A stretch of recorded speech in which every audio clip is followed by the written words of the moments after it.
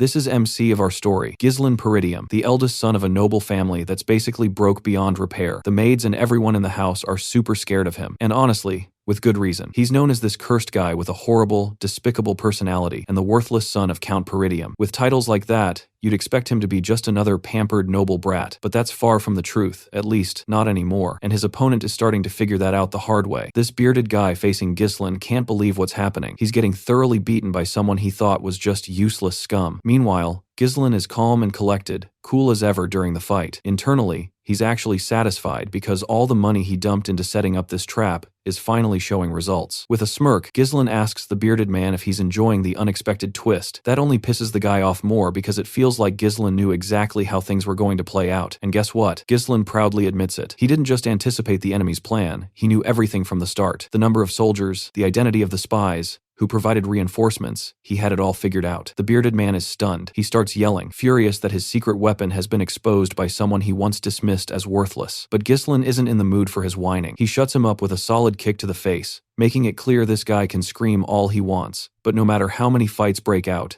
Ghislain is confident he'll come out on top every single time. So, how is he so sure of winning? Simple, because he knows everything. Let's rewind for a second. Almost a year ago, in the kingdom of Lithuania, near the Peridium estate, Ghislain Peridium woke up in pure shock. He was alive, but he shouldn't have been. The last thing he remembered was being in the middle of a hopeless battle, squaring off against one of the continent's elite 7 noble knights, a man named Idun, the one who was supposed to kill him. Now, Ghislain wasn't just some random nobody either. He used to be one of the top 7 mercenary kings on the continent, feared and respected everywhere under the name Ghislain Peridium. Before ending Ghislain's life, Idun mocked him, saying he never expected to see the trash of the fallen Peridium family again. From what Idun knew, Ghislain had vanished after his sister's death, and his name had become nothing but a fading memory. That threw Ghislain off. He asked how the hell Idun knew so much about his past. Idun told him he'd been tracking him for a long time because he was one of the people involved in the destruction of the Peridium family. He had worked alongside the Delphine household to bring them down. Hearing one of them made Ghislain freeze. That meant the Delphine household hadn't acted alone. There were others who played a role in his family's ruin. And now, one of those people was standing right in front of him. His hatred and thirst for revenge surged like never before, and then Idun cut his head clean off. But strangely, Ghislain later woke up whole, unharmed, and very much alive. Not only was his body intact, with no sign of injury, but he even looked noticeably younger. He looks around, clearly confused about what's going on. Just then, someone calls out to him, addressing him as young master and urging him to come out. The man is actually a soldier from the Peridium household, Ricardo. But before Ricardo can say much, he finds a sharp sword aimed at his neck as Ghislain demands answers immediately. Ricardo, clueless about the situation, agrees to answer whatever his master asks, though he can't understand why a sword is necessary for a conversation. Even Ghislain is caught off guard by Ricardo's reaction after all. This was supposed to be an enemy. Ricardo pulls himself free from Ghislain's grip and reminds him that he had collapsed from exhaustion earlier after throwing a tantrum. He'd been stressing out over how to lead a raid on the orcs. Naturally, this explanation makes zero sense to Ghislain. Then Ricardo tells him to grab his stuff and head out because everyone's waiting outside. Ghislain, still lost, asks where they're going. Ricardo informs him they're heading to the Peridium estate. Hearing his family name shocks Ghislain. As far as he knows, that estate was destroyed. But as they reach a hill overlooking it, he gets a clear view, and it's unmistakably the Peridium estate, fully intact. He had once seen it burn to the ground, and now, here it stands. Ricardo, a bit confused, mumbles under his breath, wondering why his master keeps referring to his own home as if it had fallen. If the Count hears that, there could be consequences. Trying to make sense of it, Ghislain pinches his cheek, hoping this is just a dream, but the pain is real. That's when it hits him. He's younger now, the estate is untouched, and everything seems to have gone back to how it was, which means he's traveled back in time. Back then, his younger self was resentful toward the family. That immaturity, rooted in feelings of inferiority, caused endless trouble. Eventually, people in the household started avoiding him, and unable to handle the criticism, he ran away. Years later, he became a mercenary, survived brutal battles, honed his skills, and earned a name for himself. He returned to Peridium hoping to make amends, but by then, the estate had already been reduced to ashes. He had lost everything, but now somehow, it's all back. Everyone he cared about is still alive. He's overwhelmed, realizing he's been given another chance, but there's no time to celebrate. From what Ricardo mentioned, they're on their way to raid the orcs, and Ghislain remembers this day all too well. It was the day nearly everyone in his squad died. In his past life, he had joined the orc raid squad to prove himself. The report back then had mentioned only 3 orcs, so Ghislain, with no command experience, thought it'd be easy peasy. But when they arrived, they were ambushed by over 20 orcs. Because of his recklessness and pride, most of the squad was wiped out. Right now, our MC feels pretty confident that the situation is manageable, mainly because those orcs don't seem to have any real tactics. But the real issue is whether his soldiers will actually trust him, considering they all think he's just some worthless loser. Unfortunately, he doesn't even get a moment to prepare, because out of nowhere, a watchtower gets completely wiped out as a massive horde of orcs comes charging in. Ghislain is absolutely stunned by the sudden attack. He hadn't expected these creatures to strike so soon. The orcs are tearing through the soldiers like it's nothing, and each one is powerful enough to wipe out multiple foot soldiers single-handedly. Raid Squad Commander Skovan jumps into the fray and shouts for everyone to form a defensive line, but honestly,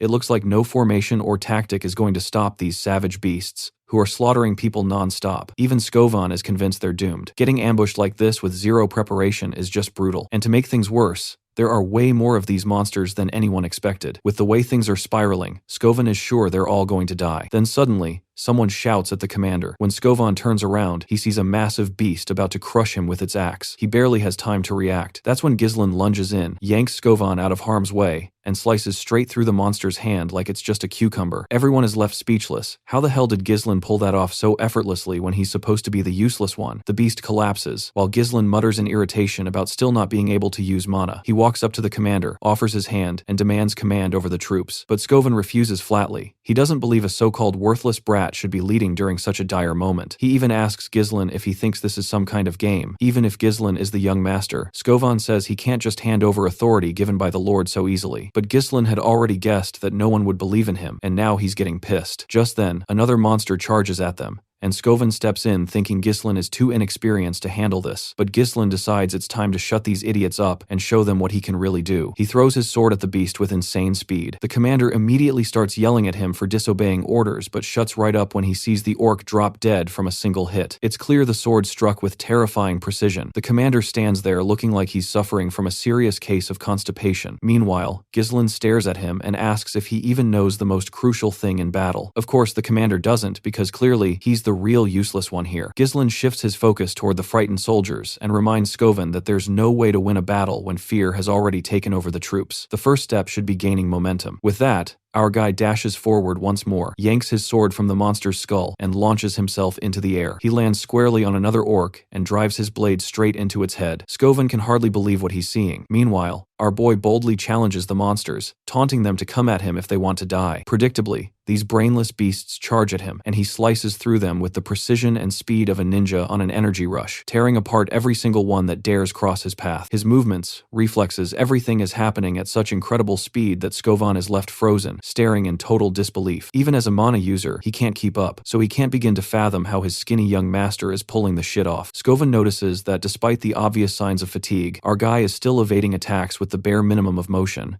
and his sword strikes land perfectly on the enemy's weak points, like a master swordsman who can't even use mana, or maybe even someone beyond that level. But our MC isn't done. He keeps provoking the monsters, mocking them for being nothing like the fearsome warrior race they're rumored to be. The other soldiers are just as stunned, watching as every single orc charges toward the young master. They turn to their commander, waiting for orders, but the coward doesn't even come close to showing the kind of guts our boy has. He's still trying to process the fact that the young master deliberately charged into a swarm of orcs just to draw their attention. He doesn't get why. He's now running straight toward the edge of a cliff, but it soon clicks. Ghislain plans to lure the orcs off the cliff. Acting fast, Skovan orders his troops to raise their shield wall and prepare to back him up. Meanwhile, the orcs are right behind our guy, chasing him down. MC trusts that Skovan, being the capable commander he is, will catch on to the plan. As much as he'd love to hack every one of these orcs to pieces himself, he just doesn't have the stamina. But this plan isn't bad either. At the cliff's edge, the orcs realize too late that soldiers are waiting behind them in defensive formation. Without hesitation,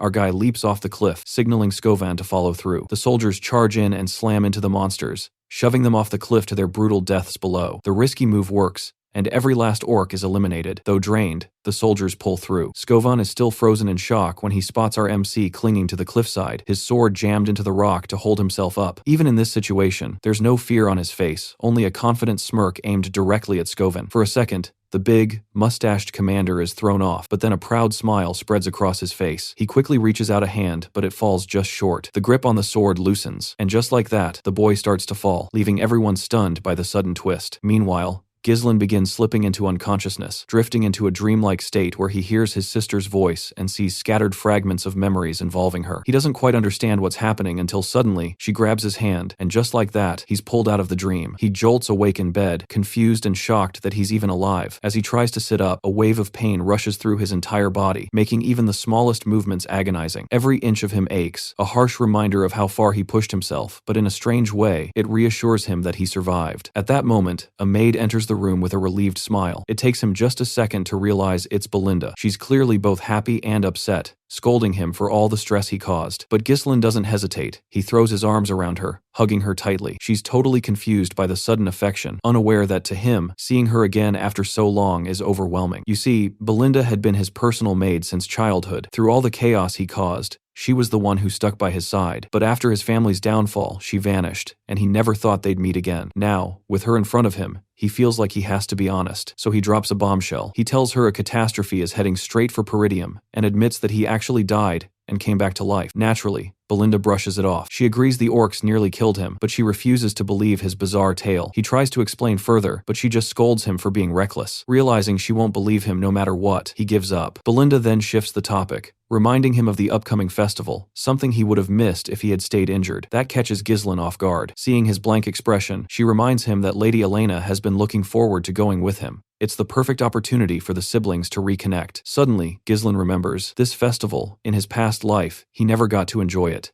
It was around this time that something traumatic had happened, so when he asks how much time is left, she tells him it's next week. He has a week to prepare. But this isn't just about a festival. In his previous life, this exact day marked a tragedy that haunted him forever. On the day of the festival, his sister Elena was supposed to die. Right on cue, Elena walks into the room. Ghislain instantly pulls her into a hug, catching her completely off guard. Blushing, she accuses him of playing some weird prank. She doesn't realize how real his feelings are. He's simply overwhelmed to see her alive. But since he won't let go, Elena ends up forcefully pulling herself away, leaving his weakened body swaying under the pressure. Turns out, she's got some serious strength. From her reaction, it's clear the two siblings don't exactly have a warm relationship. Elena bluntly says she's only here because Belinda asked her to come. Apparently, there's some past grudge. Elena still remembers the time he insulted her. Ghislain, clueless at first, eventually realizes that, yeah, he wasn't exactly a great brother in his past life. Honestly, he was kind of an asshole. So, he does something shocking. He apologizes. Both Belinda and Elena are stunned. Ghislain admitting fault? That's unheard of. They joke that maybe he got hit in the head too hard by the orcs and knocked something loose. But Ghislain quickly shuts that down,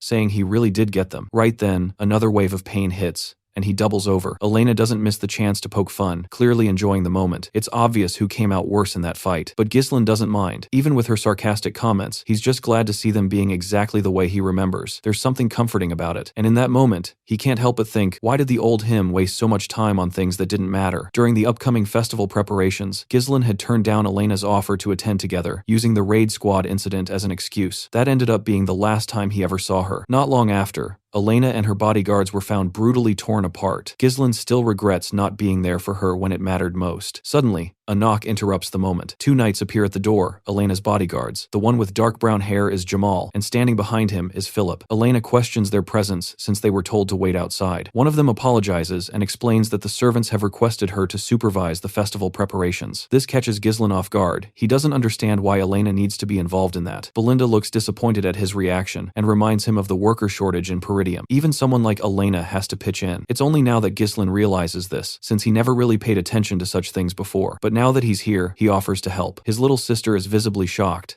and both girls start to wonder if he might have actually been knocked in the head or something. Soon, they reach the festival site, where everyone's busy setting up their stalls. But when they hear that Ghislain wants to help, a strange unease creeps in. His sister keeps trying to push him away, saying the best way he can help is by not getting in the way or causing trouble. But Ghislain refuses to leave her alone after all. Elena's body was discovered near the slums, far from the festival location. Someone must have either lured her out or dragged her there. He wants to make sure nothing like that happens again, and for that, he needs to fully understand the castle's layout. Just then, a knight runs in, calling for Ghislain. It's old man Fergus, out of breath, but clearly emotional. He starts crying, admitting how scared he was after hearing about the orc attack. Ghislain's sister jumps in too, pointing out how oddly he's been acting lately. She thinks it might be best if Fergus just takes him back. Seeing no other choice, Ghislain agrees, but requests to be taken to the abandoned training field in the castle instead. Fergus, puzzled, asks why. Ghislain simply says he wants to train. Though unsure what the young master is planning, the old man doesn't press him further and leads him to the training hall. As Ghislain steps inside, the first thing that strikes him is how well kept the training hall is. Far better than he ever imagined. It's the perfect spot for him to train, and the equipment? Way more advanced than anything he ever came across during his mercenary days. The old man explains that they've kept the place in shape, just in case Ghislain ever wanted to return. He'd always believed Ghislain would eventually overcome whatever inner battle he was fighting. That genuine concern makes Ghislain pause. He never realized how much the old man had been trying to support him. It hits him hard. He feels a wave of guilt for not noticing it sooner. Quietly, he pats the old man's shoulder and says something half-joking, half-serious. Dying sucks, so he might as well try living a while longer. The old man, as usual, is baffled hearing him talk like he's already crossed over to the afterlife. But Ghislain just shrugs and admits it. Yeah, he did die and came back. Not that the old man buys any of it. Without dwelling further, Ghislain turns his focus back to training. He dismisses the old man, telling him he can leave now. Watching Fergus show him so much respect makes Ghislain reflect on how he's always treated those around him like enemies. But now, looking back, he realizes he was just being narrow-minded. Still, he can't get distracted. There's serious work ahead. In his past life, he heard that Elena's death was orchestrated by a lord from a neighboring territory. That one act dragged Peridium into a war that ultimately led to its destruction. Her death was the first domino in the fall of his house, and now, he's determined to fix everything, starting right here. First priority, rebuild his body. Time's short, but if nothing else, he needs to gain control of his mana. In this world, mana is a mystical force that allows humans to surpass their limits. Most people struggle to even sense or absorb it. But for Ghislain, even in the middle of chaotic battles, that part came naturally. He starts bundling the mana particles from the air, weaving them together like spinning thread. With countless battles under his belt, maybe even tens of thousands forming a mana core is second nature to him. But if it were really that easy, he wouldn't be one of the top 7 strongest individuals in the land. Drawing from a half-burned magic book and tapping into the natural mana core all humans possess, Ghislain manages to forge not just a second, but a third core. He links them into a complex mesh of interconnected cores, forming a massive burst of energy. The effort takes a toll. Blood trickles from his nose and mouth, and sweat pours down his face. He's definitely hit his current limit. Back in his previous life, he had reached 5 cores. The entire technique is about generating an overwhelming force in a short time, but it guzzles mana at an insane rate. That's actually why he lost to Eden before. The guy showed up with a whole night order while Ghislain was already running on empty. In a fair one-on-one, he would have crushed him. The technique might be unstable, but it's enough for now. This time, he's got a younger body, and all the time he needs to master it. And this time, Eden's head, it's his for the taking. As for the traitors backing House Delphine, the ones who helped ruin their homeland, they're going down too. A week quickly goes by, and the long-awaited day of the festival finally arrives. Ghislain is all geared up, walking through town with steady, unshakable confidence. But as he moves along, he unexpectedly spots his sister, who looks surprised to see him. She's stunned not just because he showed up to the festival, which he's never liked, but also because he's been acting strangely lately. All she's been hearing is how he's done nothing but train non-stop for the past week. Trying to play it cool, Ghislain brushes off her concern, casually reminding her that, as the heir to a knightly family, training is simply a normal part of his life. But she doesn't let it slide so easily. She hits him with a harsh reminder that he's always despised the idea of becoming lord. That very attitude, she points out, was one of the main reasons he never got along with their father. Even though her words sting a bit, she walks away with a smile, clearly happy to see him finally stepping into the role he was meant to fill. Her comment lingers in Ghislain's mind, making him realize that his actions have already started shifting how people see him, and possibly even changing the course of his future. While the major events may still play out the same, the small things are becoming harder to predict. And now, using his knowledge of what's to come wisely has become his responsibility. He'll need to handle every situation with care. With that in mind, he's fully prepared to confront the ones who will kill his sister. For now, he sticks by Elena's side, staying alert. But after some time, she starts getting bored and complains that this year's festival feels just as dull as all the others. Meanwhile, Ghislain is lost in thought. The festival's almost over, and still, nothing major has happened. This makes him wonder, could the future have changed simply because he stayed close to Elena? Just as that thought hits,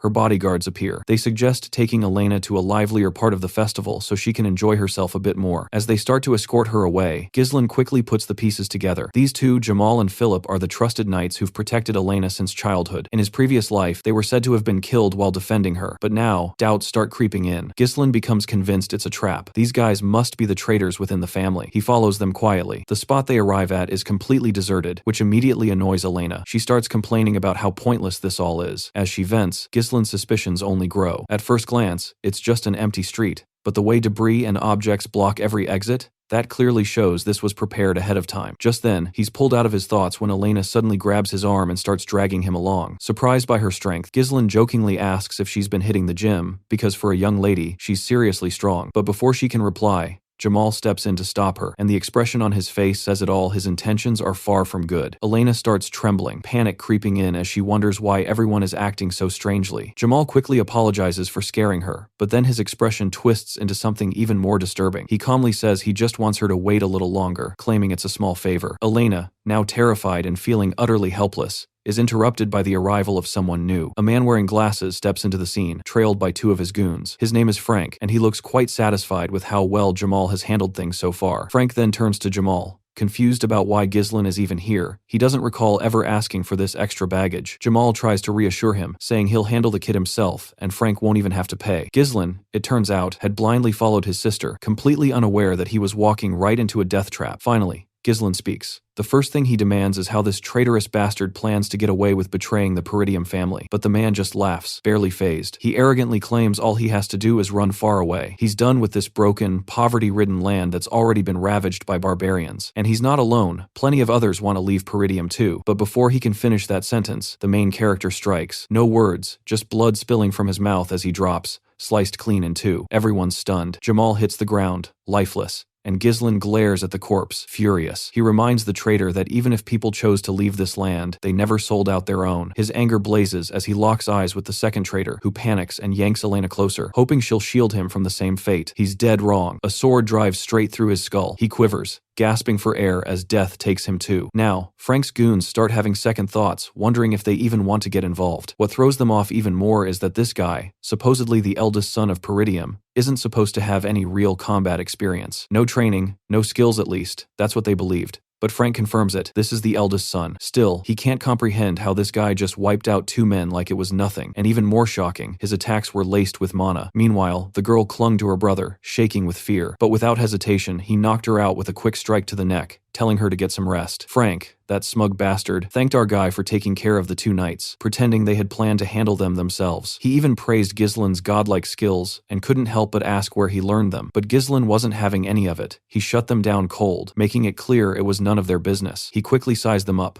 3 of them altogether, but only the one in the middle seemed to be giving off any real mana. Still, no matter who they were, Ghislain was ready to end this fast. Before making his move, he demanded to know who hired them to stage the ambush. Frank, with that annoying smirk, brushed it off, acting like someone about to die didn't deserve to ask questions. Of course, Ghislain knew they wouldn't give up the information so easily, but he had his own methods of making people talk. One of the goons suggested just cutting his head off, but their boss shut him down, saying he wanted him alive. He planned to break every bone in Ghislain's body until he was nothing more than a cripple, writhing in pain, making sure his suffering was long and agonizing. With that, 2 of the lackeys charged. But Ghislain was prepared. He suddenly pulled out a firecracker and tossed it at them. That completely threw one of the thugs off. He froze for just a second, confused as to why anyone would use something like a firecracker. But that tiny moment of hesitation was all Ghislain needed. In a blink, he closed the gap and killed one of them on the spot. The second one lunged at him next, but Ghislain didn't flinch. He effortlessly blocked the attack, disarmed him, and yanked the sword from his grip. Without wasting a second, he followed through and cut the guy down like it was nothing. As the second lackey hit the ground, their leader tried to pull a cheap move, sneaking up behind Ghislain to land a surprise blow. But our guy's reflexes were razor sharp. He blocked the ambush like it was nothing. Frank was stunned, realizing his sneak attack had completely failed, and Ghislain wasn't about to let that slide. He retaliated in an instant, his sword moving so fast that Frank could barely react. The blade slashed deep across his throat, and the pipe he'd been smoking dropped to the ground. Frank, now desperate, launched another attack, but Ghislain easily blocked it again. Even Frank had to admit without using mana to shield his neck, he would have been done for. And even Ghislain had to give him some credit. He'd focused all his mana around his neck to reduce the damage. Pretty impressive, honestly. That's when Frank finally decided to get serious. Clutching his sword tightly, he hurled himself at Ghislain. But just as he did, he caught a glimpse of Ghislain's grin like he'd been waiting for this moment. That split second of confusion was all it took. Ghislain completely overpowered him and slammed a brutal kick straight to his face. Frank manages to land on his feet instead of crashing down and smirks, confidently claiming that with his mana levels, a move like that won't affect him. But his confidence crumbles instantly when he starts violently coughing up blood. His expression twists in complete confusion. He has no clue what just hit him. Even though his body was reinforced with dense mana, He can't believe Ghislain still managed to break through it with nothing but raw skill. Meanwhile, Ghislain's thoughts drift to the mystery surrounding his sister's death. He never knew who was responsible until now, and now that he does, he's ready to make this bastard pay. He warns Frank to brace himself, because things are about to get real. Then, Ghislain activates his third core. Frank stands there, stunned, but he doesn't get the luxury of time to react. Ghislain's already charging him. They clash at such insane speed that only the glowing trails of their blades are visible. Frank fights back with everything he's got, but it's clear he's falling behind. His hands are going numb, and no matter how much mana he channels, it's not enough. His sword starts to crack from the sheer pressure. He's never even heard of a technique that boosts mana to this insane level, especially with such control. It's like Ghislain has transformed into an entirely new person, and that new person lands a brutal strike, slashing Frank hard across the body. But Ghislain isn't finished. He drives his sword deep into the man who killed his sister. Still, he doesn't let him die just yet. There are answers he wants, burning questions he needs resolved. Gritting his teeth, Ghislain demands to know who ordered the hit on Elena. But Frank isn't about to give up information so easily. He quickly whips out hidden ninja daggers, trying to go after Elena again. Before he can even move, threads block his arm mid-motion. Ghislain is the one controlling them. He decides to give Frank one more chance, answer everything truthfully, and he'll sheath his sword. Frank, now absolutely stunned, realizes the threads are made of mana crafted and controlled by Ghislain himself. Ghislain knows someone at Frank's level should be able to patch himself up, not that it'll matter if he destroys his mana core. Without hesitation, he starts channeling magic into the sword already lodged in Frank's gut. The bastard screams as his mana core begins to break apart. It's a dangerous move. One mistake, and the mana backlash could explode the entire area. It genuinely looks like Ghislain is risking a full self-destruct, but he's no rookie. He can handle it. Even Frank can tell Ghislain isn't bluffing. When he looks into Ghislain's eyes, all he sees is a blood-soaked Reaper. Realizing he has no way out, Frank finally gives up the name Count Desmond,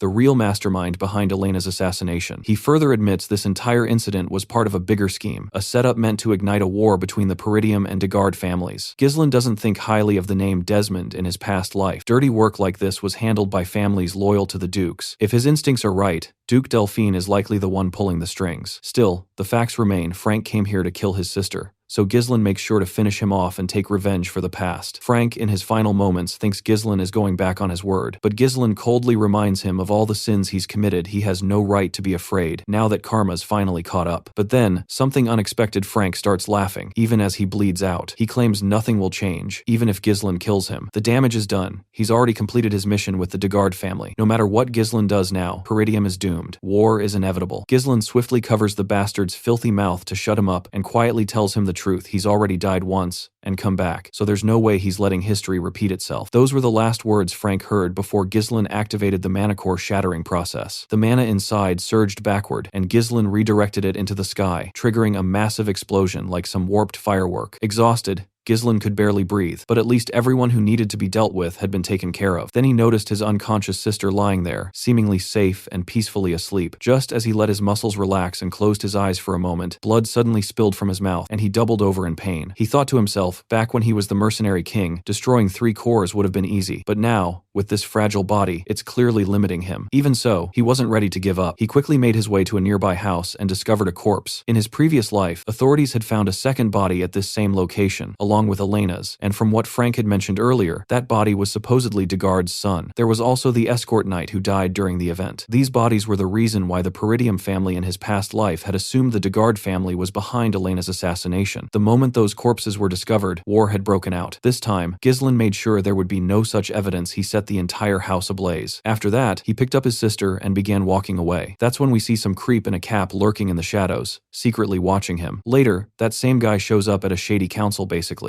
All the people running the show behind the scenes, and reports that the mission failed. Naturally, the bigwigs weren't happy to hear it. One of them, cloaked in a hood, blames everything on Ghislain Peridium. The moment that name comes up, the room tenses. How could some nobody from the north pull off something this huge? Another council member scoffs, saying, Ghislain's always been a worthless piece of trash, so blaming the failure on him sounds ridiculous. But the hooded guy insists Ghislain was nothing like the man they had intel on. The way he executed everything was far too skilled, almost like he'd become an entirely new person. He tries to calm them down by saying he's already handled things with the Degard family, so sparking a territorial war won't be a problem. He pleads for one more shot to prove himself, but one of the higher-ups explodes in anger. The chaos from this failure has already caused serious problems, and now the entire council is in disarray. They all agree that the only solution is to kill Ghislain. Then the top dog among them finally speaks, cutting through the noise. He asks the hooded man how he plans to handle Ghislain. The reply, he's going to set up a duel, make it look natural. And the opponent, someone powerful. When asked who this person is, the hooded guy says it's Cain Logus, a powerhouse swordsman known for his brute strength. Despite being young,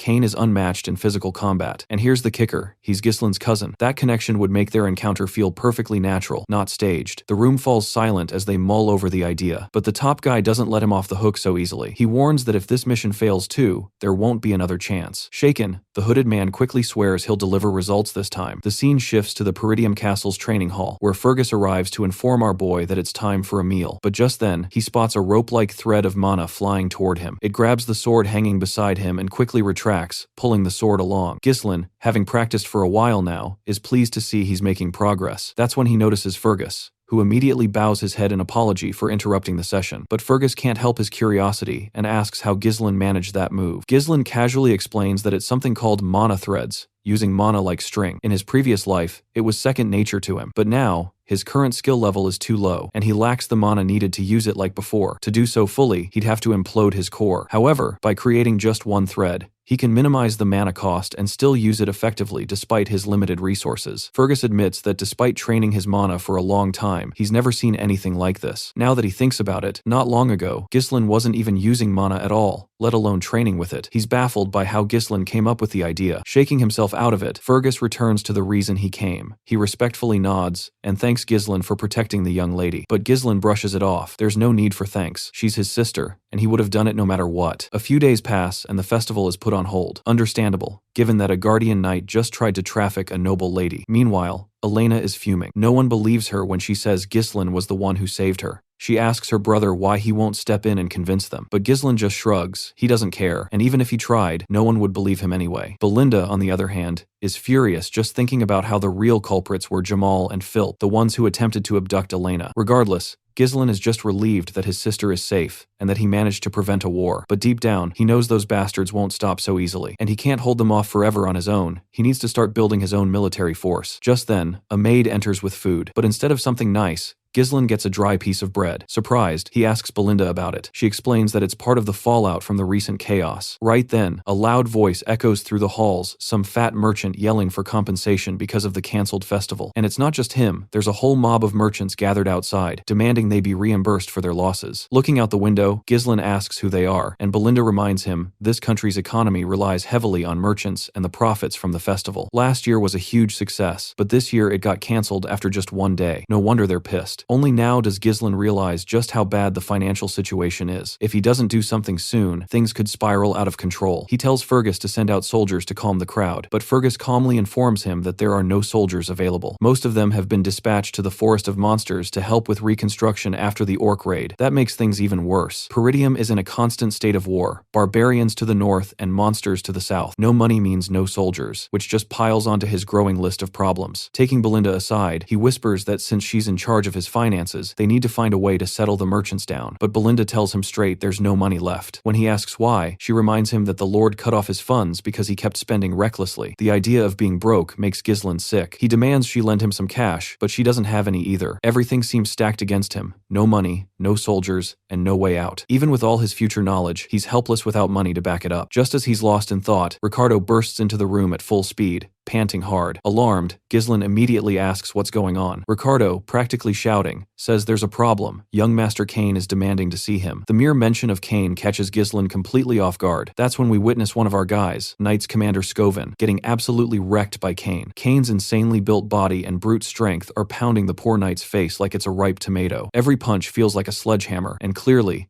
Cain isn't holding back at all. The final blow knocks Scoven out cold. Ghislain arrives just in time to find his knight lying beaten and bloodied on the ground. The look on Ghislain Land's face says it all. He's furious. He turns to face his cousin, eyes blazing with rage. The bastard standing in front of him is massive, so big that Ghislain looks like a scrawny kid in comparison, and that wicked grin on Cain's face only makes things more intimidating. Beside Cain stands his escort knight. You see, Cain Logus, heir to the Logus County, is the very one with whom House Peridium once had an alliance. He used to be Ghislain's only friend, and his biggest rival. After knocking out the commander, Cain casually approaches Ghislain, but Ghislain doesn't flinch. Calm and composed, he asks Ricardo to explain what exactly happened. Ricardo recounts that they were responding to a report of trouble at a tavern, That's where they encountered Kane and his escort knight. During the confrontation, Kane asked Commander Skovan if the rumors about Ghislain were true. When Skovan explained the details, Kane suddenly grabbed him by the mouth, accusing him of muttering lies under his breath and refusing to tolerate anyone lying to the heir of Loges. At that point, Ricardo finishes his version of events. But then Kane's escort knight steps in, saying Ricardo left out a key part. He adds that Skovan had claimed Ghislain, someone who never even trained properly, had taken down an orc barehanded and defeated the traitorous escort knights all by himself. That's what pissed Kane off. He thought Skovan was spreading nonsense and gave him a beating as a reality check. Kane then smugly says none of this would have happened if Skovan hadn't lied. Ghislain doesn't respond out loud, but inside, we hear his thoughts, and they're full of bitterness toward Kane. Once his subordinate, Kane always stirred up chaos whenever he visited Peridium, and no matter the mess he made,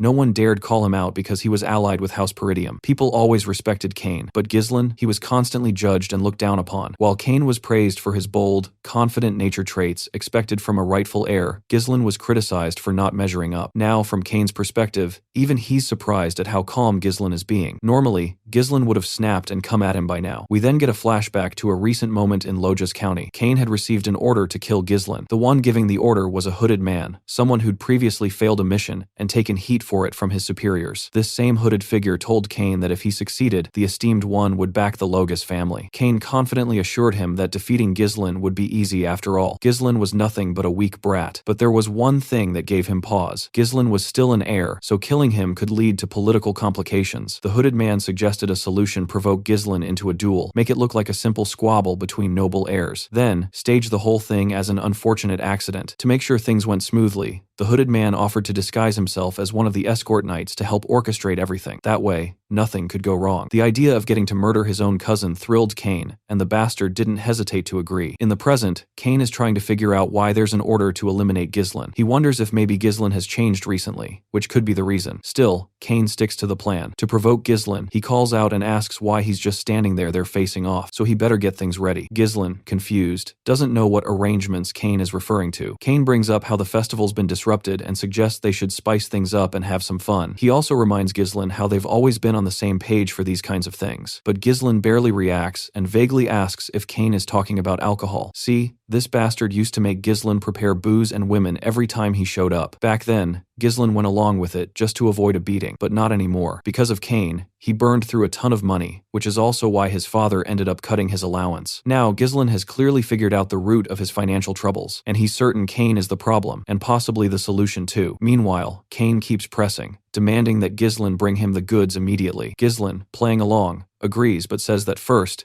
Kane needs to repay the money he owes. The hooded bastard can sense something has changed. Ghislain is giving off a completely different vibe now. Even Kane pauses and seriously asks what debts he's talking about. With a calm smile, Ghislain explains that he's been the one managing all of Kane's requests with his own money, and now he wants at least 1,000 gold back. Kane is stunned. To him, that's a ridiculous number. He thought it should have cost no more than 100 gold. Besides, he believed Ghislain was doing all that because they were friends, like a friends with benefits situation. But Ghislain never saw them as friends. He's been this guy's doormat for too long, and now, if Kane values his life, he better pay up. He needs the money desperately, and isn't letting Kane walk away without paying his dues. The whole room falls silent, and even Ghislain's own knight, Ricardo, is sweating bullets after hearing such a bold demand. Kane shoots up from his seat, furious. He thinks Ghislain is getting too cocky, probably because of the rumors going around about him. To Kane, Ghislain is still just a leech feeding off this land. Boiling with rage, he clenches his fist, ready to crush him right there. But even as the punch flies straight at him, Ghislain doesn't even blink. At the last second, he shifts slightly, letting the punch miss completely. Shock fills the room. Kane swings again with full force, but Ghislain ducks and drives an open palm strike right into Kane's gut. The blow is so strong, it nearly makes the brute cough up blood. Kane tries to swing again, but this time Ghislain freezes his movement. Even though Kane doesn't actually take damage, he acts like he's in pain. The hooded figure rushes over, concerned, but it's obvious Kane's pride is the only thing hurt. Ghislain casually tells him to stop faking it wasn't even a real hit, but Kane keeps playing the victim. Everyone watching in the pub is left stunned. Ghislain, the supposed weakling, just took Kane down without even trying. People are unsure how to react. Ghislain, of course, knows this bastard is faking it, and he knows exactly what Kane's trying to pull. Kane then turns to his hooded knight and smugly asks if he liked the performance. The knight gives him credit, it was a great act. Kane set things up perfectly to make it seem like Ghislain is the one at fault, just enough to justify a duel. Kane is eager to use this opportunity. If he helps the higher-ups take down Ghislain, he'll earn their support. Plus,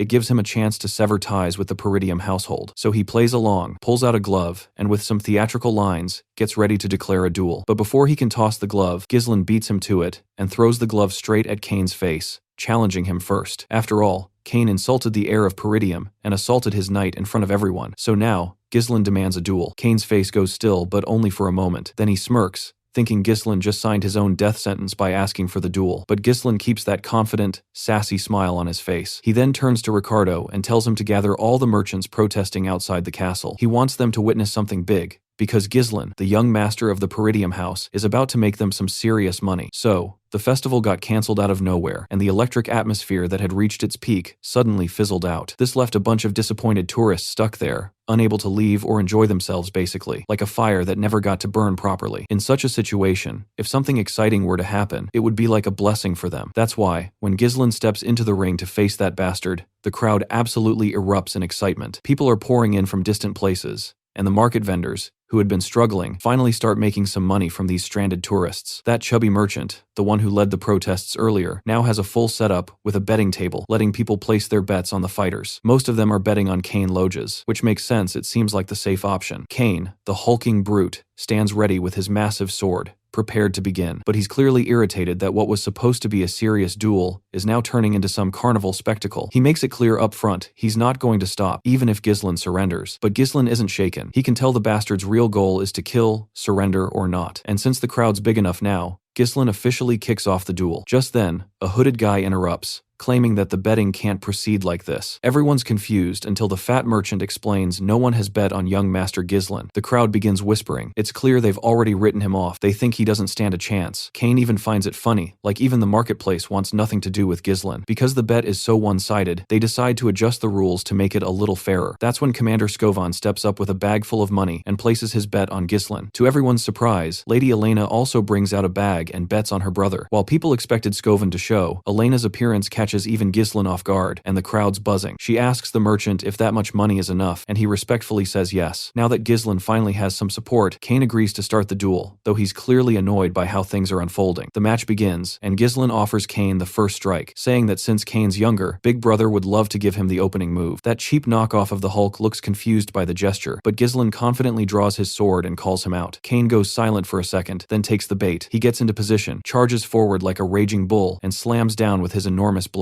Their swords clash violently. Kane puts every bit of his strength into the hit, but Ghislain doesn't even flinch, so Kane swings again, this time without thinking, and Ghislain dodges it with ease. The brute jumps up for a kick, but again, Ghislain casually avoids it. After this quick back and forth, both fighters retreat briefly. Kane grins with that same creepy smile, clearly enjoying himself. Ghislain can see the arrogance radiating off him. Belinda is sweating, watching her young master go toe-to-toe with this beast. She even urges Lady Elena to stop her brother. Meanwhile, the hooded guy is feeling smug, totally convinced Ghislain doomed. He believes Ghislain has already fallen into the trap the moment he chose to fight Kane. He was finished. In his mind, Ghislain will get overwhelmed by Kane's monstrous power, won't find a way to counter, and will burn out all his energy just dodging. Eventually, Ghislain will slip up and get killed. That's how Kane has crushed so many opponents' pure brute strength. But this time, Ghislain is more than a match, dodging every attack with insane agility. Even Kane has to admit that Ghislain become a lot harder to pin down. His skills have improved. Frustrated, Kane pushes even harder. He grabs his blade by the sharp edge with his bare hands and swings at Ghislain with full force. Though Ghislain manages to block the blow using his own sword, the attack traps him within Kane's crossguard. Then, using all his strength, Kane hurls Ghislain high into the sky. Everyone is left stunned, mouths wide open, watching the young master suspended in midair. The only person who seems thrilled is the hooded guy. He's convinced Ghislain is done for, but he's about to get a rude awakening. While still airborne, Ghislain channels mana into his legs and regains balance. Initially, Ghislain had been holding back, but now that this jerk has pushed things too far, he's done playing nice. In a flash, he dashes toward Kane at godlike speed and zips past him. The hooded guy can't believe his eyes. Ghislain managed to land unharmed using mana in his legs. To Ghislain, this oversized brute is nothing but a clueless swordsman, probably someone who assumed he was unbeatable just because people got intimidated by a glimpse of his strength. But Ghislain's here to crush that delusion and show him that raw power isn't everything. Kane, feeling mocked, charges again, demanding how Ghislain plans to prove that. Ghislain plants his feet, kicks up the hilt of his sword. Kane fights back with his own blade, but Ghislain quickly sidesteps and even steps on Kane's sword, catching him off guard. With the brute briefly disarmed, Ghislain seizes the opening and slashes him. After the intense exchange, Ghislain comes to a sudden halt, while Kane starts bleeding from every spot that got struck. The crowd is speechless. Shock and awe ripple through them as they realize just how far Ghislain has come. Whispers turn into panic. Could he actually win this? Elena, proud and confident, tells Belinda that her earlier fear was unnecessary. Commander Scovon watches with pride at the incredible display, but the hooded man is drenched in sweat. Noticing that the wounds Ghislain inflicted are shallow, he could have gone deeper, but chose not to. That alone tells him Ghislain is in full control. Kane, on the other hand, feels utterly humiliated witnessing such divine swordsmanship. Ghislain now turns to the defeated Kane and throws away his sword. He doesn't plan to use it anymore. He thinks the gap in their skill is so massive that weapons aren't needed. He's going to finish this with his bare hands. That much disrespect is enough to make Kane's blood boil. Ghislain is ready to teach him a brutal lesson with his fists. Since the big guy's strength lies in hand-to-hand combat, Ghislain decides to handicap himself and fight in his opponent's preferred style. And to make things more interesting, he now bets 2,000 gold, double the original amount. The crowd is in disbelief hearing such a high wager for a bare-handed match, especially when it was supposed to be a sword duel. Meanwhile, the hooded man is practically melting, watching Ghislain fearlessly challenge Kane without a weapon. He never thought he'd see the day. Still, a part of him believes Kane might have a shot. The fat merchant quickly announces that the fight is now officially barehanded and encourages everyone to place new bets. This time, more people are siding with Ghislain, realizing that strength alone doesn't guarantee victory. Kane, still arrogant, accepts the challenge, but he refuses to drop his sword. He plans to use it against Ghislain anyway. Belinda panics and pleads with Ghislain to pick up his sword again, but the brute already starts swinging, and Ghislain, calm and collected, completely unfazed, ready to knock some sense into this oversized fool. The moment that sword came crashing down, Ghislain swiftly ducked so fast that his afterimage seemed to lag behind. He struck hard at the opponent's oversized leg, immediately following it with a brutal uppercut to the chin. Blood gushed from Kane's face. That single blow was enough to rattle his brain and bring one of his knees crashing to the ground. It was unreal. Kane hadn't even seen the hits coming. The audience was just as stunned as everyone else, absolutely loving the unexpected twist in the fight. Meanwhile, Ghislain radiated pure confidence and charm, claiming he hadn't even gotten serious yet and still wanted to have more fun. This bruised the fatty's delicate ego, making him grit his teeth before charging at Ghislain once more. But our boy danced around him effortlessly, dodging every strike with grace. The fight choreography was next level, even as the narrator. It was hard to keep up with Ghislain's godlike moves. No matter what Kane tried, every attack was met with a counter and an even stronger hit. Blow after blow rained down on him. As Kane reeled from the pain, he found himself thinking back, remembering how Ghislain once couldn't even meet his eyes, always bowing low whenever Kane showed up. But now, that dynamic had completely flipped. Kane kept getting hammered, turned into nothing more than a training dummy. His whole body was a canvas of bruises, his face so beaten up that not even his own mother would recognize him. At one point, Ghislain grabbed Kane by the hair. Looking at this stubborn mess of a man, he couldn't help but feel pity not for Kane, but for his family. Count Logus had stood by House Peridium with unwavering loyalty, even when it was falling apart, simply because he was a close friend of Ghislain's father. But Kane was nothing like his old man. The scene briefly shifted to the past. Kane was seen shouting at his father, furious about his endless support for House Peridium. He thought his father was throwing away valuable resources on a dying cause. It hadn't even been a week since Count Logus came back home, yet he was already preparing to leave again for Peridium. Kane had begged him not to go, his frustration boiling over at what he saw as blind loyalty. But the Count responded gently yet firmly. He was doing it because they were friends. That was the only reason. Back in the present, Ghislain balled up his fist. Everyone expected another brutal punch, but instead, he reached out with a hand of friendship. It shocked everyone. No one had expected this gesture, least of all Kane. But to everyone's surprise,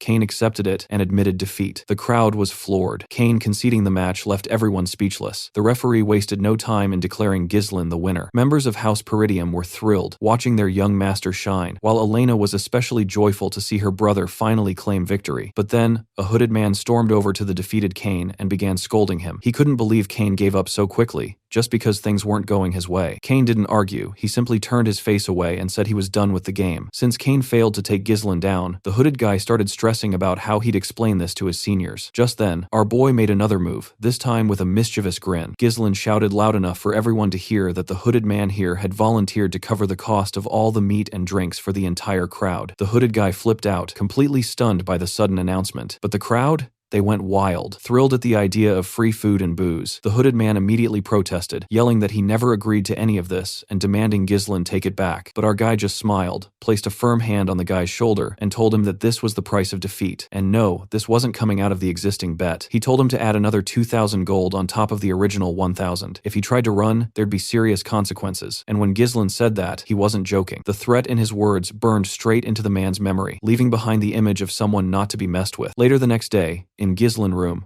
we find Ghislain staring at a treasure chest full of glittering gold coins. The amount of money he has is actually pretty huge. To give you an idea of how much it is, you could easily hire a small mercenary corps with this amount of money. But it takes a lot of time to grow money, and those bastards who want him killed won't wait for his forces to grow, so he only has a limited amount of time to execute the business plan he has in mind. That's when Belinda and his sister come up to him with satisfied smiles on their faces. The way they're looking at him feels like they have some ulterior motive hidden behind their smiles. He quickly questions why they're here, to which his little sister politely asks where he plans to spend all this money. Of course, Ghislain catches on to what she's implying, so he directly asks her if she wants some, to which she responds that she's just asking. Belinda then speaks up, stating that she has a pretty good idea of where he's going to spend it all. She is sure that since Lady Amelia's birthday is coming up soon, Ghislain must be planning to put on a grand show to buy his fiancée an expensive present. But we all know that our boy isn't thinking about this at all. However, the mention of a fiancé catches Ghislain completely off guard. He literally does not even remember if he even has a fiancé. The maid laughs softly, thinking he must be feeling shy. They know he's pretending to be clueless because he's embarrassed that they figured him out. Still, since Elena is noticing that her brother is quite absent-minded lately, she decides to remind him that they're talking about Amelia of Rayfold County. Finally, the name triggers some memories in Ghislain's mind, but they're not exactly fond ones. He then turns to Belinda and asks when his father will return. Belinda guesses maybe in a week. That's good enough for Ghislain. With a full week available, he decides to visit Rayfold County. Belinda seems puzzled after all. It's not even her birthday yet, so why is he leaving now? But Ghislain just says he plans to collect some money from them. Then, we finally see Amelia Rayfold herself. At first glance, she looks expressionless, maybe even dead inside, but it's hard not to notice her other prominent features. She's currently in a town, offering a pair of sandals to a poor little girl. Apparently, they're her own sandals. The little girl hesitates, unsure if she should accept them, but Amelia reassures her, saying if anyone should walk barefoot on her land, it should be her. She then orders her soldiers to give the girl and her family food and shelter immediately. The soldiers act fast, and as Amelia walks away with her escort of soldiers, the townspeople call out their heartfelt thanks. Later, in the gardens of Rayfold County, we see a man washing Amelia's feet with such devotion it might actually make you jealous. He's clearly proud of her accomplishments. This man is Bernaf, Amelia's escort knight. She tells him that while her father ruled with strict obedience, the common people follow whoever feeds and shelters them. Bernaf remarks that by doing this, she's won the people's hearts, something that will help her in the upcoming succession battle. But Amelia doesn't seem too interested in that. Instead,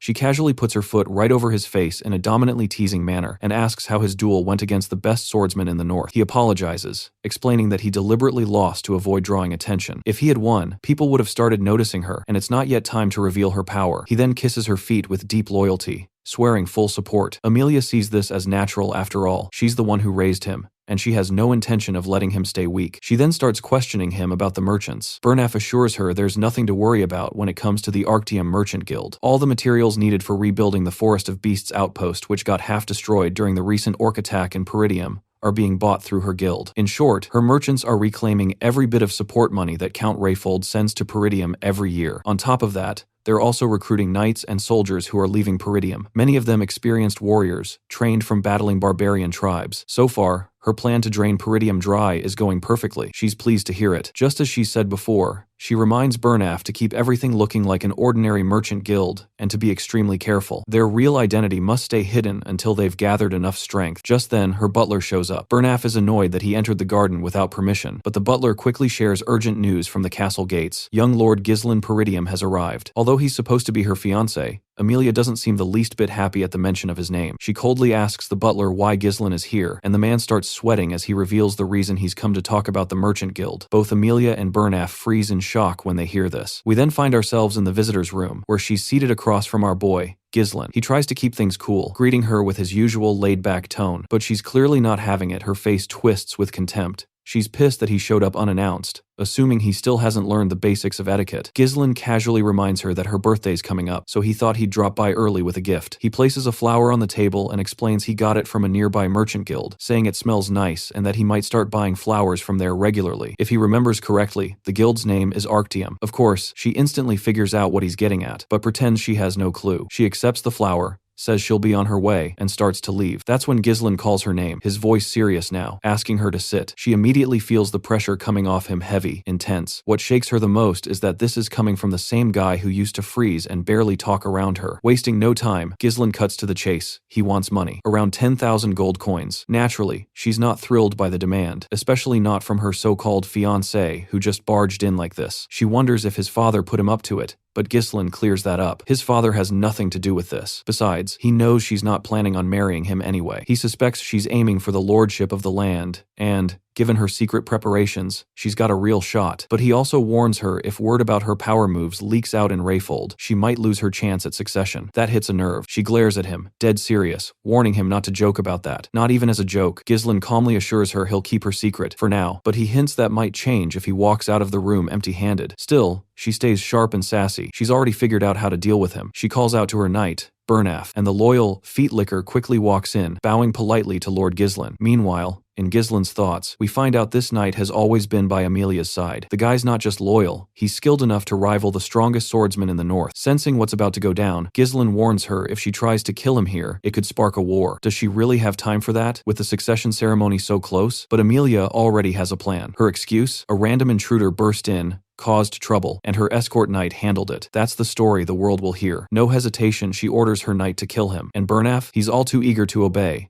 Sword drawn, ready to strike. But Ghislain's not about to roll over and die. If that's how she wants to play it, then he's ready to get serious too. The stage is all set for another divine level showdown between two skilled warriors, so grab your parrots and buckle up for what's about to unfold. But just when we're hoping for a proper, no bullshit showdown between two men of honor, this piece of shit knight pulls some sneaky-ass crap. Out of nowhere, Ghislain hears a slight rustling behind him, and before he can fully react, an assassin leaps out from an empty armor suit, trying to stab through the sofa and pin him down. But this dumbass is way too slow. Ghislain rolls to the ground like a goddamn ninja, kicks the bastard square in the chest, and launches him right out the fucking window. The lady and her little lapdog stand there like stunned idiots. They never expected him to react so quickly and gracefully. Ghislain doesn't hold back his disgust, calling out that two-faced bitch for acting all polite while setting up a damn ambush. Wasting no time, he lunges at the knight, and the two clash swords. Ghislain mocks him, asking if Rayfold forgot what chivalry means. The knight offers an apology, but fires back, saying Ghislain was the one who barged in uninvited and threw around weak threats, disturbing the lady. The two go at each other fiercely, both trying to land a clean hit, but it's obvious our boy has the edge. His reflexes are on point. He even lands a solid kick that sends the knight stumbling back. The knight clearly underestimated him, assuming he was all talk with no skill, but now he's realizing the harsh truth. Ghislain is anything but a novice. Meanwhile, Amelia is fuming as she watches her knight getting pushed around by someone she once considered a lowly thug. She orders him, in a chilling tone, to stop playing around and bring her Ghislain's head if he truly wants to call himself her knight. Fired up by his mistress's command, the knight starts taking the fight seriously. Now it's about her honor, and he won't let her down. He confidently challenges Ghislain to come at him. Ghislain, wearing a cocky grin, taunts the guy for acting all bossy when he's nothing but an escort knight. But since the fool's asking for it, Ghislain's more than happy to deliver. They clash again, this time at full force. The knight stops holding back, and even manages to cut Ghislain's face with a sharp strike. Their movements are so fast, it's nearly impossible to keep track. Only after images linger in their wake. Amelia, now even more restless, can't believe what she's witnessing. This was supposed to be a punk, yet he's keeping up with her elite knight, Bernaf. The fight is absolutely brutal. Every time Ghislain goes in for a hit, the knight dodges. Every time the knight strikes, Ghislain dodges back. The cycle continues, blow after blow. Ghislain tries to pull the same move he used earlier, but this time, he gets slammed to the ground. Sensing an opening, the knight charges, sword ready. But Ghislain recovers in time, flipping and twisting mid-air before landing back on his feet. By now, Ghislain has realized that the knight is using mana to absorb his attacks. Meanwhile, the knight himself starts to see that Ghislain isn't anything like the rumors claimed. His swordsmanship doesn't seem formally trained. It feels more like a style forged through real, brutal experience. The knight even wonders if Ghislain has fought barbarians so often that he adopted their chaotic combat style. He admits it might work in a messy battlefield,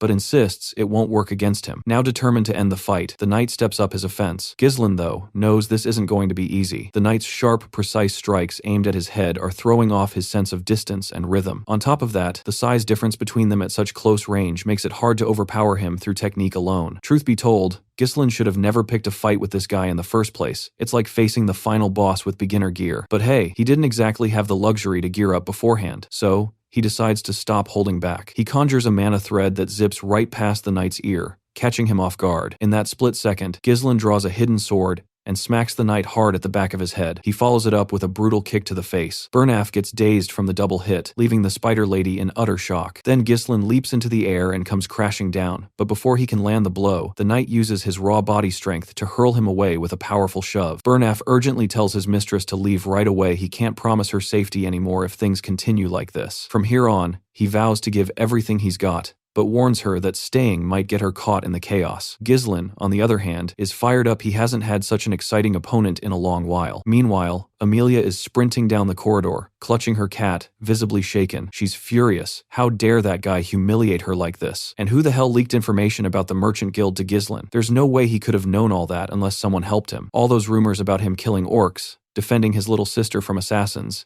even beating the heir of Loges, she used to think it was just luck or overblown nonsense. But now she's being forced to admit that maybe he really has gotten stronger. As she runs, she notices something odd. None of the guards are around. That ticks her off even more, but soon she sees why. All the soldiers are down, sprawled out across the floor, and the one responsible? None other than Belinda. Amelia freezes, stunned to see Peridium's maid here. Before she can react, Belinda places a dagger to her throat. That's when Belinda notices a spider dangling near Amelia's face. She snatches the little creature with clear disgust and complains about the damn thing. Then, Belinda brings up a memory she remembers the day of the engagement ceremony, when she overheard a conversation between Count Rayfold and the Lord of Peridium. Apparently, Amelia's siblings used to bully her for always being surrounded by creepy spiders, so Amelia had started raising them herself and took revenge. Belinda isn't sure whether that was a way for Amelia to deal with trauma or just her asserting herself. She then apologizes if her words sound harsh, but says flatly it doesn't suit Amelia. With that, she crushes the spider under her foot. After stomping it mercilessly, Belinda asks Amelia rather coldly to cooperate a little. But before we get to hear what exactly Belinda wants, the scene shifts back to the boys' fight, and things have escalated. The night is now radiating a terrifyingly dark energy, and the air is so thick with mana that even Ghislain is beginning to feel nervous. The knight is clearly pissed off. He's furious that Ghislain had the nerve to call him an entertaining opponent like some low-rank mercenary. He hates that someone he considers a lowly, unserious fool would dare claim to be a noble or stand on the same level as Amelia. But of course, Ghislain is a noble, and he doesn't think an escort knight like Bernaf has any right to speak down to him. Bernaf makes the first move, and they begin clashing swords. He's seething, convinced Ghislain is mocking noble pride. His attacks are relentless, blow after blow, while Ghislain holds his ground, impressed by the sheer power and aggression. But Ghislain has reached his limit too. He fights back with just as much fury. The knight isn't holding anything back now. In one heavy strike, he knocks Ghislain off balance and immediately follows up with a stab aimed for a critical blow. Time seems to stop as that blade slices through the air, and blood splatters when it grazes Ghislain's shoulder. Bernaf is stunned. Ghislain willingly took the hit to the shoulder just to deflect the attack. Using the injury as leverage, Ghislain shoves Bernaf back, but Bernaf quickly counters with a vicious kick and mocks him, saying this is the difference between a real warrior and some brat who treats swordplay like a game. The kick sends Ghislain flying, but it's still not enough to take him down. In fact, he's still amused. The knight's speed, range, and non-stop attacks keep him in total control of the battle. Any attempt to get in close or grapple is instantly shut down. Now locked in a clash, their blades are pressed against each other, and it looks like Ghislain doesn't have the raw strength to break free with his current mana, but he's playing the long game. He knows the knight hasn't seen it yet, the trump card he's been saving. Ghislain's unique mana cultivation technique is still hidden. In a flash, Ghislain activates his third core, completely tipping the scales of the battle. With just one devastating blow, he disarms the knight, sending his sword flying and leaving him stunned. Bernaf can only wonder how this guy is able to wield such overwhelming mana during combat.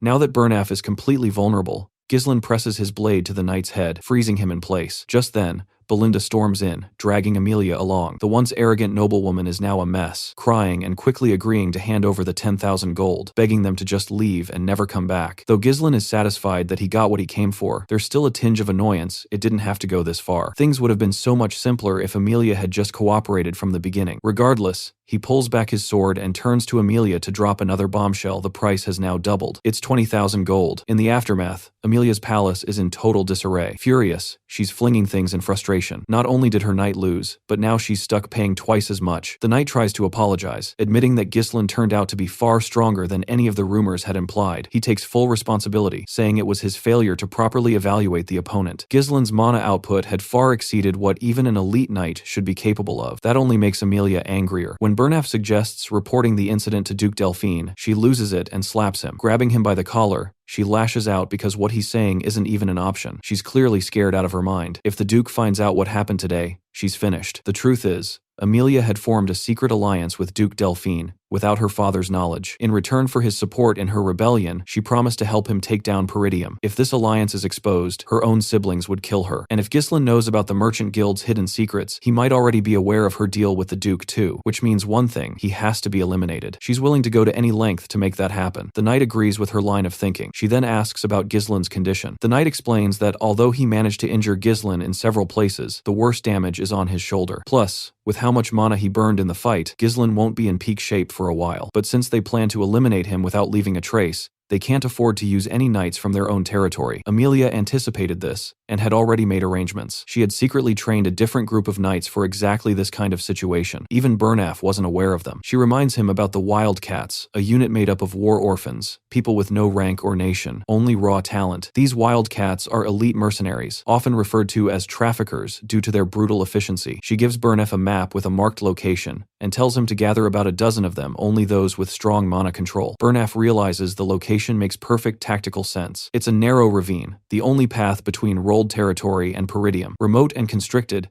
it's an ideal ambush point where they can take care of things discreetly. Without wasting time, Burnaf sets out to put the plan in motion. This time, Amelia is hell-bent on making Ghislain pay for humiliating her. Meanwhile, Ghislain had already left Amelia's palace and was riding inside his carriage. As they moved, he carefully bandaged his injured body. Along with him were Old Man Fergus and Belinda, who looked concerned. They asked if he was okay, and Ghislain reassured them his wounds weren't too deep. And honestly, things could have been worse, especially considering how much he had pushed himself. Still, what mattered most to him was that the 20,000 gold he got from Amelia was more than enough to fund the initial steps to rebuild their territory. That kind of money was equal to saving several years' worth of hard work. Sure, it would have been ideal if he could have killed Amelia too, but doing that would have definitely triggered a war, something he couldn't afford when his land's safety was on the line. Peridium was already having trouble dealing with the barbarians, so he chose to retreat quietly rather than make things worse. Besides, just knowing the secret behind the Arctium Merchant Guild was already a major blow to Amelia. Belinda watched him with worried eyes and asked if everything was going according to his plan. She remembered his earlier instructions to subdue the guards if she heard fighting, and to take Amelia hostage once she stepped outside. Ghislain confirmed that yes, those were his exact words. Just then, he felt a sharp pain and coughed up blood. It was the backlash from unlocking his third core. Though his condition was better than the last time,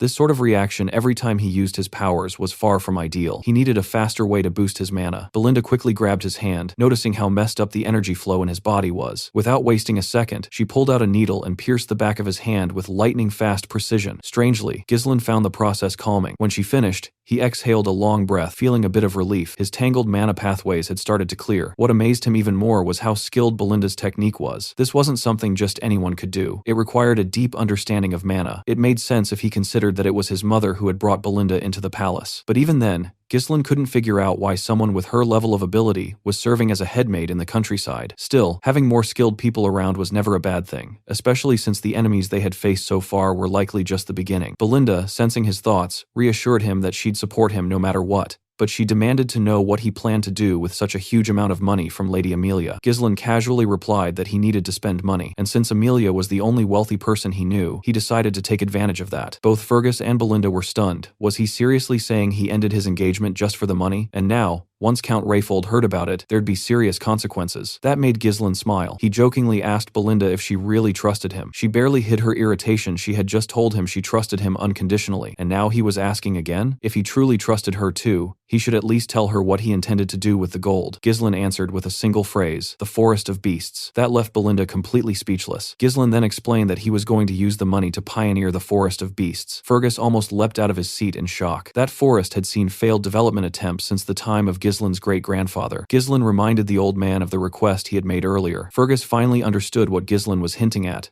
but he hesitated to respond. Eventually, he admitted that the person Ghislain asked about was indeed at the location he'd mentioned, but he wasn't sure if visiting them was a good idea. Still, Ghislain had already made up his mind. No matter what, he was going to meet that person. Belinda, however, firmly disagreed. She insisted they return home, especially considering his current condition. Ghislain acknowledged her concern, but brought up a harsh truth. Did she really think Amelia would let them go so easily after everything that happened? Knowing her personality, he was certain she'd try to kill him just to protect her secret alliance with Duke Delphine from getting out. Belinda tries to show off her thin arms, confidently telling her young master that she can easily handle anyone who dares to come their way. She even reminds him they've got Old Man Fergus as their knight. Though Ghislain trusts Belinda and knows she's dependable, he also knows that's not the role she's meant to play. What he needs is a proper vanguard, and they're on their way to meet him. Later, They arrive at a place that has only a single shack in sight. The carriage driver knocks on the door, but there's no response. It feels like the place is abandoned. Still, Fergus confirms this is the exact address they were given. Eventually, someone does answer, a man whose entire face is buried under thick facial hair. He immediately demands to know who they are. Everyone feels uneasy around this strange man, but Ghislain remains completely unfazed. Belinda even whispers if this could really be the guy they've been looking for, because he doesn't look like someone who could fight, let alone survive what's coming. But Ghislain assures her with full confidence this is the man. The old man eyes Ghislain and bluntly tells him to stop wasting his time and leave. That's when Ghislain calls him by his real title, the ex-captain of the Ratatosk mercenaries, Jillian. At the mention of the name, the old man's expression shifts. As he turns around, Ghislain warmly reaches out his hand, inviting him to join them. Both the old man and the carriage driver are stunned at the name drop. See, the Ratatosk mercenaries were once a legendary group made up only of master warriors skilled with almost every weapon. Though the group doesn't exist anymore, their reputation is so massive that even knights from faraway lands have heard their name at least once, and Gillian was their captain. That's who Ghislain has traveled all this way to find. Without warning, the old man hurls his axe straight at Ghislain, but the guy doesn't even flinch, just slightly tilts his head, letting the axe zip right past. Instantly, the others jump into action, surrounding their young master in defensive stances, ready for a fight. But Gillian isn't here to play games. He bluntly asks why Ghislain is here. Belinda steps in front, thinking this guy is totally insane. But Ghislain simply says one thing: eternal punishment. He goes on to claim he knows the cure for the disease Jillian's daughter is suffering from. That alone is enough to catch Jillian's full attention. His daughter's condition causes constant high fever, frequent blood coughing, and red rashes that bloom like flower petals across her skin. The pain she endures, almost like a prisoner under torture, is the reason this incurable disease was named eternal punishment. At last, we finally see the girl everyone's been talking about. She's screaming in agony, her voice echoing as Jillian rushes into the shack to help his daughter, Rachel. Ghislain can tell it's not too late to save her. In his past life, he'd actually searched for Jillian to recruit him, but the man had ended his own life soon after Rachel died. Judging from the condition of this house, it's obvious that everything Jillian owned was spent trying to save her. Now, all he has left are his weapons. The girl, clearly in unbearable pain, begs her father to make it stop. Seeing her like that, Ghislain doesn't waste a second. He tells Jillian that he's starting the treatment immediately, but just as he's about to act, Belinda stops him. She doesn't understand what he's trying to do. This illness isn't something brute force can cure. Even priests have failed, calling it a punishment from the gods. She seriously doubts there's anything Ghislain can do, but Ghislain simply shrugs her hand off and makes it clear he can cure her. And if Belinda really trusts him like she claimed, she better prove it now. That shuts her up. He hands her a paper listing all the herbs they need and tells her to go fetch them. When Belinda sees the list, she's stunned. The reason Ghislain knows all this? For wandering mercenaries, survival often depends on knowledge. The illness, eternal punishment, may not be curable now, but a cure will be discovered in the future. It even became a hot topic back then, especially because the treatment turned out to be surprisingly simple. That's why Ghislain remembers it so well. The only issue?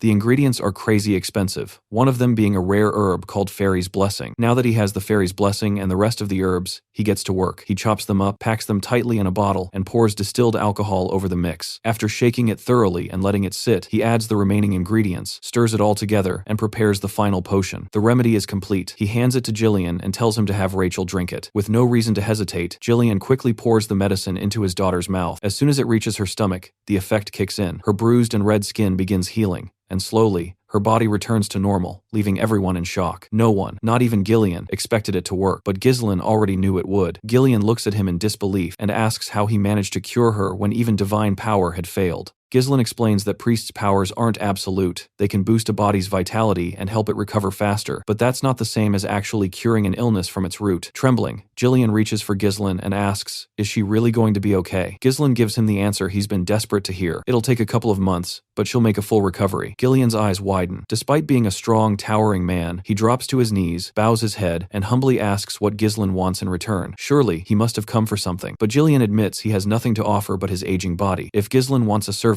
he'll obey every order like a dog. But Ghislain makes it clear he doesn't want a slave. What he wants is Gillian, the captain of the Ratatosk mercenaries. Hearing that, Jillian looks up, and what he sees stuns him. The same eyes filled with dreams. Without wasting another moment, he stands tall, grabs his axe, and chops off his long ponytail. Now, he looks like a true warrior, a massive, confident figure radiating strength. He asks if anyone besides Ghislain's group has been here. Ghislain tells him it's just him and his 3 companions. Gillian then asks if anyone holds a grudge against him. Ghislain replies with full confidence, yes, and there'll be more in the future. With that, Jillian grabs his harpoon, charges it with mana, and hurls it with godlike speed straight through his hut into the forest. Moments later, he reels it back in, and stuck on the barbs is a man who had been spying, now caught like prey. Jillian grabs the intruder with his massive hand, his grip firm like a vice, and demands to know who sent him. But the spy seems more curious about how Jillian even knew he was hiding in the woods. Turning to Ghislain, Gillian asks what he wants to do with the captured man. Calmly, Ghislain says he already knows who sent him, but he'd rather not sully his blade on a day like this. Still, he admits it seems unavoidable. Just then, Gillian stops him from drawing his sword and promises to deal with the intruder himself. With that, Gillian tightens his colossal grip, and the spy's screams ring out through the forest. Once it's over, the mercenary respectfully bows to his master. Meanwhile, Belinda is clearly disturbed after witnessing Jillian kill so effortlessly and without hesitation. She's left shaken, unable to understand why Ghislain would recruit someone so dangerous. The big guy, however, drops to his knees and pledges his life to Ghislain. In return, Ghislain gives him a confident smile, clearly pleased to have him on his side. The scene shifts to a solitary hut in the middle of a swamp, where the wildcat traffickers are in disarray after hearing that their reconnaissance unit has been wiped out. The senior member, Virgo, captain of the squad, urges everyone to calm down. He remarks that,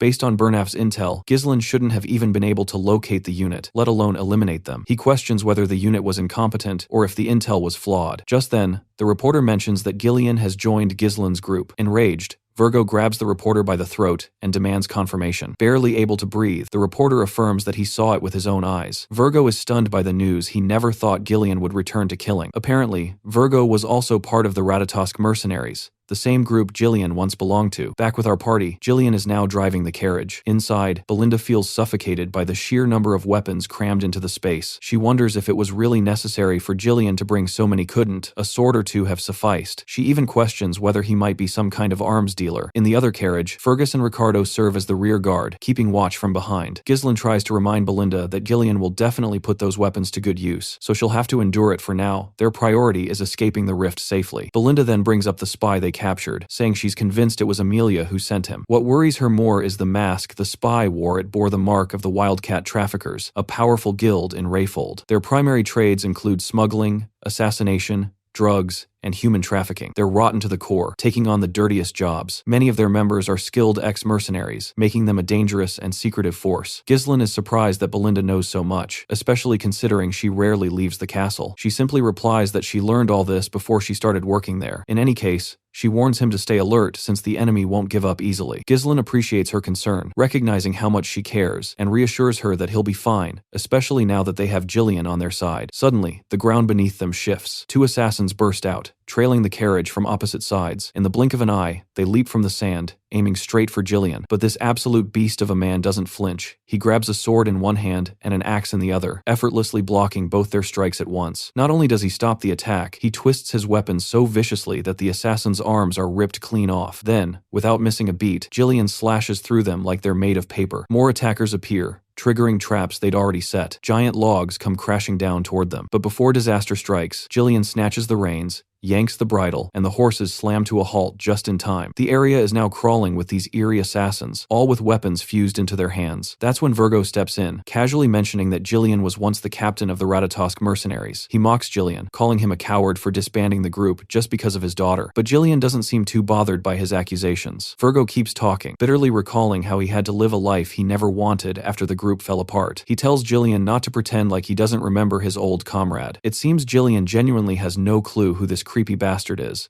but Virgo's convinced he's faking it. Determined to jog Jillian's memory, Virgo signals his men to attack. Ghislain offers to jump in and help, but Jillian just brushes him off. These guys clearly have unfinished business with him. As the assassins close in to skewer Jillian with their blades, he slices through them like they're vegetables. More come charging from another direction. Gillian braces himself, and the first one gets chopped down instantly. The next attacker doesn't fare much better. His hands are torn apart. Watching from a distance, Virgo isn't surprised. Gillian was captain for a reason. Since head-on attacks are pointless, Virgo orders his men to split up and flank him. But Jillian, never one to hesitate, mounts his horse with axe in hand and charges. One mighty swing, and he obliterates them, not letting a single one get near. Realizing they can't touch him, they target the horse instead, but they still don't stand a chance. Jillian swinging his axe like a damn blender, reducing them all to a bloody mess. Finally, Virgo himself jumps into the fight. Gillian quickly raises his shield to defend. Furious and spitting rage, Virgo screams that Gillian destroyed his life and won't be allowed to ruin his plans too. For that, Gillian must die. Virgo slaughters the horse Gillian was riding, but the big guy jumps off without a scratch. Virgo wastes no time, lunging at him with his sword, but Gillian meets the blow head-on with his axe. In the middle of the clash, Gillian calmly tells him he's no longer the captain of the Ratatosk mercenaries. Then he lands a crushing blow that leaves Virgo staggering. With ease, Gillian tosses him aside. Blood dripping from his mouth, Virgo struggles to comprehend. If Gillian's not the captain, then who is? Gillian begins channeling his mana, stating that he's cast aside his past. Now, he's nothing more than a loyal subordinate of young Lord Ghislain. The declaration leaves Virgo stunned. Furious that the man who wrecked his life is now acting so calm, he charges in like a madman. The two clash again,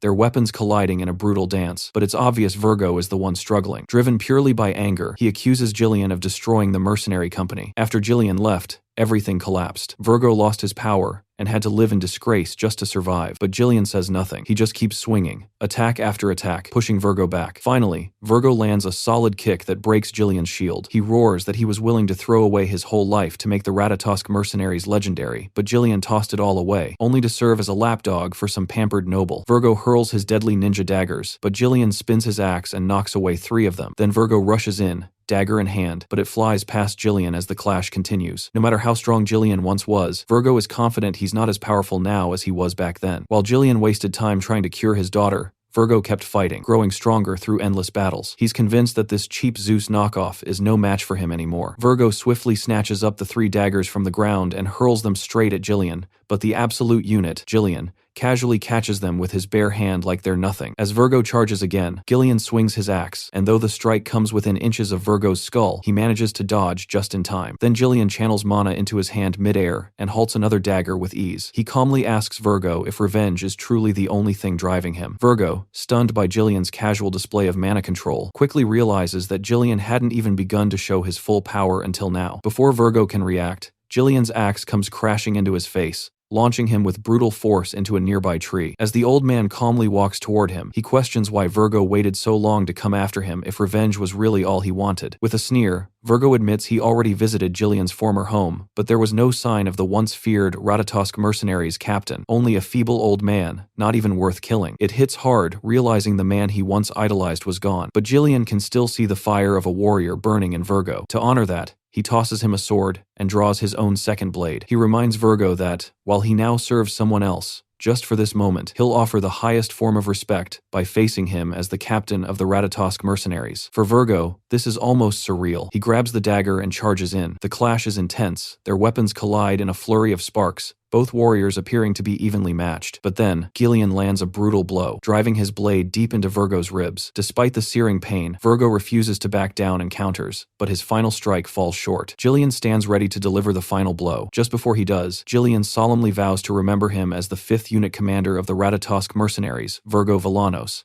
That acknowledgement means everything to Virgo. He smiles, proud and at peace, just before Gillian's sword ends his life. With the battle over, Gillian quietly picks up the dagger Virgo had used. Soon after, Ghislain arrives with Belinda, and they're immediately greeted by the gruesome sight of severed limbs and corpses everywhere. Belinda casually points out that there's a lot of money to be made looting the bodies. Gillian apologizes for the delay, but Ghislain reassures him there's no need. In fact, he's now more impressed with Gillian than ever. Back in his previous life, when Ghislain had just started out as a mercenary, stories of Gillian had helped shape his path toward becoming the mercenary king. Now, he's thankful that his swift actions have earned him such a dependable comrade. Then he notices Gillian holding the dagger Virgo had used, and asks if he knew the man. Gillian immediately confirms they were once comrades. That mention of old friends triggers a flood of memories in Ghislain. He starts to wonder what his own former companions are up to now. Since he hasn't met them yet in this timeline, he's sure they're still out there living their lives, but he's determined to find them and bring them into his party when the time comes. For now, with everything settled, he decides to go along with Belinda's idea and scavenge anything valuable from the bodies. She's more than happy with that and tells Gillian to take the lead, but the stoic warrior reminds her that he's not her subordinate. 2 days later, the group finally arrives in Peridium territory after what felt like an endless journey. After traveling for so many days, they had at last entered the land. The brute asks if they've reached Peridium, and our guy confirms it. As Ghislain peeks out of the carriage at his homeland, a wave of emotion hits him. There's comfort in knowing he has a home to return to. When he first ran away, he believed he could come back anytime he wanted, but that belief turned out to be completely wrong. He then looks at Gillian and asks what he thinks of the place. Gillian is momentarily thrown off by the question,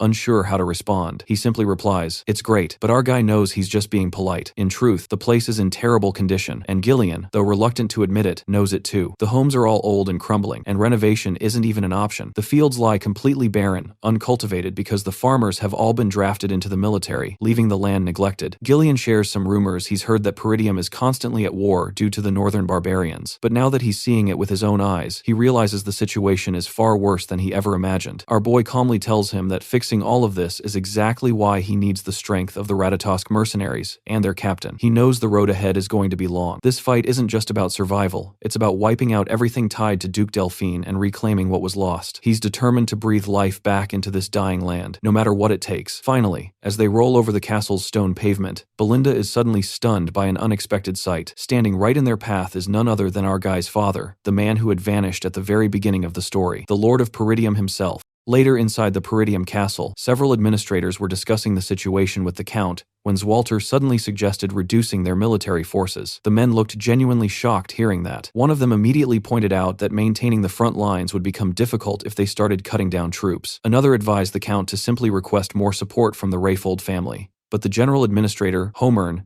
revealed that the Rayfolds were actually the ones who reduced the support funds in the first place. According to him, the Rayfold family was currently gathering soldiers and stockpiling food, which instantly surprised the knight standing nearby. Another administrator added that they desperately needed the funds because the Forest of Beasts garrison was partially destroyed during the last battle against the orcs. Rebuilding it was already difficult enough, and reducing the Night Order's forces would only barely give them some breathing room, while creating even more risks in the long run. Meanwhile, Ghislain quietly watched the argument unfold like it was just another normal day in the castle. The knight standing in front of him was the knight captain, Randolph. The heavily bearded man was the treasurer, Albert, while the general administrator leading most of the discussion was Homern. Looking around the room, Ghislain found himself wondering how long it had been since he last saw his father as the young lord of Peridium. In reality, only a few months had passed. But for someone who lived decades as the mercenary king, it honestly felt way longer than that. Ghislain suddenly greeted his father and welcomed him home, which immediately made the Count feel awkward because his son normally never acted like this. The Count's name was Zwalter Peridium. Back when Ghislain was younger, he used to dislike his father for always being overly strict and serious, like the man forgot happiness existed. But now things felt different. Ghislain could finally see the exhaustion and pressure weighing on his father's shoulders. He understood what it truly meant to Kory, the responsibilities of ruling an entire territory. Zwalter calmly took a sip of tea and mentioned hearing that Ghislain left the castle for an entire week. Ghislain replied that he visited the Rayfold family, and his father immediately asked if he caused any trouble there. Without hesitation, our boy lied straight to his face and claimed he did not. Albert then turned toward Ghislain with a serious expression and mentioned hearing rumors that he defeated Cain in a duel and won money from it. Honestly, the man looked like he still couldn't believe that part. He straight up asked if Ghislain went to Rayfold just to gamble again. That instantly annoyed Ghislain because, in his mind, he did not go there to gamble. He went there to invest. He explained that he actually had business dealings with Amelia instead. Homern then reminded Ghislain that he needed to think carefully before acting, because one day he would inherit Peridium itself. Looking completely unbothered, Ghislain casually replied that he understood and told him not to worry about it. That answer only made Homern even more frustrated because it felt like the kid was politely ignoring every warning thrown at him. The Count eventually placed his teacup down and told everyone to stop arguing before mentioning that he heard Ghislain caused some good trouble during his trip. Ghislain looked confused hearing that. Zwalter then asked if it was true that he executed Jamal and Philip after they tried to sell Elena away. Ghislain was surprised his father was even talking about those worthless knights. Before he could answer properly, Randolph immediately stepped in and claimed it was impossible for Ghislain to kill both knights alone. According to him, the two probably fought each other first. The story got exaggerated afterward, and Ghislain only delivered the final blow at the end. Ghislain quickly realized why Randolph sounded irritated, despite the dead men being traitors. The real issue was the fact that knights died by Ghislain's hand, and the captain clearly didn't like that at all. Not wanting unnecessary trouble, Ghislain simply went along with Randolph's version of the story. Randolph then showed an arrogant smile and proudly declared that he knew it all along. Then, completely unexpectedly, the Count praised Ghislain for doing a good job. That single sentence genuinely shocked him. Zwalter explained that he did not care how his son dealt with those men. The important thing was that Elena survived safely. For Ghislain, this was actually the first compliment he had ever received from his father. After a brief pause, Ghislain told his father that he wanted to ask for permission regarding something. Zwalter looked surprised, but before Ghislain could continue, Homern immediately warned him to stop if he was about to ask for money again. Randolph instantly agreed and started reminding Ghislain about all the problems he caused in the past. With visible irritation, irritation on his face, the knight captain listed everything one by one. Ghislain apparently sold military provisions to get gambling money, set the front gate on fire just to grill an army horse, and even melted armor to forge some worthless legendary sword. Honestly, old Ghislain sounded like a walking disaster with noble status. Ghislain couldn't even argue back because, although he personally didn't remember doing those things, he knew the original owner of this body absolutely did. So instead, he calmly explained that he wasn't asking for money and only wanted permission. The Count then asked what exactly he needed permission for, and Ghislain confidently revealed that he wanted to pioneer the Forest of Beasts. The moment those words came out, everyone in the room froze in shock. The scene then shifts to our boy's room where Ghislain revealed that his father completely denied his request and even freaked out before yelling at him. Belinda honestly was not surprised at all hearing this. She told her master that this outcome was expected because the Forest of Beasts was literally filled with monsters. According to her, there was absolutely nothing to gain from going there and risking everyone's lives just to deal with a bunch of nightmare creatures. Ghislain then asked Gillian whether Belinda already explained the plan to him. Gillian confirmed that she did, and explained that Ghislain planned to pioneer the Forest of Beasts using the funds he received from Amelia. He then reminded his master that the forest was basically known as a forest of death where nobody returned alive from. Because of that, almost nothing was known about the place, and people from every region avoided it like the plague. Its reputation was already infamous, even outside Peridium. With a small smile on his face, Ghislain told Gillian that he was already fully aware of how dangerous the forest was. In fact, he admitted there was technically nothing to gain from entering it. Then he casually stood up and started walking toward the door, while telling Gillian that they needed to get moving already. Belinda immediately reminded him that the Count never gave him permission to proceed with this plan, and asked if he seriously intended to continue anyway. Ghislain turned around and calmly explained that he never actually needed his father's permission in the first place. He only asked out of courtesy. According to him, this was something he absolutely had to do. Belinda still could not understand why her master was being so stubborn about this forest, and finally asked him directly what exactly was hidden there that made him so obsessed with it. Ghislain simply told her that he would explain later, because revealing it now would become a massive headache if word spread around. The truth was that if he successfully pioneered the Forest of Beasts, the profits would be insane. Near the forest entrance, there was a massive runestone vein buried underground. When ore became infused with mana, it created runestones,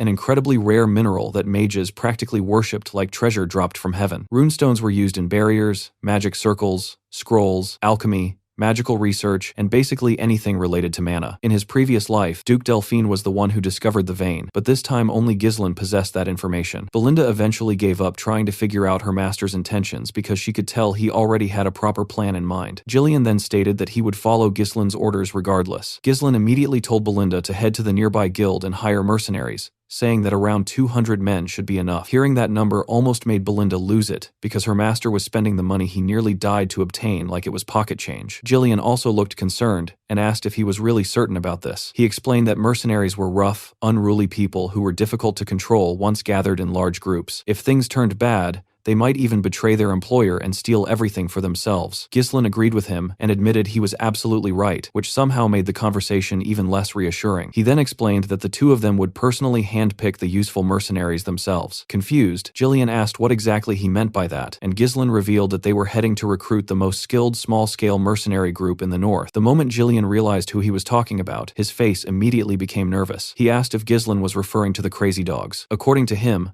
the group was undeniably skilled, but they were also infamous for betraying employers. The second thing started going badly. The Crazy Dogs were better known as the Cerberus mercenaries. With a confident grin on his face, Ghislain told Gillian that it was time for them to go put a leash on those crazy dogs. The scene then shifts as Gillian guided his master's horse while the two of them walked up a hill toward the outskirts of the Zimbar territory where the Cerberus mercenaries were stationed. One of the mercenaries spotted Ghislain and Gillian approaching from afar through a monocular and immediately informed the others that their visitors had arrived. Another mercenary laughed after hearing this and referred to Ghislain as some poor soul who had no idea what he was walking into. But after taking another closer look through the spyglass, the man realized Ghislain was actually a noble, and suddenly the entire thing started looking like free money to him. Unfortunately for him, while he was busy staring through the monocular, someone suddenly grabbed him by the head. The man screamed in pain so loudly that the entire camp turned toward him in shock. Gillian was the one holding him, casually lifting the guy with one hand like he weighed absolutely nothing. The mercenary cursed at him and demanded to know what the hell he was doing, but Gillian simply threw him with so much force that the upper half of his body got buried straight into the sand. The mercenaries instantly got angry, seeing their comrade folded into the ground like a broken tent pole, and began yelling at Gillian,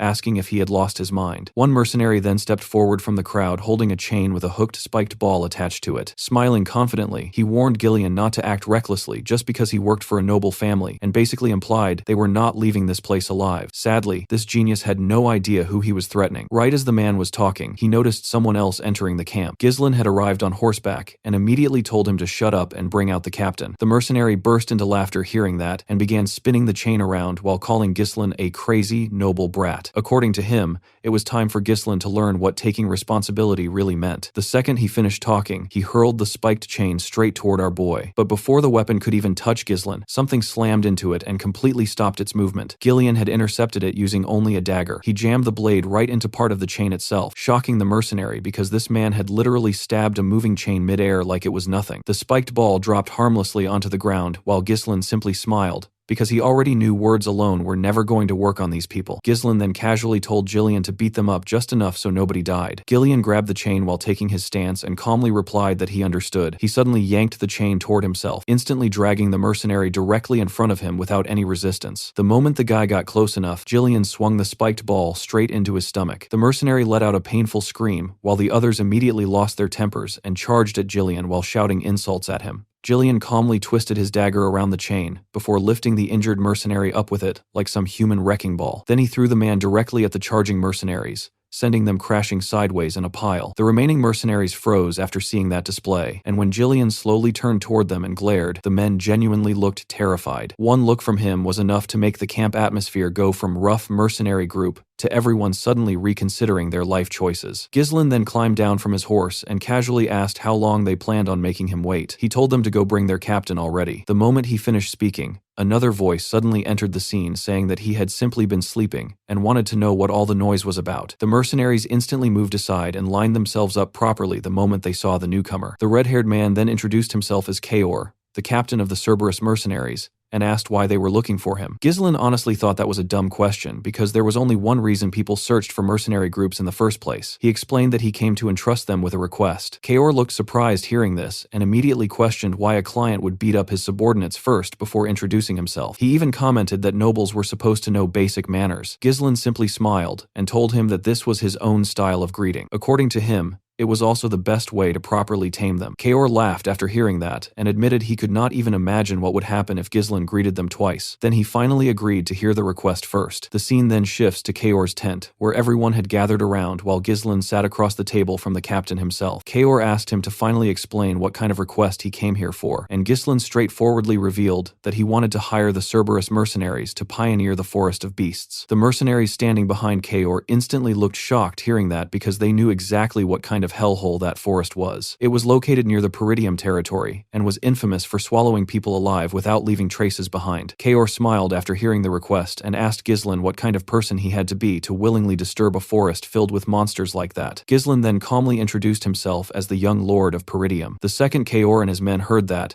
they burst out laughing. They immediately realized this was the insane young noble everyone kept talking about in the rumors. At that point, they became fully convinced the guy had completely lost his mind. Kaor told Ghislain that he clearly had no idea what the Forest of Beasts was truly like because he grew up sheltered like some greenhouse flower. According to him, that place was not somewhere rookies like Ghislain could survive. The captain then lost interest in continuing the conversation entirely and signaled his men that the negotiations were over. The mercenaries immediately raised their weapons while Gillian responded by lifting his axe without hesitation. But instead of backing down, Ghislain suddenly asked Kaor if he was scared. That immediately caught everyone off guard. With a calm smile on his face, Ghislain admitted he was honestly disappointed because he heard the Cerberus mercenaries were supposed to be skilled. According to him, it sounded like the reputation was just a big hoax. Kaor instantly looked annoyed hearing that. He casually placed one leg on the table and warned Ghislain not to mess with him. He reminded him that mercenaries only accepted jobs that were worth the payoff and had no reason to throw their lives away. Ghislain casually responded that weaklings usually loved making excuses, which somehow made the atmosphere inside the tent even worse. Kaor told him the mood was already ruined and accused Ghislain of throwing around cheap provocations like some clueless brat trying too hard to act tough. According to him, Ghislain was not even worth killing killing. Still, he generously decided to let him leave alive as long as he paid compensation for the trouble he caused and disappeared from the camp. Ghislain calmly rejected that idea immediately. Then, with a serious expression, he requested Amoriana's recognition with Kaor, the captain of the Cerberus mercenaries. The moment those words came out, both Gillian and the mercenaries looked genuinely shocked. Kaor stared at him and asked if he even understood what that challenge actually meant. Still smiling confidently, Ghislain replied that he did. Moriana's recognition was a traditional betting match passed down among mercenaries. Once two people agreed to it, they fought using only a single dagger, without relying on mana at all. One arm from each participant would be tied together, and stepping outside the small fighting circle counted as an immediate loss. Basically, it forced both fighters into an insanely brutal close-range deathmatch with almost no room to move. In many cases, even the winner ended up dying afterward. Honestly, mercenaries really invented the least healthy ways possible to settle arguments. Ghislain then explained the final condition to Kaor. The loser had to openly admit defeat and obey the winner's words completely. In simple terms, the loser became the winner's dog. He then asked Kaor how he felt about the bet. Meanwhile, Gillian could not stop wondering why a noble like Ghislain even knew about such a filthy mercenary tradition in the first place. In the mercenary world, refusing Amoriana's recognition was basically the same as admitting weakness in front of everyone, which meant it was a challenge that could never truly be declined. Kaor suddenly burst into loud laughter like a complete madman before showing a creepy grin on his face. He then told his subordinates that they apparently had a bold little noble who wanted recognition the mercenary way. According to him, they should all help the kid out a little. The mercenaries immediately started laughing after hearing that, clearly thinking Ghislain had just signed his own death warrant. Once again, it was time for one of our boys' ridiculous showdowns, so everybody better buckle up, guys. Ghislain and Kaor stepped into the circle and tied one of their arms together according to the rules of Moriana's recognition. Both of them were handed daggers while Kaor casually removed his jacket like this was just another fun afternoon activity for him. The surrounding mercenaries immediately started cheering for their captain and loudly told him to kill the arrogant noble already. Kaor looked completely relaxed as he told Ghislain that he must have heard about this challenge somewhere and foolishly decided to try it himself. He warned him that there was no backing out anymore. Then, with a confident grin, Kaor suddenly yanked Ghislain toward him, using their tied arms, and proudly revealed that he had participated in this kind of duel 5 times already. But Ghislain calmly returned to his original position, before pulling Kaor toward himself with an even more condescending expression. Then he casually revealed that he had gone through Moriana's recognition more than 100 times. Hearing that instantly shocked Kaor because there was no way a normal person would even survive enough opportunities to experience something this insane that many times. Most people never even saw one in their entire life. The duel officially began, and both men immediately rushed at each other with daggers drawn. Their blades flashed as they repeatedly attacked and dodged within the tiny circle. Both of them barely avoided getting stabbed multiple times, while constantly swinging at one another in brutal close-range combat. Ghislain started attacking with even more force, but Kaor managed to block the strikes before suddenly pulling him closer and attempting to stab him from behind. Even though Ghislain could barely track the blade properly, he still managed to tilt his head at the last second and avoid the attack before instantly countering. Kaor dodged the counterattack and pulled him in again before driving a heavy kick into Ghislain's leg. The impact was strong enough for Ghislain to immediately feel the damage spreading through it. Kaor smiled after seeing that reaction and admitted Ghislain was performing better than expected. Still, he clearly did not believe the story about him surviving over 100 Moriana's recognitions because that sounded completely absurd. Kaor then rushed him again while telling him to at least make his bluffs believable. This time, he attacked non-stop without giving Ghislain any opening to retaliate. The Cerberus mercenaries loved what they were seeing and loudly cheered for Kaor to kill Ghislain for disrespecting them. But the moment Gillian glared at the group, the entire crowd suddenly quieted down. Nobody there wanted problems with that monster either. Gillian, meanwhile, could already tell this fight heavily favored Kaor. The fighting circle itself was so small that it barely had enough room for one person to lie down properly. Since the rules completely banned mana and force enhancement,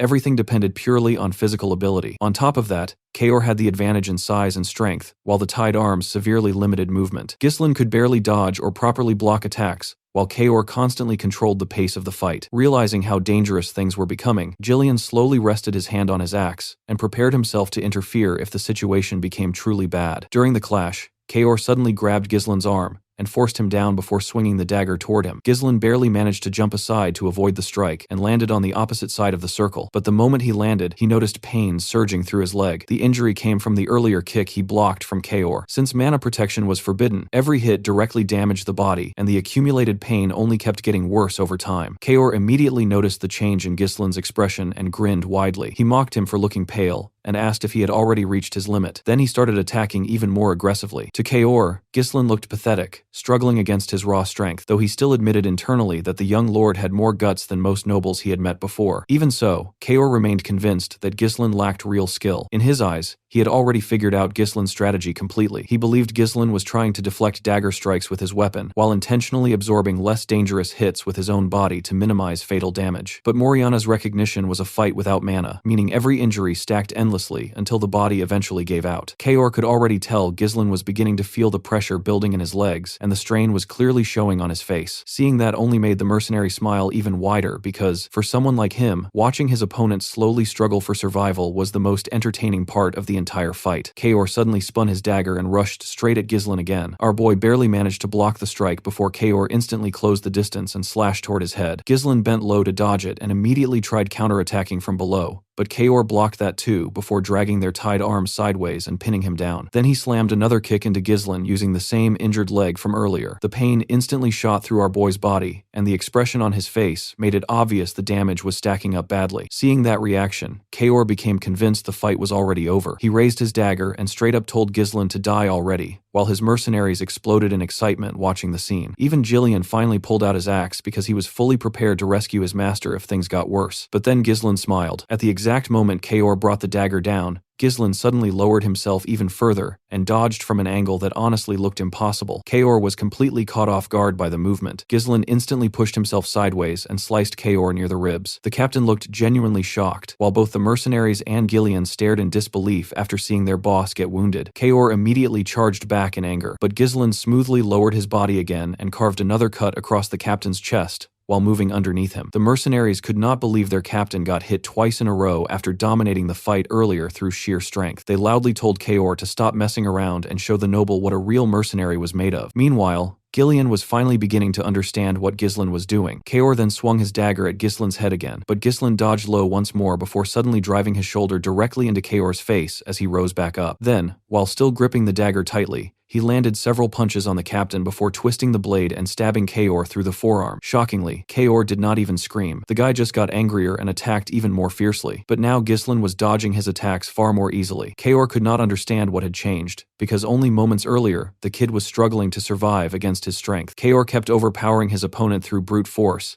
but every heavy movement also stiffened his muscles and reduced his flexibility. Instead of resisting that power directly, Ghislain kept redirecting the momentum while staying relaxed and fluid. He was basically using Kaor's own strength to create openings for himself. Jillian honestly never expected his master to overcome the physical disadvantage this way, so he quietly put his axe back down. Meanwhile, his own breathing was getting heavier, while Ghislain continued moving around him smoothly. The mercenaries started shouting at Kaor from the sidelines, asking why he was still playing around because nobody was laughing anymore. Ghislain actually complimented Kaor's determination at this point, and admitted that most people cornered in Moriana's recognition would have broken the rules and secretly used mana already. Kaor smiled hearing that, and admitted Ghislain really talked like someone who survived this challenge over 100 times. He then revealed that he himself earned the position of captain through Moriana's recognition, and explained that mercenaries who broke rules like this usually did not survive long in their line of work. Ghislain smiled hearing that, and admitted he liked Kaor's spirit. Still, Kaor acknowledged that he was now at a disadvantage in a direct fight, but according to him, victory in Moriana's recognition was not limited to overpowering someone physically. Since stepping outside, the circle counted as an automatic loss, there were other ways to win. Suddenly, Kaor grabbed Ghislain and lifted him upward. His plan was simple. If he could throw Ghislain completely outside the circle, the match would instantly end in his favor. But before Ghislain's body could touch the ground outside the boundary, he suddenly tightened his grip on Kaor's arm and bent his legs to stop himself from falling. He literally used Kaor's own body as support. Then he pulled the captain forward unexpectedly. Kaor never saw it coming. Ghislain instantly climbed up using Kaor's body, wrapped an arm around his neck from behind, and slammed the captain's head directly into the ground. Kaor's head crossed outside the circle first. The mercenaries were completely stunned. Kaor looked furious, realizing he had actually lost, while Ghislain calmly smiled and informed him that the match was over. Kaor turned toward him and demanded to know his real identity, because there was no way someone this skilled was actually just some spoiled noble. Ghislain responded with a cold stare, and admitted he did not like Kaor's attitude. Then he reminded him that he was speaking to his new master now. Ghislain pulled Kaor back up, while the red-haired mercenary asked what more he wanted, since the duel was already finished. But Ghislain calmly told him that the fight was not over yet, because technically he himself had not stepped outside the circle. Kaor immediately realized where this was going. Ghislain clenched his fist and announced announced that he was now going to discipline his subordinate before punching Kaor straight in the face hard enough to knock him down. Kaor hurriedly protested and reminded him that the match officially ended once someone stepped outside the circle. Ghislain responded by punching him again and asked if Kaor planned on following neat little rules during an actual battlefield fight too. Kaor angrily called him a bastard and complained that nobles were not supposed to act this way. Ghislain coldly told him not to talk back to his master before punching him again. Kaor then called him a lunatic, which honestly only made things worse because Ghislain kept beating him non-stop afterward. Punch after punch landed on Kaor's face until Ghislain's hand became covered in blood. The surrounding mercenaries were getting increasingly furious because they genuinely thought their captain would simply be spared after losing the bet. Eventually, Kaor himself started begging Ghislain to stop, but Ghislain grabbed him by the collar with an icy expression and calmly reminded him once again that he still had not stepped outside the circle yet. At that moment, Kaor looked completely horrified. His face was swollen beyond recognition as he desperately turned toward his subordinates and begged them to kill Ghislain already. The mercenaries instantly drew their swords and moved forward, but before they could get close, Jillian stepped in and pulled out his axe again. The entire group stopped moving immediately. With an absolutely terrifying tone, Jillian warned them that anyone interfering with his master's disciplinary actions would die on the spot. Everybody there knew he was not bluffing. Kaor stared at the scene in disbelief before slowly turning back toward Ghislain while trembling like a terrified dog. Ghislain then calmly asked him if he was finally done now. The next thing Kaor saw was Ghislain's fist flying straight toward his face again. At this point, the captain actually started laughing out of pure fear because he finally realized he seriously messed up. The punch sent him stumbling backward while his thoughts raced through every noble he had dealt with before. In Kaor's experience, nobles were always the same: overconfident pigs, selfish traitors, narcissists who folded the moment someone intimidated them properly. Scaring them a little was usually enough to empty their pockets, and thanks to treating nobles that way for years, Kaor earned the title of the Mad Dog. But now the so-called Mad Dog was getting beaten into submission by a young noble brat he originally did not even take seriously.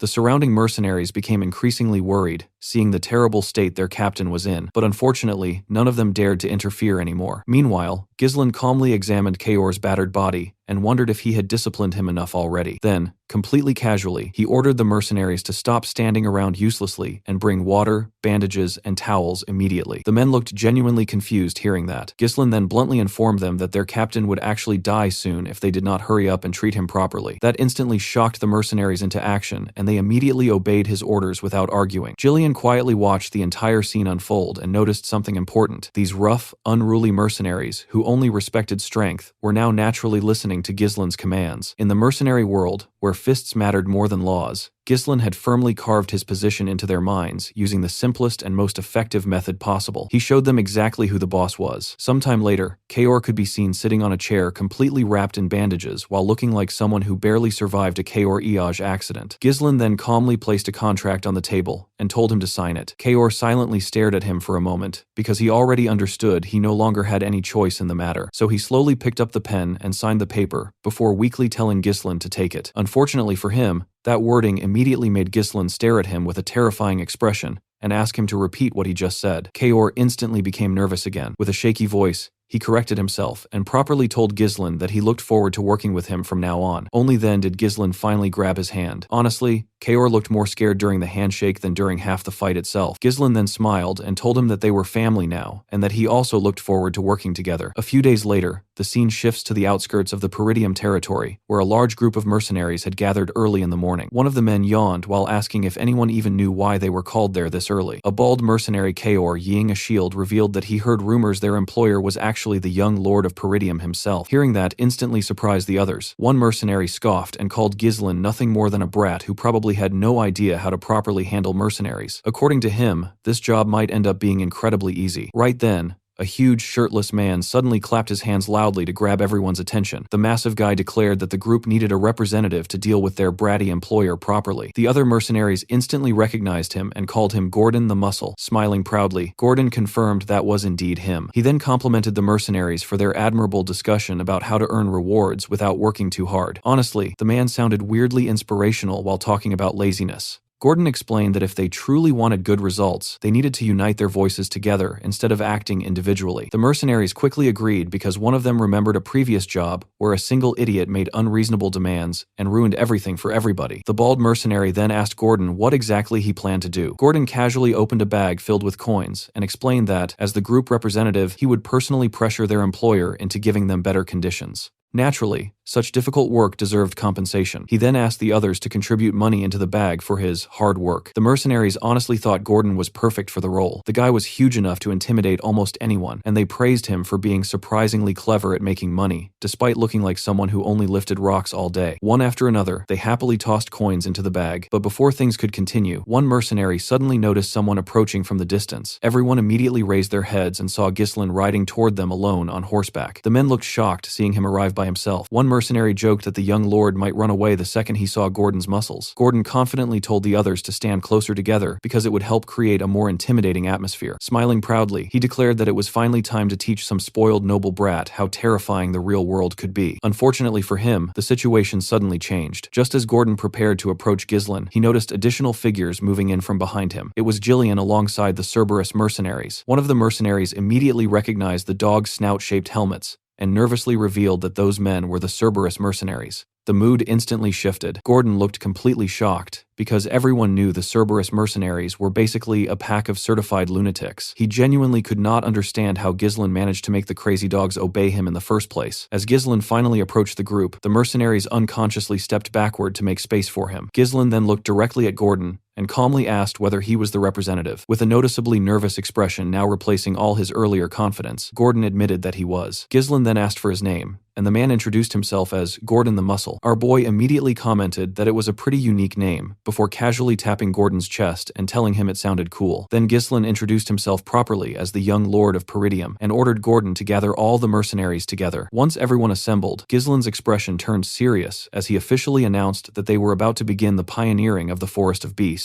In the next scene, Belinda was helping Ghislain put on his armor while the final preparations for pioneering the Forest of Beasts were being completed. Everything was already ready by this point. The temporary expedition base had been constructed, resources were secured, and most importantly, Ghislain successfully gathered the troops he needed. After getting fully equipped, Ghislain asked Belinda to do one final head count just to make sure everything was correct. Belinda accepted immediately and reported that there were 148 mercenaries hired through the guild office, along with 41 Cerberus mercenaries personally brought by Ghislain. In total, they had gathered 192 people for the expedition. Ghislain praised her for the good work before asking if she properly informed Scovan about everything. Belinda confirmed that she had. Honestly, she originally expected Scovan to try stopping them from entering the Forest of Beasts entirely, but instead he actually made sure they would not get detected while entering the forest. Because of that, Belinda believed they probably would not run into any issues from the outside. She told her master not to worry about him. Hearing that made Ghislain smile because he found the news reassuring. Soon afterward, Ghislain called out to the gathered mercenaries and ordered everyone to line up properly. Once the group settled down, he addressed them seriously and announced that the land they were about to pioneer lay directly ahead of them. He assumed everyone already heard the rumors surrounding the Forest of Beasts and explained that the place was filled with unknown dangers. According to him, terrifying monsters, unseen threats, and things beyond their imagination were lurking inside that forest. Despite all of that, he declared that he still intended to conquer it. The moment the mercenaries realized their destination was actually the Forest of Beasts, the crowd instantly became restless. Some of them complained that nobody told them they would be entering that death trap. Others openly admitted they could lose their lives in there. Before the complaints could grow louder, Belinda immediately stepped in and told them not to interrupt her master while he was speaking. Ghislain then calmly told anyone who wished to withdraw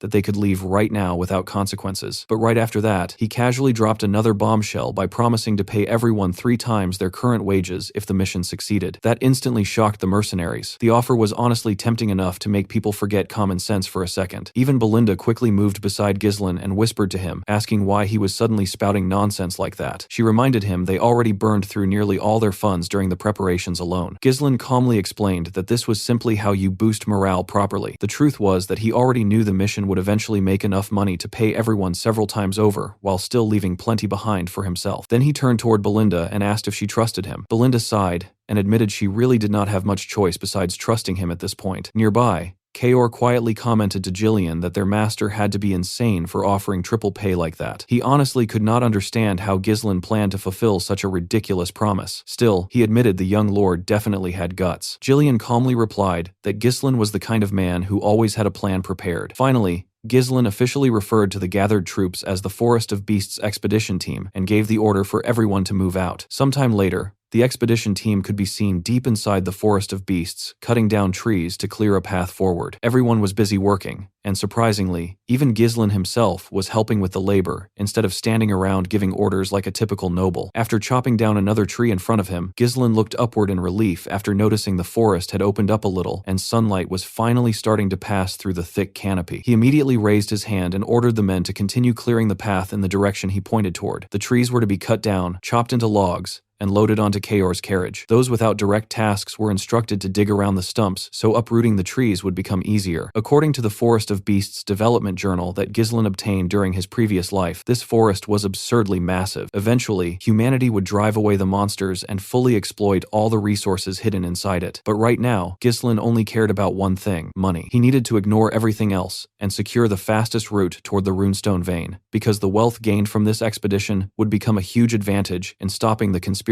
surrounding Peridium. Meanwhile, Kaor found it strange that their employer was personally helping with physical labor. One mercenary claimed Ghislain was simply trying to show off noble dignity, while another man wearing a helmet argued that the young lord was obviously pretending and would probably give up soon enough. Before the gossip could continue, Belinda immediately told the mercenaries to stop chattering and get back to work. The men quickly returned to cutting trees, while Belinda moved closer to Ghislain, looking annoyed. She reminded him that he went through so much effort to hire all these mercenaries in the first place, so she did not understand why he was personally doing labor alongside them. According to her, the men were starting to take him lightly because he was working at the same level as everyone else. Ghislain simply replied that it did not matter. More hands meant faster progress, and he believed nothing good would happen if they stayed inside this forest for too long. Belinda eventually accepted the explanation, though she pointed out that he talked like someone who already knew exactly what was waiting ahead of them. Nearby, Kaor watched Ghislain and Belinda talking, and could not help smiling bitterly. He honestly found it ridiculous that his employer had a woman worrying about him while he himself had somehow become the noble's dog and was now voluntarily marching straight into hell with his own feet. The moment Gillian heard that, he smacked Kaor with a log. Kaor immediately shouted back and asked whether Gillian was trying to start a fight, while Ghislain and Belinda glanced toward the commotion. So far, however, everything was proceeding smoothly. Back in his previous life, Ghislain learned that after Duke Delphine conquered the kingdom and established a new dynasty, the duchy eventually launched a massive development project inside the Forest of Beasts. Although Ghislain never discovered why the Duke specifically chose this dangerous place, he did manage to obtain a development journal containing important information about resource locations and monster ecosystems. Thanks to that journal, he was able to enter the forest somewhat prepared. Meanwhile, one mercenary started wondering why Ghislain brought hundreds of oil lamps with them, because normal torches would have been far cheaper if they only needed light during the night. Despite the expedition progressing without issues, Ghislain actually felt uneasy. Everything he knew about this place came from records and journals. He had never personally experienced these events himself. Because of that, he repeatedly warned the men not to lower their guard as they continued moving deeper into the forest. As the mercenaries kept cutting trees, one of them suddenly noticed the surroundings becoming strangely dark and wondered if night had already arrived. Another mercenary pointed out that they still had not encountered even a single monster, despite all the terrifying stories surrounding the forest. The man beside him agreed, saying the place honestly did not seem as dangerous as everyone claimed. Then one bald mercenary confidently declared that the rumors were probably fake from the start. According to him, the expedition would have been easy, even if Gordon had done absolutely nothing. Right after saying that, suddenly Gordon noticed something strange. He reminded everyone they already cut countless trees behind them. The mercenaries agreed and said they definitely cleared the path earlier. Gordon slowly turned around and asked why the road was blocked again. Right in front of him stood a massive sky-touching tree. The mercenaries froze after seeing the giant tree appear out of nowhere. Ghislain immediately called out to everyone and ordered them to stay alert. The troops quickly grabbed their weapons and prepared themselves. The mercenaries who mocked the forest earlier started panicking instantly. They could already feel the atmosphere becoming heavier around them. Ghislain warned Gordon that he would die if he stayed there. He ordered him to slowly walk back toward the group. Gordon nervously accepted the order and started moving backward carefully. But the log he carried suddenly hit another tree behind him. The huge man instantly lost balance and fell onto the ground. The mercenaries quickly took defensive stances and called him an idiot. Gordon hurriedly turned around, expecting an attack to happen, but strangely, nothing happened at all. The mercenaries became confused after seeing the quiet surroundings again. The bald mercenary suddenly started laughing and mocked Ghislain again. He claimed their employer simply scared too easily over nothing important. According to him, the scenery only looked confusing because every tree looked similar. He declared the Forest of Beasts was just an overrated, dense forest. Ghislain seriously warned the man to move closer if he valued his life. The bald mercenary became annoyed hearing another warning from him. He accused Ghislain of creating fake tension to intimidate everybody. The moment he finished speaking, vines suddenly wrapped around his waist. Before the man could even scream properly, the vines dragged him upward instantly. At the top of the giant tree was a horrifying terrifying mouth filled with teeth. The monster swallowed the bald mercenary whole and crushed him brutally inside its jaws. The mercenaries stared at the scene, completely horrified by what they just witnessed. The terrifying thing about the monster was its complete lack of presence. There was no killing intent and absolutely no warning signs beforehand. People only noticed the creature after already becoming its victim. The giant tree then slowly opened a massive eye and glared directly toward Ghislain. Ghislain immediately recognized the monster as a Dearest Ent. Suddenly, several more Dearest Ents emerged around the entire area.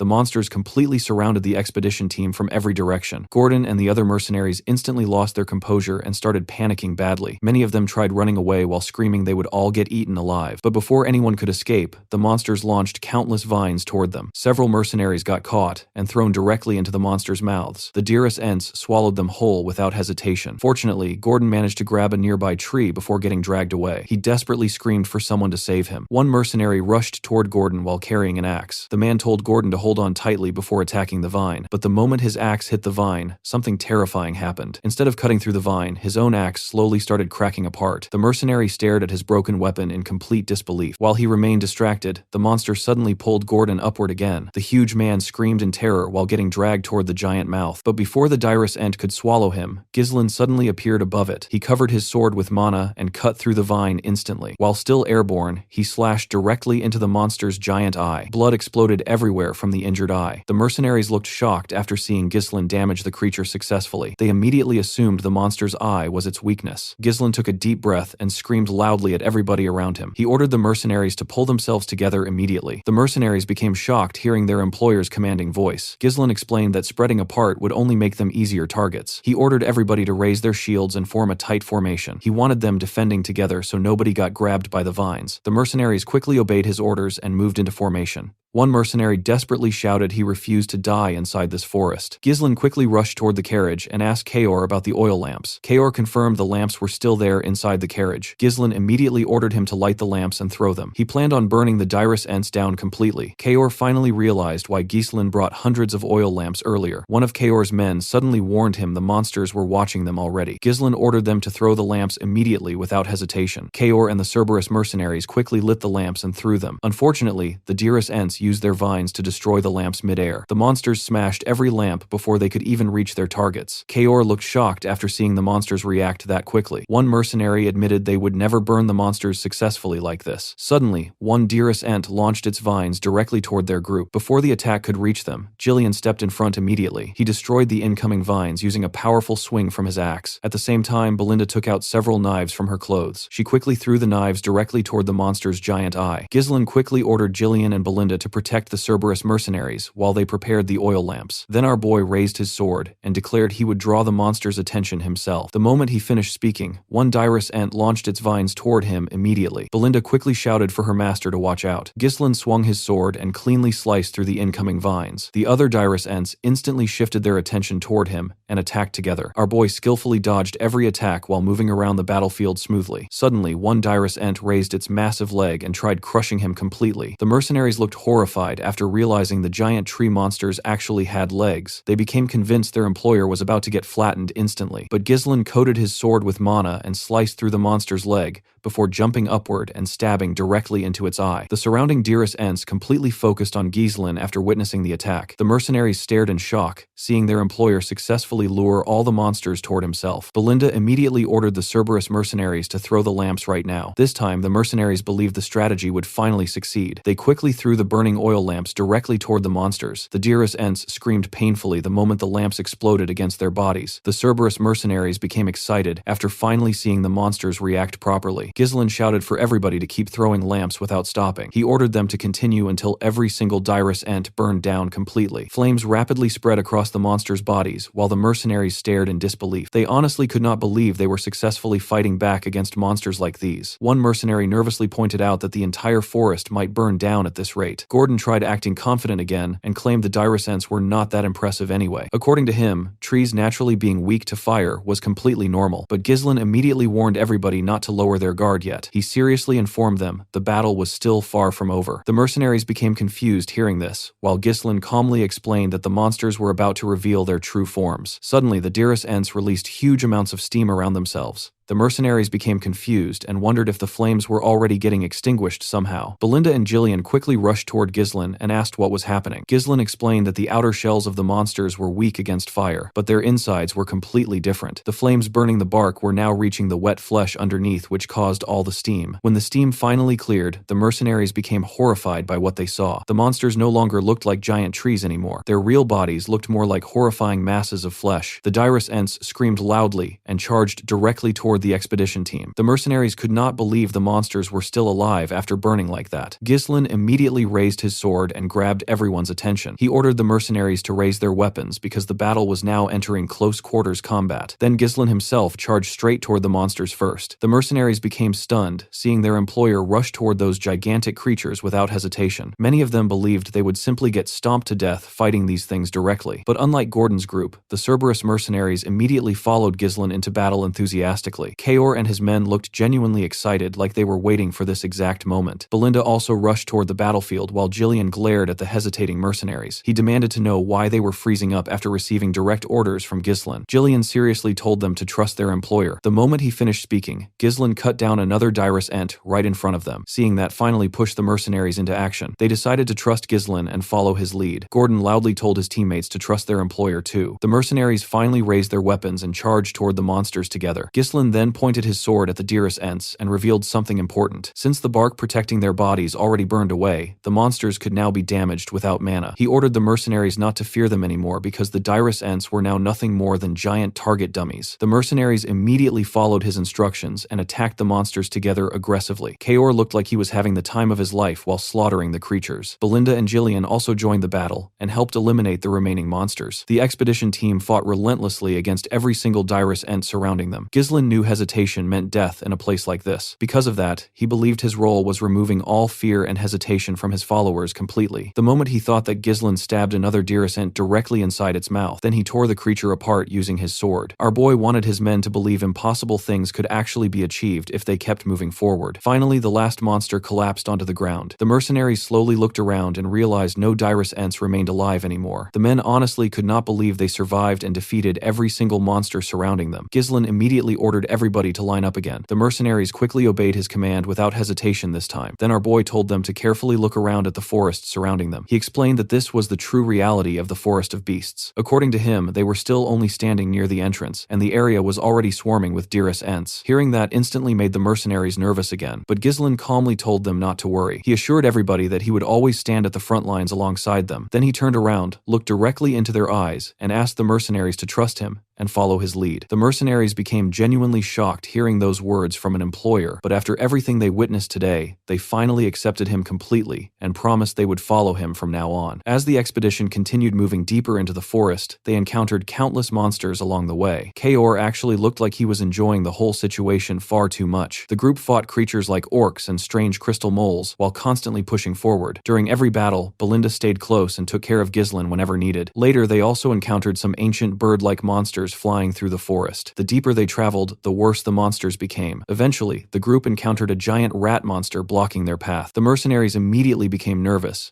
because the monsters simply never stopped appearing. By this point, everybody was already exhausted from non-stop fighting. Before the giant rat could attack, Kaor suddenly rushed forward and sliced off one of its legs. The monster screamed painfully and collapsed toward the mercenaries while opening its giant mouth. The men panicked after seeing the massive creature fall directly toward them. But before the monster could crush anybody, Gillian stepped in front immediately. He used a shield to block the creature's mouth while it struggled violently on the ground. Then Ghislain climbed onto the monster's body and stabbed directly into its head to finish it off completely. After killing the creature, Ghislain immediately checked on the mercenaries and asked whether anyone got injured. The men assured him they were all fine while naturally gathering closer around him. One mercenary admitted they could not leave their employer's side anymore if they wanted to survive this forest. Jillian noticed the mercenaries were finally starting to move properly in formation. Kaor explained that real combat always created the best training results. Ghislain then reminded everybody they still had a long way remaining ahead. He ordered them to continue cutting down trees and clearing clearing the path deeper into the forest. Meanwhile, one exhausted mercenary watched the others working while breathing heavily. The man honestly believed everybody there had gone completely insane. According to him, they were all trapped inside some crazy forest and still marching deeper willingly. Later that night, the expedition finally arrived near a large lake. The mercenaries instantly became excited after discovering a clean water source. They quickly rushed toward the lake while praising how clear the water looked. But Belinda immediately became cautious, seeing everybody approach the water carelessly. She warned Ghislaine that something dangerous could suddenly emerge from inside the lake. Meanwhile, Ghislaine realized they successfully followed the correct route so far. This lake was actually one of the most important landmarks leading toward the runestone mine. He ordered everybody to set up camp and announced they would finally rest for a while. As night settled, the mercenaries gathered around the camp discussing their situation. One man admitted he still could not believe they already encountered so many monsters despite barely entering the forest. He honestly could not imagine what terrifying things waited deeper inside. Another mercenary admitted they were lucky nothing attacked them during the last 2 nights. Elsewhere in the camp, the exhausted mercenary from earlier gathered Gordon and several other men together secretly. The man named Manus suggested they quietly leave the forest together before things became worse. One mercenary asked Manus to explain himself properly. Manus argued that they no longer needed to risk their lives for money. According to him, survival mattered more than rewards. Gordon reminded him they already traveled deep into the forest, and Ghislaine said their destination was not far anymore. Gordon confidently assured everybody they were almost finished. Manus looked shocked seeing Gordon trust Ghislaine this much. He called Gordon gullible and reminded everybody that Ghislaine was the infamous scoundrel of Peridium. According to Manus, their employer only wanted achievements and fame by pioneering the forest successfully. Then the mercenary with the eye patch suddenly spoke up. He reminded Manus they were already paid and their duty as mercenaries was following their employer's orders properly. Gordon also pointed out that Ghislaine already saved their lives multiple times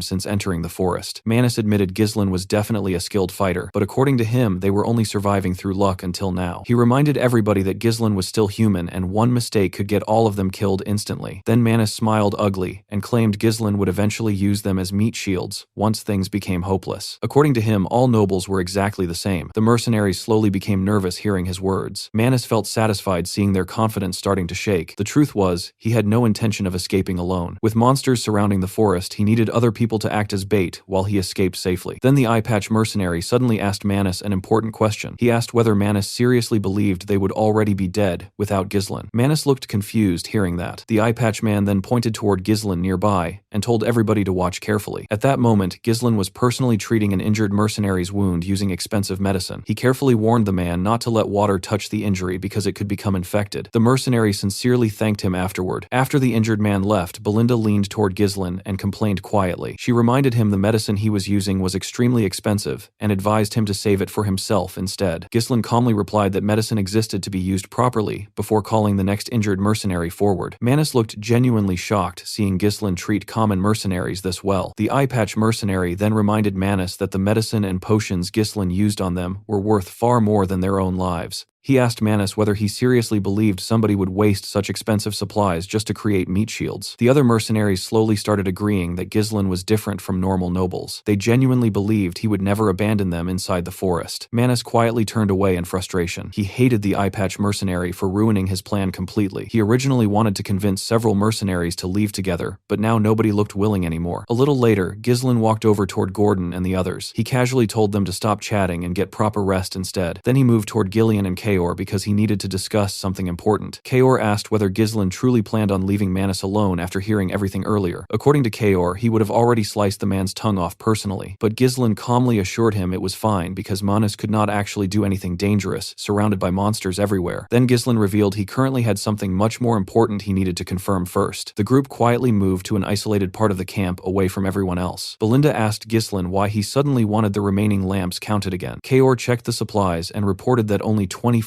lamps remained. Just like Ghislaine expected, several lamps had already gone missing. Ghislaine reminded the group that monsters attacked them day and night ever since entering the forest, but strangely they had not seen a single monster during the last 2 nights. Belinda looked surprised after hearing that pointed out clearly. Kaor asked Ghislaine what exactly that meant, while Gillian quickly understood the situation. He explained they probably entered the territory of a nocturnal monster with massive influence inside the forest. Ghislaine confirmed that Gillian was correct and slowly looked toward the dark forest around them. Then he calmly admitted They were now in real danger. Later that night, Gordon rested alone on several wooden logs while trying to sleep. Suddenly, he noticed a bright light floating in front of him. Gordon quickly opened his eyes and saw the oil lamp hovering strangely in the air. The huge mercenary looked completely confused because lamps were obviously not supposed to fly around by themselves. The moment he moved backward slightly, a horrifying monster with 8 glowing eyes suddenly bit into his shoulder. Gordon instantly screamed and grabbed his mace before wildly swinging it around while yelling at the monster to get away from him. The nearby mercenaries rushed toward him after hearing the scream. They asked Gordon what happened because they could not see anything around him. Gordon desperately insisted that a monster attacked him moments earlier. The mercenaries looked around carefully, but still found absolutely nothing nearby. Some of them started believing Gordon simply had a nightmare because of all the monster battles lately. A few men even joked that his sleepwalking problem was getting worse. Gordon kept trying to explain himself when one Cerberus mercenary suddenly interrupted everyone and admitted Gordon was not lying. According to him, he personally felt a strange presence nearby, and even watched one of the lamps disappear before his eyes. Several other mercenaries immediately agreed with him. One claimed hearing a creepy laugh, while another swore he also witnessed something strange moving through the darkness. The mercenary who mocked Gordon earlier finally became serious after hearing everybody's stories. He admitted there was definitely something hiding around them. Right then, Ghislain suddenly appeared near the group and calmly asked whether they truly saw through the monsters. The mercenaries looked shocked, seeing their employer arrive so suddenly. Ghislain immediately ordered everybody to gather outside his tent for a meeting. A little later, the mercenaries assembled outside Ghislain's tent, while Gordon and the Cerberus mercenary joined the discussion. Gordon became horrified after learning the monsters already surrounded the camp completely. One mercenary wearing a head covering admitted they could not properly see the creatures using normal eyesight. Ghislain explained that invisibility was one of the monsters' natural abilities. He revealed the creatures started following them the moment they reached the lake. According to him, these monsters ruled the nighttime inside the forest of beasts. They were hunters of darkness known as Falores. The creatures could melt directly into darkness, which made them impossible to see properly, while normal physical attacks passed harmlessly through them. Ghislain explained that hundreds of Falores surrounded their prey while slowly stealing every available light source. Their hunting method involved trapping victims inside complete darkness before attacking them helplessly. Gordon and the others became terrified after hearing that hundreds of invisible monsters already surrounded the camp. Belinda finally realized this was the reason their lamps kept disappearing every night. Kaor became annoyed after hearing everything and wondered whether the monsters were simply playing with them before killing them later. He suggested attacking the Falores immediately before the creatures started toying with them further, but Ghislain rejected the idea immediately and explained they needed waiting until the monsters personally attacked first. According to him, that would become the perfect opportunity for a counterattack. Belinda reminded Ghislain they already lost over half their lamps and argued they could not afford waiting around anymore. Ghislain calmly explained reckless attacks would only stimulate the monsters' sadistic instincts. The Falores would retreat briefly, then return later to harass them even worse. More importantly, Ghislain wanted eliminating every single Falores at once, instead of chasing them endlessly through darkness. Jillian looked surprised hearing that, and asked whether such a thing was even possible against hundreds of invisible monsters. Ghislain confidently replied there was definitely a way, and immediately asked Belinda whether she distributed the magic scrolls earlier. Belinda confirmed every mercenary already received one scroll. Ghislain then announced he would explain their strategy carefully, while drawing rough images onto the ground, showing their camp position. He explained that the Falores surrounded the camp from 3 different directions, while slowly tightening the encirclement by stealing lamps. Since the monsters vastly outnumbered them, defending every side equally would be impossible. Ghislain warned they would slowly collapse from the sides if they fought blindly head-on. Jillian quickly added that setting up camp beside the lake prevented the monsters from fully surrounding them. Ghislain confirmed that was exactly why he chose this location. Although the situation looked dangerous, Ghislain assured everybody they actually held the initiative in this fight. The group looked surprised hearing that while Ghislain revealed the full strategy, their forces would split into 3 separate groups. The defenders would block incoming attacks, while the crossbow unit suppressed the monsters from the center. Meanwhile, the elite assault unit, including Ghislain himself, would launch the main offensive attack. The defenders and crossbowmen would gather in the middle and push the Falores backward, while the assault unit concentrated all their firepower from the left side. If the center held long enough, they would completely surround the monsters and secure victory. Jillian quickly understood the strategy, while Gordon nervously questioned whether something like this was realistically possible. Kaor admitted the plan could definitely succeed if the central unit survived long enough. Then Belinda reminded everybody about the biggest problem. Ghislain already explained that physical attacks passed harmlessly through the Falores because they melted into darkness. She asked how exactly they planned fighting invisible monsters immune to normal weapons. Everyone immediately turned toward Ghislain, while Kaor guessed they probably needed using mana against the creatures. But Ghislain calmly smiled and told Belinda not to worry because they already possessed the perfect solution: magic scrolls. Later that night, the defense unit stood in front of the monsters with their shields raised raised firmly. One mercenary told the others not to break formation, no matter what happened. He reminded everybody to remember the instructions their employer gave them earlier. Another mercenary suddenly announced that the Flores had stolen their final lamp. According to him, something was already coming toward them through the darkness. In the Delphine Pioneer Journal, it was stated that the Flores were extremely vulnerable to bright light. The moment intense light touched them, their true forms would immediately reveal themselves. The second Ghislain remembered this, he raised his magic scroll and tore it apart. He instantly ordered everybody else to do the same. Jillian, Belinda, and the rest of the group immediately followed his command and tore their first circle magic scrolls as well. The spell inside the scrolls was called Light. A massive amount of magical energy shot upward into the sky before exploding into an incredibly bright light that illuminated the entire area. The Flores instantly screamed after the light spread across the forest. The mercenaries looked shocked after seeing the darkness around them getting pushed back completely. They honestly could not believe this disgusting eel-like creatures were the monsters stalking them the entire time. The moment their true forms got exposed, the Flores immediately charged toward the camp. The crossbow unit quickly raised their weapons and prepared themselves. They were ordered to stop the monsters' charge and hold the line as long as possible. The mercenaries instantly fired a rain of arrows toward the incoming Flores. At the same time, Ghislain raised his sword and announced that the monster's true forms had finally been revealed. He covered his blade with mana before pointing it directly toward the Flores and ordering the assault unit to charge. The assault team immediately rushed forward and tore through the monsters the moment they reached them. Ghislain swung his massive sword and cut through multiple Flores at once. Although the creatures could assimilate into darkness, their actual physical defense was extremely weak once exposed. Ghislain already knew this unit could easily rip through them once their invisibility disappeared. He ordered everybody to kill as many Flores as possible, while the assault unit pushed ahead aggressively. Jillian absorbed the monster's attacks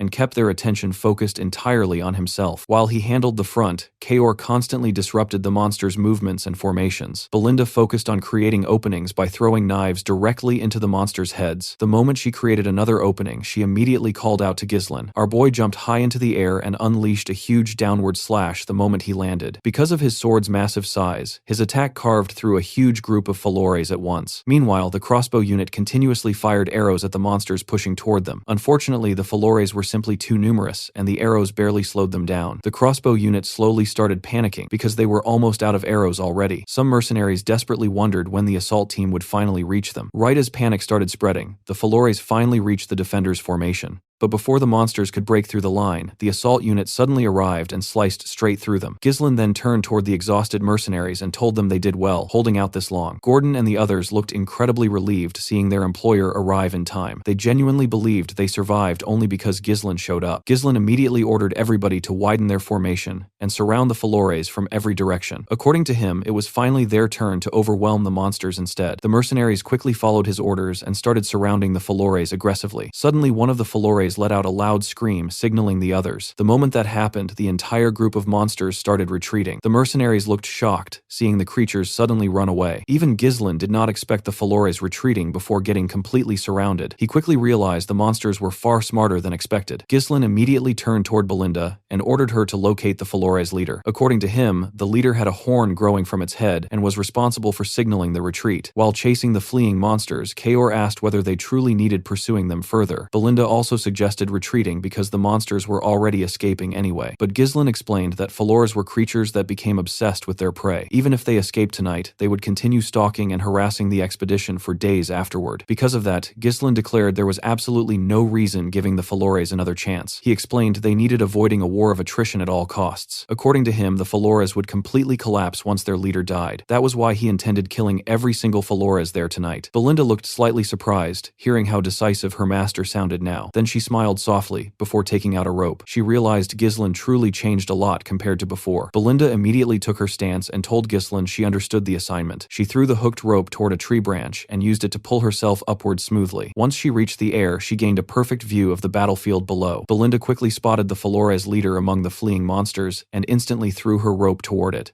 The hook wrapped around the creature and restrained it successfully. Belinda immediately shouted toward Ghislain that she caught the leader. The moment he heard that Ghislain covered his body with mana and charged directly toward the trapped Flores with terrifying speed. He moved so fast he cut down every monster standing in his path almost instantly. Then he drove his sword straight into the leader's chest. The Flores leader desperately struggled to escape, but Ghislain calmly told the monster it was already over. Then he tore the creature apart completely. The moment the leader died, Ghislain loudly announced its death to everyone around him. He immediately ordered the mercenaries mercenaries to wipe out the remaining Flores completely. The mercenaries charged after the fleeing monsters, while shouting that they would make the Flores regret hunting them through the darkness. Kaor also ordered his mercenaries to attack aggressively, because according to him, they absolutely could not lose to Gillian and his group. As the sun finally rose, Ghislain killed the last remaining Flores. After confirming the battlefield was clear, he praised the mercenaries for their efforts and declared the battle their victory. The exhausted men immediately raised their swords and started cheering loudly. Most of them still could not believe they survived that terrifying fight and actually won. Belinda quickly rushed toward Ghislain and immediately checked whether he was injured anywhere. Gillian also praised his master for leading the battle successfully. Ghislain calmly told both of them they all performed well tonight. Then he ordered Belinda to begin another head count, while Kaor was told gathering his mercenaries immediately. Ghislain explained that he needed Kaor and Gillian helping spread the Flores corpses around the camp. Kaor looked confused hearing that, and asked whether the corpses actually served some purpose. Ghislain explained that the smell from the dead Flores would keep other monsters away from the area. Since Flores sat near the top of the food chain around the forest entrance, most weaker monsters naturally avoided their scent. Gillian casually called Kaor a kid and told him the corpses would make the camp safer. Kaor instantly looked annoyed hearing that, and challenged Gillian to settle their issues immediately if he wanted. Even after surviving an entire night fighting invisible monsters, these two still somehow found energy arguing with each other. It had now officially been 10 days since the expedition entered the Forest of Beasts. With the Flores exterminated, the group successfully removed every major threat along the planned route. The only thing left now was reaching and mining the runestones. Still, Ghislain quietly looked toward the distant mountains and wondered whether the danger was truly over yet. While he remained deep in thought, Belinda returned after finishing the head count. She reported that all 42 Cerberus mercenaries survived, while only 126 contract mercenaries remained alive. In total, they lost 3 people during the battle. Ghislain immediately asked whether none of the Cerberus mercenaries died. Kaor responded with a cocky grin, and reminded Ghislain that he personally led them. Ghislain then asked Belinda whether the 3 missing men belonged to the contract mercenaries. Belinda admitted she could not fully confirm that because the bodies of the missing men were nowhere around the battlefield. Right then, Gordon suddenly noticed something strange, and asked whether anyone saw Manus recently. One mercenary guessed Manus probably died during the fight, while another pointed out they still could not find his body anywhere. The mercenary with the eye patch immediately concluded that Manus most likely ran away. The scene then shifts to Manus alongside the 2 missing mercenaries sprinting through the forest away from the camp. One of the men nervously admitted hearing the intense battle sounds from earlier and believed they definitely would have died if they stayed behind. The other suggested slowing down because they already created enough distance from the battlefield, but Manus immediately turned around and called both men complete fools. He angrily ordered them to pull themselves together and explained they needed escaping the forest while everyone else remained distracted fighting. According to him, this was their best chance leaving alive, so they needed continuing forward without stopping. The moment Manus finished speaking, he suddenly noticed the 2 men completely freezing in place. He immediately walked toward them and asked whether they suddenly became deaf, but the men only trembled in fear. One mercenary slowly pointed upward and nervously told Manus to look behind him. The moment the idiot turned around, he saw something horrifying towering over them. A gigantic snake rested on top of a pile of runestones, while countless bones surrounded the area beneath it. The creature was absurdly huge, and Manus honestly could not even process what he was looking at anymore. Then the massive snake slowly opened its mouth. A moment later, the bodies of Manus and the 2 stupid mercenaries landed among the mountain of bones. The group continued cutting down trees while moving deeper through the forest. At this point, the mercenaries desperately wanted ending the expedition and finally returning home alive. Because of that, everybody worked far harder than before. Even Kaor noticed the difference and admitted he never saw lazy mercenaries working this seriously without somebody constantly screaming orders at them. Gillian casually told Kaor the mercenaries were simply different from him. Kaor instantly decided ignoring that comment was the better choice before another pointless argument started. Instead, he turned toward Ghislain and asked whether he planned dismissing the mercenaries once the mission ended. According to Kaor, it would be a complete waste using men like this only one time. Ghislain calmly pushed down another tree before revealing he actually planned hiring the mercenaries as his personal force later. Normally, mercenary groups possess terrible organization skills and could never properly compete against a trained army during large-scale warfare. But the experience these men gained, surviving the Forest of Beasts, already pushed them beyond normal mercenary standards.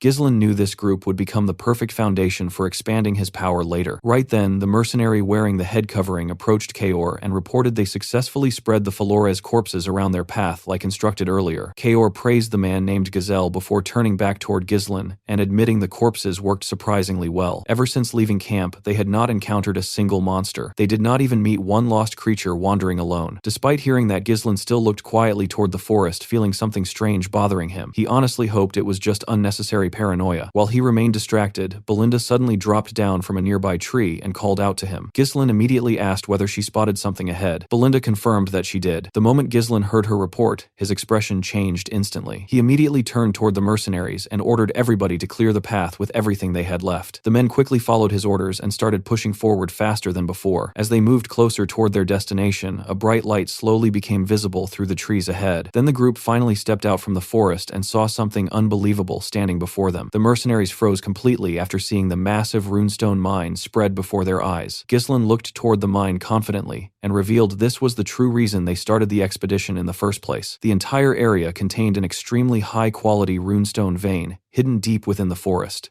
A strange fog surrounded the mine, while the glowing runestones illuminated the entire place eerily. Kaor honestly could not believe the forest truly contained something valuable enough justifying this suicidal expedition. Jillian calmly reminded him that Ghislaine always acted with proper reason behind his decisions. Meanwhile, Belinda immediately hugged Ghislaine and asked how he even discovered the existence of a runestone mine like this. The mercenaries stared toward the glowing stones with disbelief because most people spent their entire lives never seeing a single runestone directly. The men instantly realized they would all become incredibly rich after bringing these back home. But the moment everybody started celebrating, someone suddenly rose from the fog nearby and coldly informed them they were not going anywhere. Ghislaine immediately sensed something was wrong. The figure stepping from the fog turned out to be Manus. The mercenaries looked horrified seeing the supposedly missing man standing there. Manus weakly told them everything was already over before suddenly collapsing onto the ground. Gordon and several mercenaries immediately tried rushing toward him, but Ghislaine stopped everybody by blocking them with his sword. Then our boy took his stance and unleashed a massive swing that pushed the surrounding fog away completely. The moment the fog cleared, the mercenaries finally saw the horrifying truth hidden around the mine. Bones covered the entire area. Human corpses and monster remains were scattered everywhere in ridiculous amounts. The men stared at the scene in shock while wondering what kind of nightmare happened there. Kaor, Belinda, and Gillian immediately drew their weapons and called out toward Ghislaine. Our boy calmly explained they obviously would not mine valuable runestones for free, considering the amount of corpses surrounding the area. Ghislaine quickly realized this place was the nest of a high-class monster. Since some bodies still had not fully decomposed, the creature was likely still living nearby. Ghislaine admitted he failed, recognizing the danger immediately, because the poisonous gases from the corpses mixed naturally with the surrounding fog. Our boy genuinely disliked the situation because there were no records mentioning dangerous creatures directly inside the mine itself. Then Ghislaine suddenly turned around and ordered everybody preparing for battle immediately. The second he said that, something massive suddenly loomed over him. A gigantic red python emerged from above and instantly charged toward the group. Ghislaine immediately ordered everybody scattering before rushing toward the monster himself. He jumped above the python's mouth and slashed across its head while passing over it. After landing on the creature's body, he coated his sword with mana and charged directly toward its head again, before stabbing deeply into its scales. Unfortunately, the attack barely did any damage at all. Gillian and Kaor looked completely shocked after seeing Ghislaine only leave behind a tiny scratch despite using mana. Kaor admitted he never saw scales this durable before in his entire life. The giant snake immediately tried throwing Ghislaine away. Our boy jumped from its head just in time, but while still airborne, the python spat poisonous venom directly toward him. Ghislaine instantly realized the venom was insanely dangerous, so he quickly used his coat to block the attack. The poison instantly melted the coat apart completely. Before Ghislaine could recover properly, the python slammed its massive tail directly toward him. Ghislaine planted his sword into the ground, trying to resist the impact, but the monster's strength was overwhelming. The tail smashed him straight into the ground. Belinda immediately screamed out worriedly toward her master. At the same time, the giant snake wrapped its massive body around the mercenaries, attempting crushing the entire group at once. Before the monster could squash them completely, Jillian, Belinda, and Kaor quickly rushed around, saving as many men as possible. While the mercenaries struggled reorganizing themselves, everybody started desperately searching for Ghislaine, wondering where he disappeared. Meanwhile, our boy stood silently atop a mountain of bones nearby. Now that he finally saw the monster personally, his earlier uneasy feeling completely disappeared. Ghislaine instantly recognized the creature. This monster was the true ruler protecting the runestone mine. It was the blood python. The blood python was one of the monsters Ghislaine originally considered impossible hunting during this expedition. He never expected encountering it because the creature normally lived much deeper inside the forest. Ghislaine honestly knew their chances defeating this monster were extremely low. The smartest option would be retreating immediately and returning another time fully prepared. But our boy also knew he no longer had time for delays. If he gave up now, everything he accomplished until this point would become meaningless. A bright light shined from his chest and he took a stance. He asked the monster to not get in his way. He said that he has too many things on his back. Ghislaine opened his third core after saying this. The blood python turned to him and charged at him. Our boy managed to block its head and landed a cut on it. Before letting the monster go back up, he landed a cut in its eye. The moment he did this, the blood python used its tail to attack him. Ghislain quickly used his sword to shield himself from the crushing weight of the monster. He managed to push the tail back. However, the monster did not stop attacking him. It used its tail to aggressively attack our boy. Ghislain managed to block off the attacks. Even when winning is unlikely, there are battles that one must not avoid. This is the definition of responsibility. Kaor, Belinda and Jillian watched as their master fought for their lives. Ghislain jumped and landed a cut on the python's mouth. Our boy knew that this was the time for him to fulfill his responsibility. When he landed, he took a deep breath and took a look at the monster. He realized that the blood python was not showing any signs of faltering. This was a problem for him, because unleashing the third core for a long period of time is too risky. Ghislain realized that his mana will be depleted before he can kill the blood python. The moment he thought of this, the group ran to him. They quickly covered him. Belinda asked him if he is alright. She asked him to escape to safety. She said that they can hold the monster down. Ghislain asked everyone to leave there. They were all shocked to hear this. Gordon asked him to repeat what he said. Gillian asked his master if he knows what he is saying. Ghislain told the man that he can't guarantee his safety in a battle against such a massive monster. He told him that he cannot afford to lose him here. Belinda asked her master to tell her what he plans to do. Our boy said that he will defeat the monster here. Belinda knew that her master has shown her amazing things before today, but she did not understand why he was going this far. While they were talking, the blood python fired its venom at them. Ghislain ordered them to leave quickly. The mercenaries ran. However,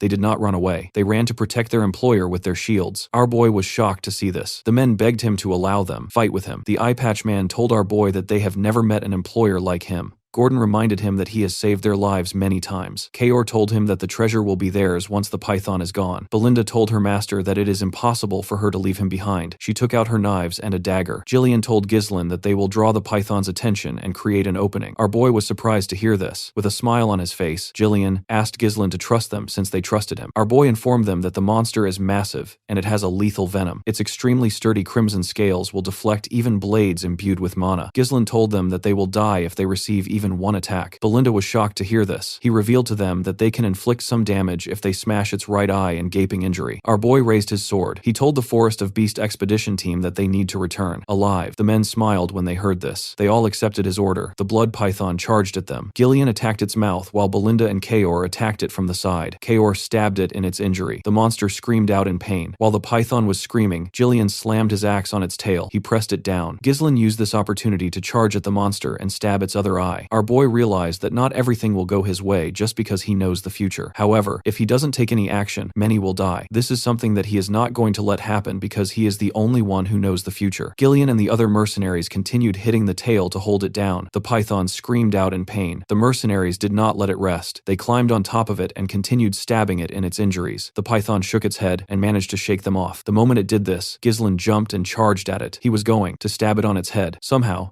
the python managed to sense his presence. It opened its mouth and ate our boy. Everyone was shocked to see this. Before the python could even move, a blade came out of its head. Ghislain used his sword to split the monster's head open. He came out of the python's mouth. His clothes were covered in its venom. The group was shocked to see him. He referred to himself as the future of Peridium. The scene shifts back to Peridium Castle, where Albert and Homer stand before Walter discussing the situation. Albert suddenly slammed his hand on the table and declared that Ghislain committed a serious crime. He could not accept that the boy openly ignored his father's order and entered the Forest of Beasts anyway. Homer tried calming him down, but Albert refused backing off and insisted he always knew Ghislain behaved like an unruly troublemaker. He even accused Ghislain of acting like the lord of the land just because Walter had been away for too long. Homer reminded him that getting angry would not change anything and pointed out that it had already been 2 weeks since Ghislain entered the forest. According to him, they could have stopped this if Skovan had not sent a false report. Homer admitted he could not understand why Skovan would risk his knight status just to help Ghislain. Albert then turned back towards Walter and insisted they could not allow Ghislain behaving however he wanted anymore. He demanded that the moment Ghislain returned, he should be imprisoned and punished properly. Walter looked visibly annoyed hearing everything about his son's actions. Right then, the Knight Captain Randolph suddenly barged into the room and urgently told the Count to come outside. Walter asked what happened,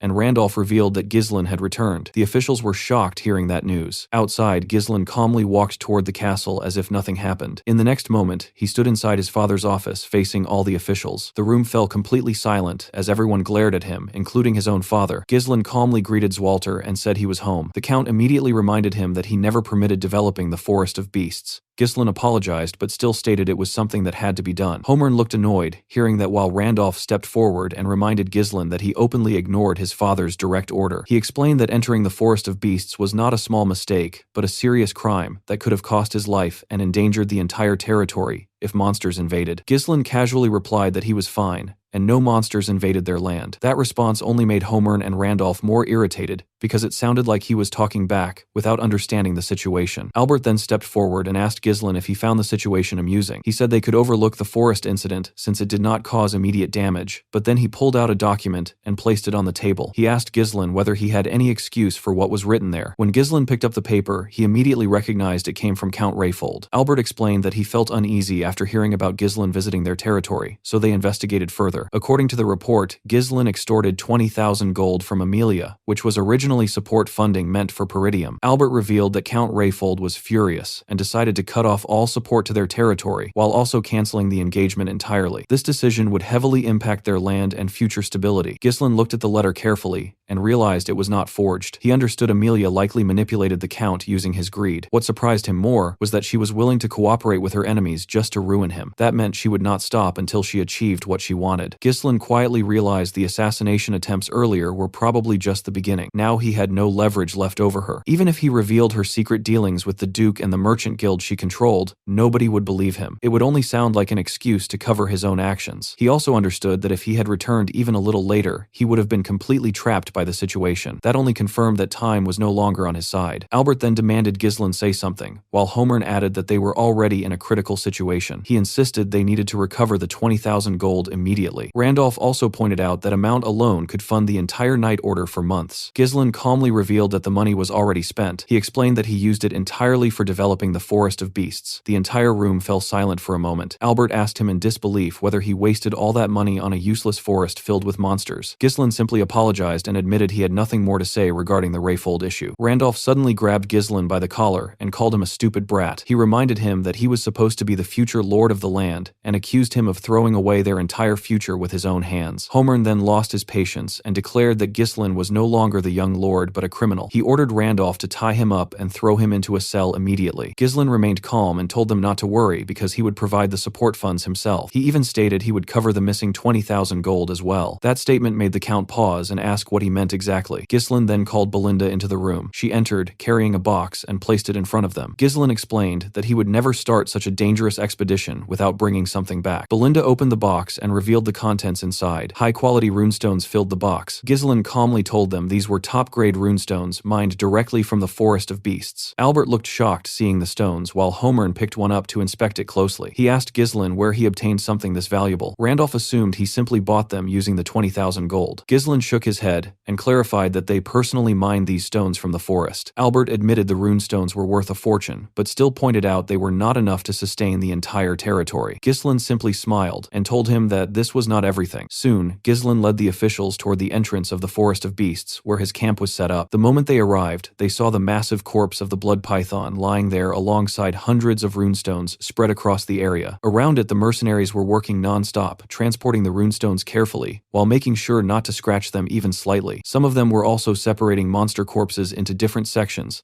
like a proper operation instead of random chaos. Homer stood there completely stunned because he could not believe Ghislain and these men managed achieving all this within just 2 weeks. Randolph even asked Homer whether he was actually seeing things correctly. Zwalter turned toward Belinda and asked whether everything in front of them truly came from the expedition. Belinda calmly confirmed that it did, and added that Ghislain personally led the entire operation. Ghislain then explained to his father that they collected the inner hides of the Dirus Ents along with several byproducts from the blood python. He further revealed that the runestones present here were only a small fraction of what they actually discovered inside the mine. According to him, the entire purpose of the expedition was helping the territory, and he planned using all these gains for Peridium's benefit. Albert immediately pointed out that with this amount of resources, they would no longer struggle with the lack of support funds. He admitted it was only a rough estimate, but even then, the value was massive. Homer and Randolph looked shocked hearing that calculation. Both of them stepped closer and tapped Ghislain on the shoulders, almost like they were seeing him differently now. Randolph even praised him, and casually asked whether he was tired after such an insane expedition. Homer also softened his tone, and told Ghislain to inform them if he needed anything. Ghislain then calmly stated that he had a few conditions regarding the support funds. Randolph immediately looked surprised hearing that. Ghislain first asked them to release Scovan and Ricardo because they were simply following his orders. Then he insisted that civilian access to the Forest of Beasts must remain strictly prohibited, just like before. According to him, unnecessary rumors could easily spread and create unwanted trouble. Homern admitted that condition was reasonable. For his final condition, Ghislain declared that he would personally handle recruiting and managing the mercenaries and security forces himself. He explained that constant interference whenever he moved troops would only slow everything down and waste valuable time. The general administrator immediately asked whether he intended maintaining a private army. Randolph strongly opposed the idea and stated they had no idea what Ghislain might be planning. Albert then stepped forward and told Ghislain he seemed to misunderstand his current position. He reminded him that he should be begging for forgiveness instead of setting conditions. According to Albert, it sounded like Ghislain was openly declaring he would do whatever he wanted while they stayed out of his way. Ghislain calmly denied that interpretation and clarified that he was simply laying out the necessary conditions for providing financial support to Peridium in place of Rayfold. He explained that if small internal conflicts kept interrupting operations, it would directly harm the territory's finances. Then he turned toward Albert and asked whether the treasurer was willing accepting that risk. Albert looked completely stunned hearing that, and immediately called out to the Count asking him to respond. He reminded Zwalter that they were essentially negotiating the future of their land at that moment. Meanwhile, Zwalter remained silent and simply observed everything happening around him. At the same time, Jillian and the other mercenaries approached Ghislain to give their report. Jillian informed him that the runestone loading process was almost complete and they were ready to move at any time once they received orders. Kayor added that the Dirus Ent hides were stored without preservatives, and asked what should be done with the blood python remains. Ghislain calmly replied that the blood python would soon be dismantled completely. He explained that its venom, blood, flesh, and hides would all be separated and preserved properly to prevent decay. Kayor nodded and said he understood the plan. Zwalter then called Randolph over and asked for his thoughts. Randolph admitted that the mercenaries were individually strong and carried an overwhelming presence. Watching Ghislain command them made it feel like observing a proper elite force rather than a random mercenary group. He openly admitted he had no idea how Ghislain managed gaining control over such men. Zwalter slowly walked toward his son and acknowledged that controlling difficult mercenaries like these required serious effort. He admitted Ghislain must have worked extremely hard to achieve this result. Ghislain simply replied that the expedition would never have succeeded without the mercenaries supporting him. After hearing that, Zwalter turned away and told the officials it was time returning to the castle. Before leaving, he informed Ghislain that he would overlook this incident for now. However, he warned him clearly that if he ever disobeyed orders again, he would face the consequences without exception. Ghislain responded with a slightly nervous smile and thanked his father. As Zwalter walked away, he reminded his son that he was the future successor of the territory. Then he added that Ghislain now showed the spirit of the Northern Wolf. The Northern Wolf was the title given to Count Peridium, the man guarding the frontier of the Luthania kingdom. Zwalter lived a lonely life, burdened with responsibility and constant war. His military forces were weak, and his treasury was always struggling with poverty. Even then, he spent his entire life protecting the northern lands without his wife, his son,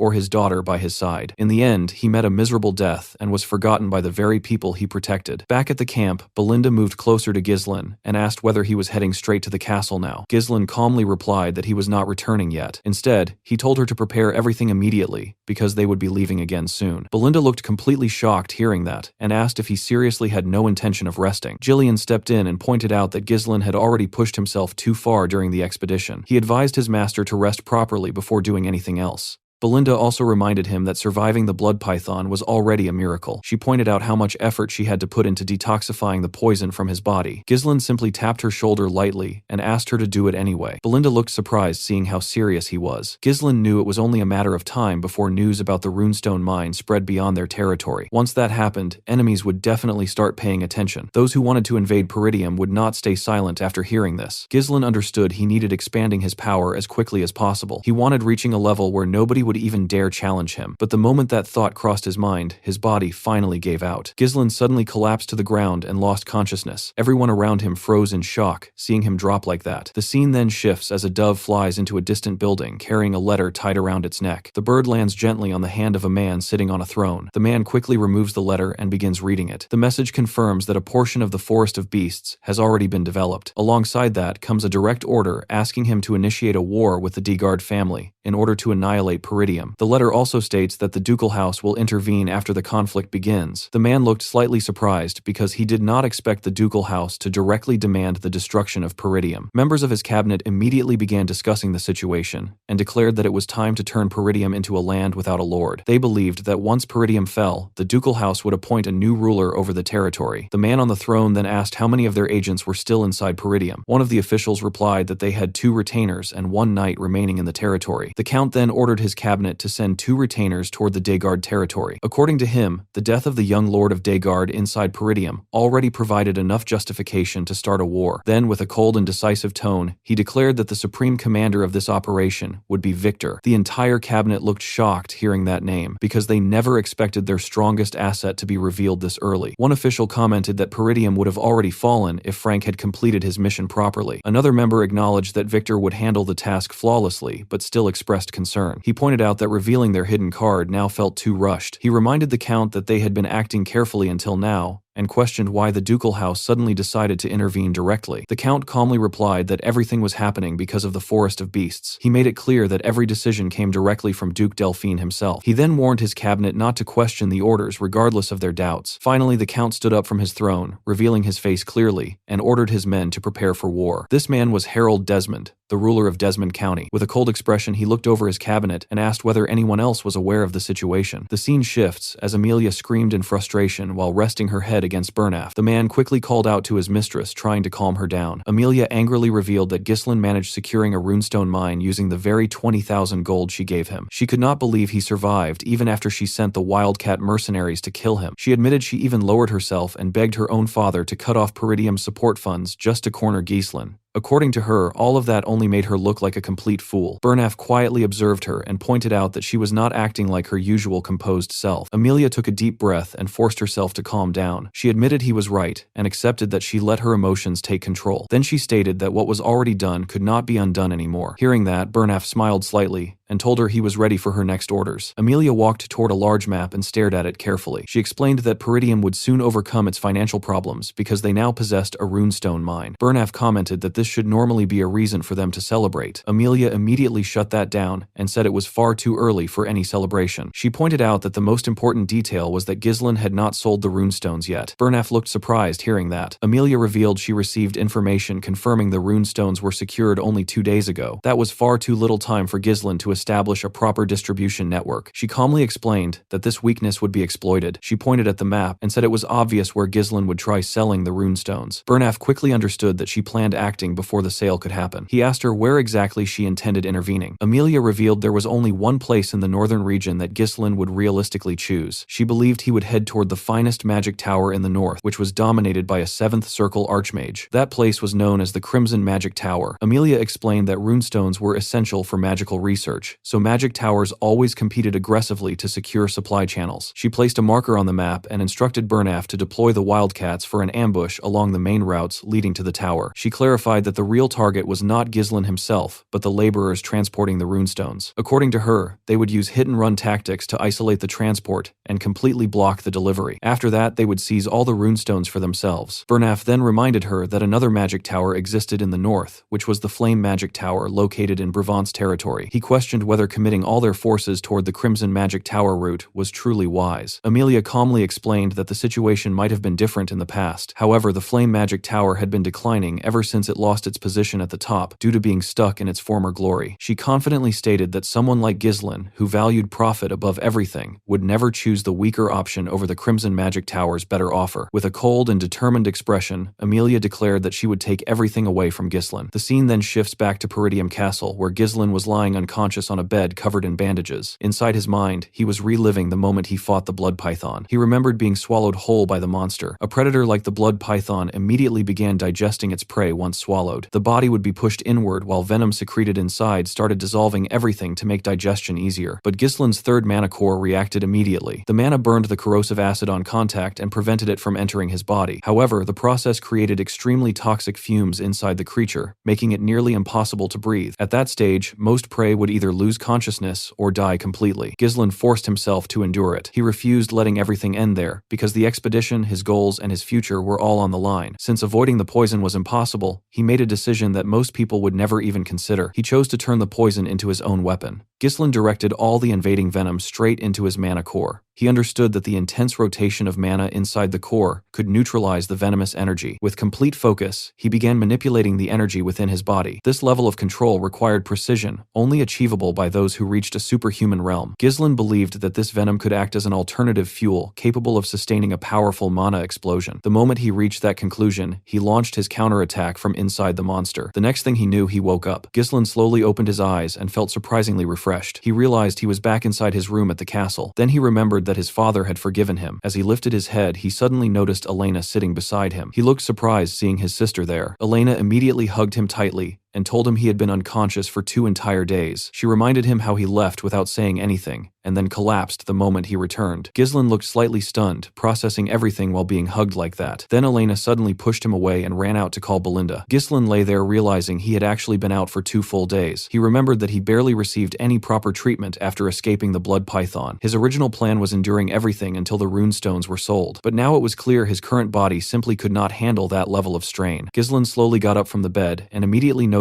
something felt off. His body was in far better condition than it should have been after everything he went through. 2 days of rest should not be enough to recover from that level of damage. He found it strange and quietly began checking himself. As he removed the bandages, he realized his body had clearly become stronger. His resilience improved, and even his total mana had increased noticeably. When he examined his core more closely, he noticed something even more surprising. The nature of his mana had changed. Ghislain started thinking that the blood python's energy might have mixed into his mana core while he was neutralizing the poison. This was a method he had never discovered in his past life. Even though he never intended risking his life like that, he still ended up gaining something valuable from it. There were still things he needed verifying, but one thing became clear to him. This method could allow him growing much faster than before. Ghislain grabbed a shirt from his wardrobe and got dressed while thinking about his next move. Selling the runestones had to be his top priority right now. He already knew that news must have spread during the 2 days he remained unconscious. He decided to first visit the mercenaries before doing anything else. Before he could leave, someone knocked on his door. Ghislain casually told Belinda to enter and mentioned there was no need to knock. Belinda stepped inside, but she was not alone. Zwalter walked in behind her. Ghislain looked genuinely surprised seeing his father there. The Count immediately asked if he was alright. He explained that Belinda told him everything about how Ghislain jumped into the blood python's mouth and got poisoned. He asked again whether his son was truly fine. Ghislain calmly assured him that he was okay. Zwalter looked relieved hearing that. Belinda quickly stepped closer and checked his condition herself. She touched his face and admitted she was shocked when he suddenly collapsed earlier. She asked again if he was really fine. Ghislain reassured her once more. Zwalter then asked Ghislain if he had a moment to talk because he had a request. That alone surprised Ghislain because it was not something he expected from his father. In the next moment, they stood together at the training ground. Zwalter had already removed his armor. The situation felt a bit strange for Ghislain. This was the first time he was alone with his father like this. In his past life, he always avoided him because he expected nothing but scolding. Zwalter apologized for calling him out so soon after he woke up. Ghislain told him it was fine and mentioned he felt great after resting for 2 days. Then he asked his father to explain his request. Zwalter looked at him for a moment before turning his gaze away. Ghislain felt something odd about that reaction. It reminded him of something his mother once told him when he was younger. She explained that Zwalter could never show his true self in front of others because he believed he had to remain an unshakable pillar for the people of his land. According to her, he always put others before himself and rarely expressed his real emotions.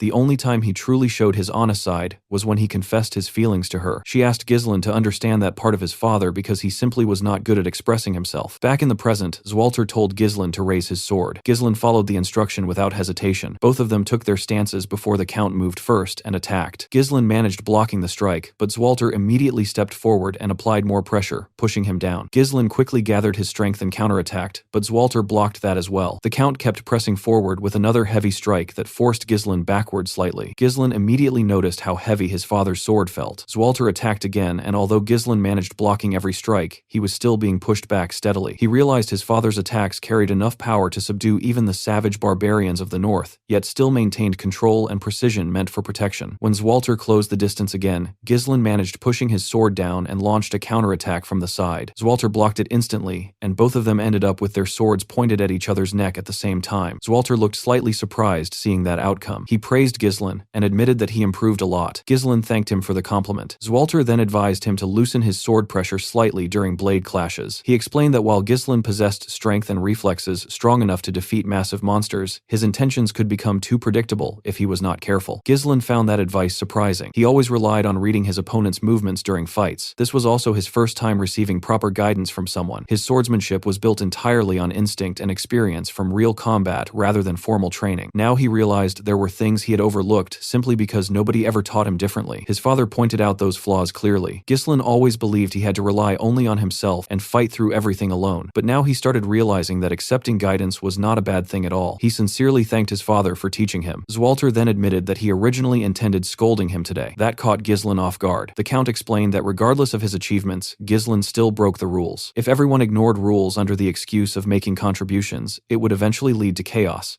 However, Zwalter also admitted that Ghislain had changed. Unlike his past reckless behavior, this time he acted while thinking about something greater than himself. Zwalter advised him to continue acting like this and reminded him to think about Peridium and the people around him. He told Ghislain to fulfill his responsibilities as the future successor of the land. After saying that, he turned and began walking toward the exit. Ghislain stood there thinking about those responsibilities when something suddenly came to mind. He quickly called out to his father and reminded him that he mentioned having a request earlier, but never actually said what it was. Zwalter stopped walking and turned back with a slightly awkward expression. Then he asked his son if he had some extra funds. In the next scene, Ghislain arrived at the Forest of Beasts outpost, where his men were already waiting for him. The moment he saw them standing in formation, he smiled slightly. He asked whether everyone had been doing well. The mercenaries shouted back at the top of their voices that they were doing fine. Gillian stepped forward and asked his master if he had fully recovered. Kaor also added that Ghislain looked much healthier now. Ghislain apologized for making them wait so long before asking Gillian about Rachel's condition. Gillian lowered his head and admitted he never imagined seeing her walk again. He told Ghislain it was all thanks to him. Hearing that, Ghislain felt relieved and genuinely happy. Then his expression turned serious. He told Belinda, Kaor, and Gillian that he had something important to discuss. With a calm but firm tone, he revealed that their land was currently in danger. The three of them immediately reacted with shock. Without wasting time, they all moved inside a tent to talk privately. Inside, Ghislain explained everything that happened during the incident with Elena. He told them how he stopped her from being killed and how her death was meant triggering a war. He also revealed discovering the corpse of the Degard young lord and mentioned the existence of hidden forces targeting Peridium. According to him, these enemies had likely been watching them for a long time already. He made it clear they did not have enough time or resources preparing properly for what was coming. Belinda finally understood why Ghislain had been rushing non-stop. She admitted she thought they would get some rest after securing the runestone mine, but now they were facing a war instead. Kaor casually commented that this land never gave him a chance getting bored.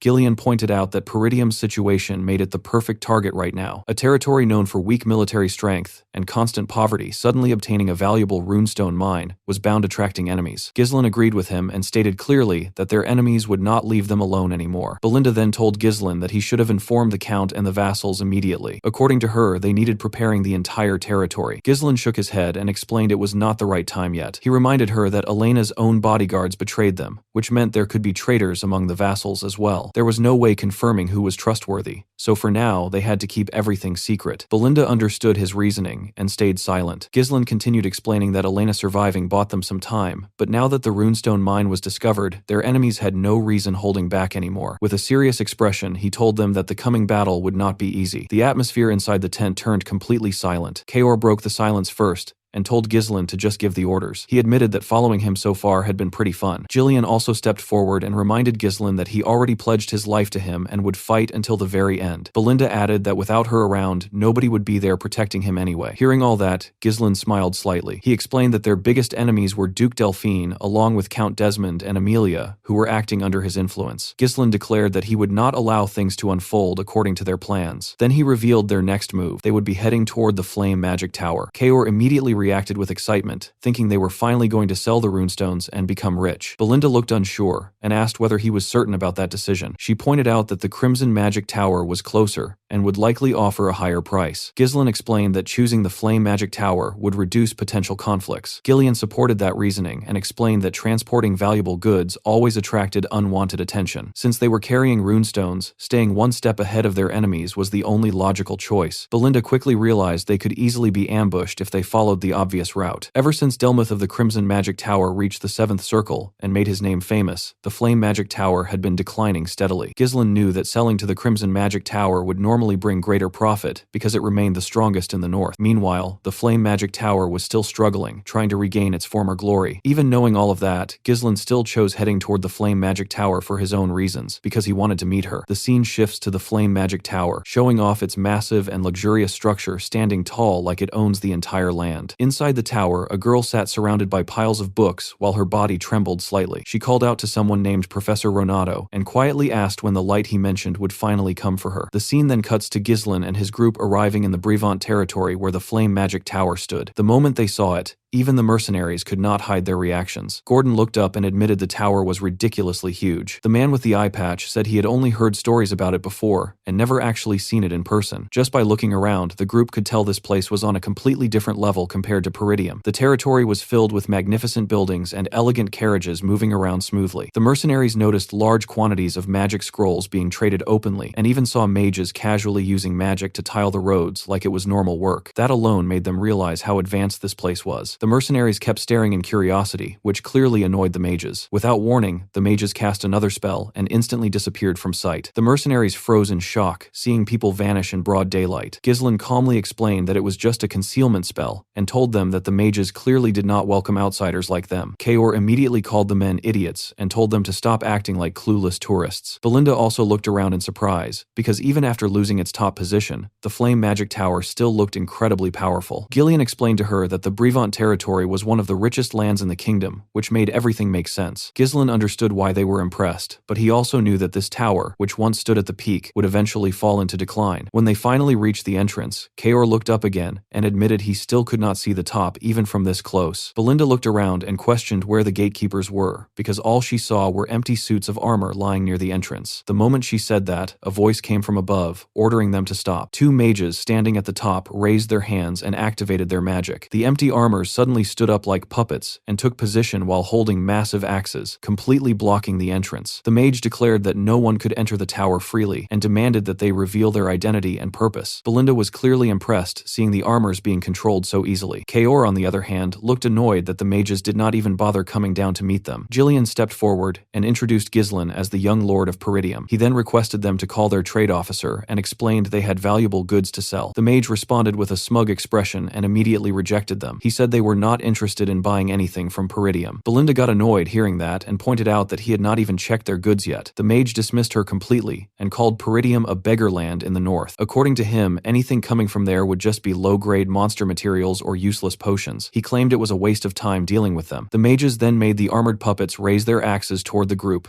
and told them to leave immediately. Belinda's patience almost snapped as she challenged him to come down and repeat those words to her face. Gillian glanced at Ghislain and asked what they should do next. Ghislain remained calm and asked the mage one simple question, whether he really wanted them to leave. Then he casually pulled out a small piece of runestone and held it up, telling the mage that he should recognize it if he truly was a mage. The mage's expression changed instantly the moment he saw it. He stared at the stone in Ghislain's hand before slowly looking at the long line of carts behind them. That was when it clicked in his head that those carts were filled with runestones. Ghislain smiled slightly and asked him again if he was still not interested in buying. The scene shifts and Ghislain, along with Belinda, are now inside the tower. The moment they entered, the trade officer and the same mage who mocked them earlier lowered their heads respectfully. The trade officer quickly apologized for the earlier disrespect and introduced himself as Sylvain. He politely asked if there was anything they required. Ghislain got straight to the point and told him they brought a massive amount of runestones. He made it clear that he needed someone who could take full responsibility for the deal until the very end. Then he added that he wanted to meet the tower master personally. Sylvain was visibly surprised hearing that, but he did not hesitate to agree. He explained that he would need to inform the tower master first and immediately ordered a guard to escort Ghislain and Belinda to the reception area. As they followed the guard, Belinda could not help pointing out that this was how he should have acted from the beginning instead of insulting them. The guard stayed silent because there was nothing he could say in response. While walking through the hall, a loud noise echoed from somewhere inside the tower. Ghislain asked if something was wrong, but the guard casually brushed it off, saying such noises were common during magic experiments. At the same time, on the other side of the hall, 3 mages opened a door and thick smoke poured out from inside. On the ground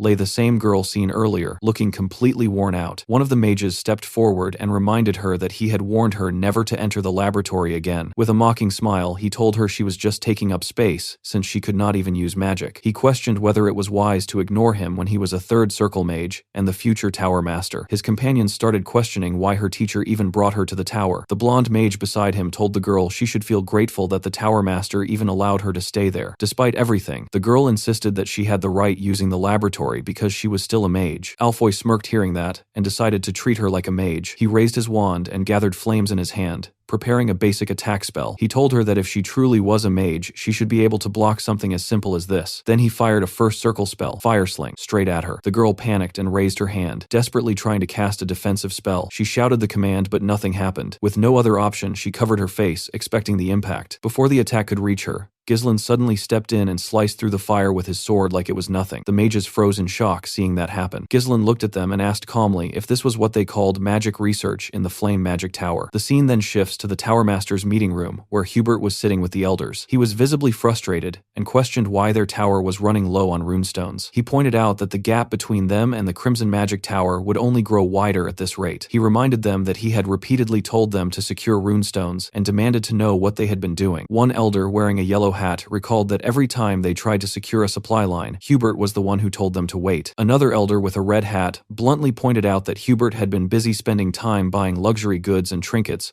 while calling it networking with nobles. It was clear he had already lost patience with him. A third elder wearing a green hat added that the Tower Master of the Crimson Magic Tower had already reached the 7th circle, while Hubert was still stuck at the 6th. Hubert immediately shut him down and refused to hear anything about the Crimson Magic Tower. He insisted that he could also reach the 7th circle if he just had enough runestones. Deep down, he could not accept that Delmuth surpassed him first, and convinced himself that Delmuth must have been hoarding all the runestones. Right in the middle of this heated discussion, Sylvain suddenly barged into the room. Hubert snapped at him for interrupting without knocking, but Sylvain quickly apologized and said this could not wait. He then revealed that someone had arrived with a massive quantity of runestones. The moment those words were spoken, both Hubert and the elders froze in shock. The scene continues with Alfoy firing multiple spells toward Ghislain without holding back. Ghislain calmly stood his ground and blocked every attack using his sword like it was nothing. Alfoy grew frustrated and formed a massive fireball before launching it straight at him. Ghislain simply swung his blade again and cut the fire clean in half. The impact shocked everyone watching, including Alfoy's friends and Vanessa. Alfoy could not process what just happened, because slicing through his magic like that felt completely impossible. Before he could react further, a rope suddenly wrapped around his body and forced him down to his knees. Belinda had already stepped in and tied him up effortlessly. She looked down at him and told him he had a lot of nerve attacking her master like that. Alfoy panicked and demanded to know who they were. Before Belinda could escalate things further, a voice interrupted them and ordered everyone to stop. Hubert arrived at the scene and immediately asked for an explanation.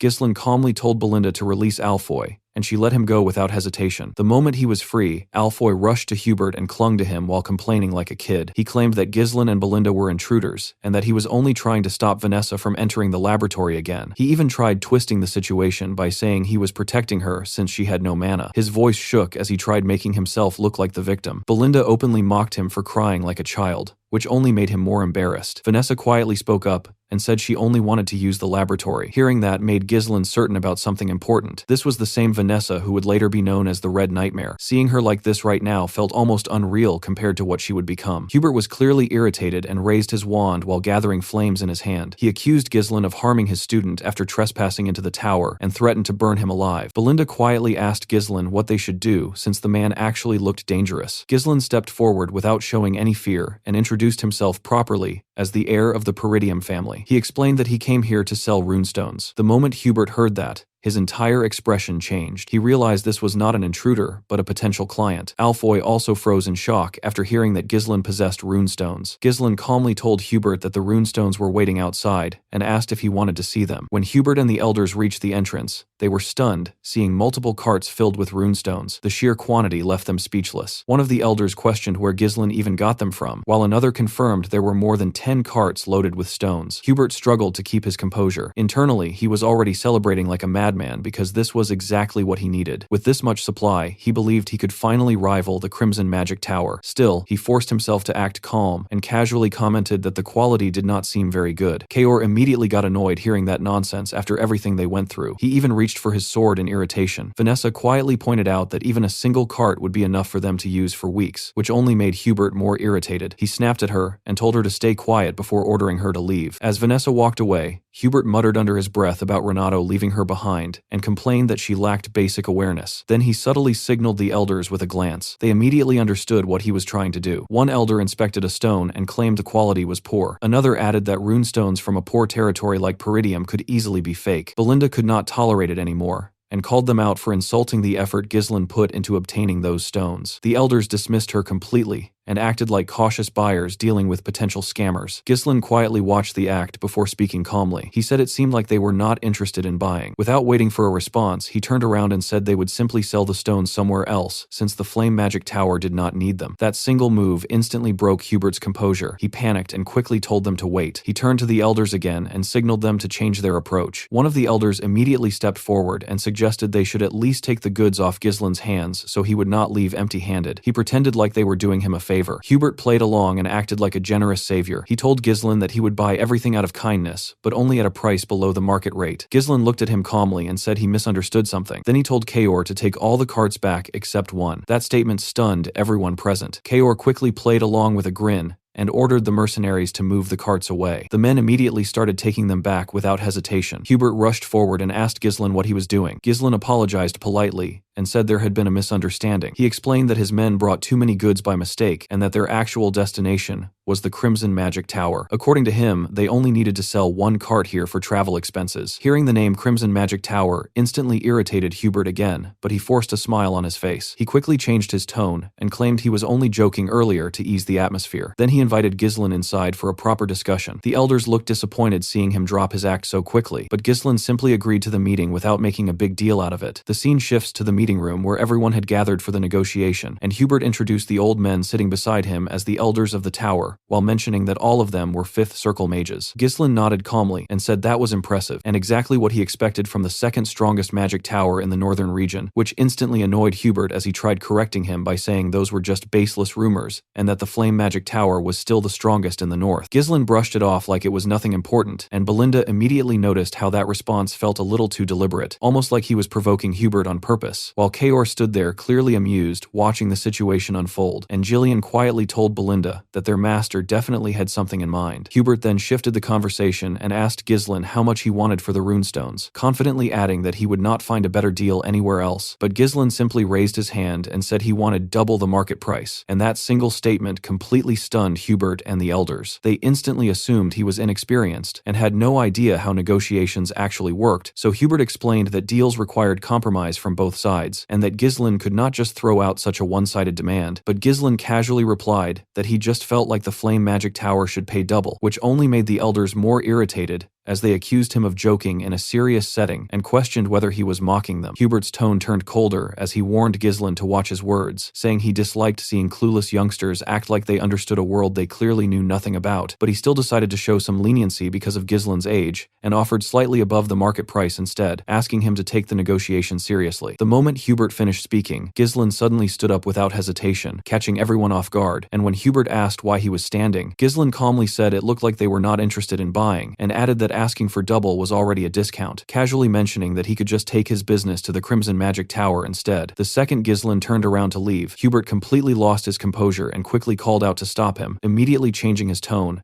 and asking him to sit back down and continue the discussion, while claiming he was just a bit emotional earlier, and Ghislain gave a small smile before sitting back down, like everything was going exactly as he expected. Hubert then admitted that Ghislain had guts and said they would buy the runestones at double the market price since they were the first ones he approached. Ghislain agreed to that, but then casually added that the double price only applied to one cart, which once again shocked Hubert and the elders, and Hubert immediately insisted that Ghislain should sell everything to them, but Ghislain calmly explained that if he told the Crimson Magic Tower that he had already sold some here at double price, he could easily sell the rest there at triple, then asked Hubert why he would sell everything here instead. That statement pushed Hubert's patience close to breaking, and he warned Ghislain not to push things too far, but Ghislain simply stood up again and said goodbye, like he was genuinely ready to walk out, forcing Hubert to panic once more, as he immediately agreed to buy everything at triple the market price just to stop him from leaving. Ghislain smiled again and sat back down like the entire situation had played out exactly how he wanted, even praising Hubert by saying this was what he expected from the greatest magic tower in the north, while Hubert stood up and said he would arrange the payment right away, clearly wanting to secure the deal before anything else changed. The elders sat there stunned, watching their tower master get completely outplayed, and even Hubert himself could not believe that a 6th Circle mage like him was getting manipulated by someone he initially thought was insignificant. But he had no choice because the tower desperately needed runestones, and deep down, he was already thinking about dealing with Ghislain later if he stepped out of line again. Just as Hubert was about to leave, Ghislain called him back and said he was not done listing his conditions conditions, and Hubert turned around already irritated as he asked what else he wanted, but Ghislain looked straight at him and calmly said that he wanted Vanessa. That single demand stunned Hubert completely, and he asked if Ghislain was serious about taking the girl, while Ghislain confirmed without hesitation that he intended to make her his exclusive mage. The scene shifts to the past, where an older Ghislain is casually roasting meat on his sword while sitting beside his comrade, and the guy next to him has a hook for a right hand. Ghislain tells him the meat is burning, and the man just shrugs it off and says he should roast it himself, casually reminding him that he is missing an arm, which makes Ghislain clench his fist and ask him to repeat that again. The guy immediately backs down, clearly not wanting smoke, and changes the topic by asking if he has heard about Vanessa, the Red Nightmare. Ghislain says he has never heard that name before, so the man explains that he has been gathering information lately and came across something interesting. He tells him about a female mage who burned down a huge part of the northern Luthania region and reached the 7th circle, and Ghislain comments that the name sounds flashy, then asks why he is bringing her up. The man explains that Vanessa has gone completely insane and reveals that she learned a mana cultivation technique even though she is a mage, which catches Ghislain off guard. He asks why a mage would even bother with mana cultivation instead of circles, and the man just says it is because she is crazy, calling her a walking disaster who burns everything in her path, adding that nobles are already struggling because of her. He then mentions that the subjugation request they received earlier was actually targeting her. Ghislain still finds it strange that someone reached the 7th circle like that, but instead of worrying, he smiles and says he is curious, then casually tells Claude that they should recruit her. Claude is completely stunned hearing that, clearly not expecting that reaction after everything he just said. Unfortunately, in that timeline, Ghislain never managed recruiting her, because by the time he found Vanessa, she was already as good as dead, unable controlling her own magic. Even so, Ghislain knew she had insane talent, and believed she could have reached the 7th circle properly with the right guidance, and he made up his mind that he would recruit her in this life no matter what. Back in the present, Jillian looks surprised hearing his master bring up Vanessa, since she never seemed special to him, while Kaor also adds that she did not look particularly strong. Belinda tells Ghislain that he should at least inform her beforehand if he plans bringing someone new along. One of the elders wearing a red hat suddenly says this is actually a good chance getting rid of that useless girl, and tells Hubert to just agree, while another elder with a yellow hat reminds him that they have already honored their loyalty to Renato by taking care of her this long. Hubert then speaks up and claims that Vanessa is an outstanding mage valued by their tower, saying she would gladly accept their request, clearly trying to keep control of the situation. Ghislain does not stop there and adds another condition, saying he also wants battle mages of 3rd circle or higher to be dispatched to Peridium, which instantly shocks Hubert. Ghislain calmly explains that he needs them for an upcoming territorial war, and the elders immediately react in disbelief hearing that. Ghislain then lays everything out clearly, saying Hubert must pay triple the market price, send 3rd circle or higher battle mages to Peridium, and hand over Vanessa as his exclusive mage, stating these as the 3 conditions for selling the runestones. The moment those words land, Hubert snaps and releases his mana, shattering the glass windows around them with sheer pressure. With a cold and threatening expression, he asks Ghislain if he thinks he is a fool, and reminds him that mages affiliated with magic towers are not allowed participating in territorial wars under kingdom rules. He cannot believe Ghislain is asking for 3rd circle mages, who are basically the backbone of the tower, to be sent into battle, and he openly calls it an insult to the flame magic tower, while warning that Ghislain might not even leave behind ashes. Jillian immediately grabs his sword, shocked that Hubert can exert that level of pressure just with mana alone, while Kaor reminds him that the man is a 6th circle mage. Belinda calls out to Ghislain as Hubert steps forward, clearly ready escalating things further, but Ghislain stays calm and tells him he will regret this, which catches Hubert off guard. Then Ghislain drops the real card. He reveals that they have discovered a massive runestone vein in their territory, and explains that what Hubert saw earlier was only a small portion of it. The elders freeze hearing that, and Ghislain adds that this information is already spreading across the north, then asks Hubert what that implies. Hubert immediately understands and says that many forces will come after that mine. Ghislain stands up and clarifies that they are not starting a war, but simply need the magic tower's help gaining strength to survive what is coming. He promises Hubert that if they support Peridium through this crisis, they will supply runestones exclusively to the flame magic tower. That changes everything. Hubert realizes that this would give his tower a monopoly over runestones,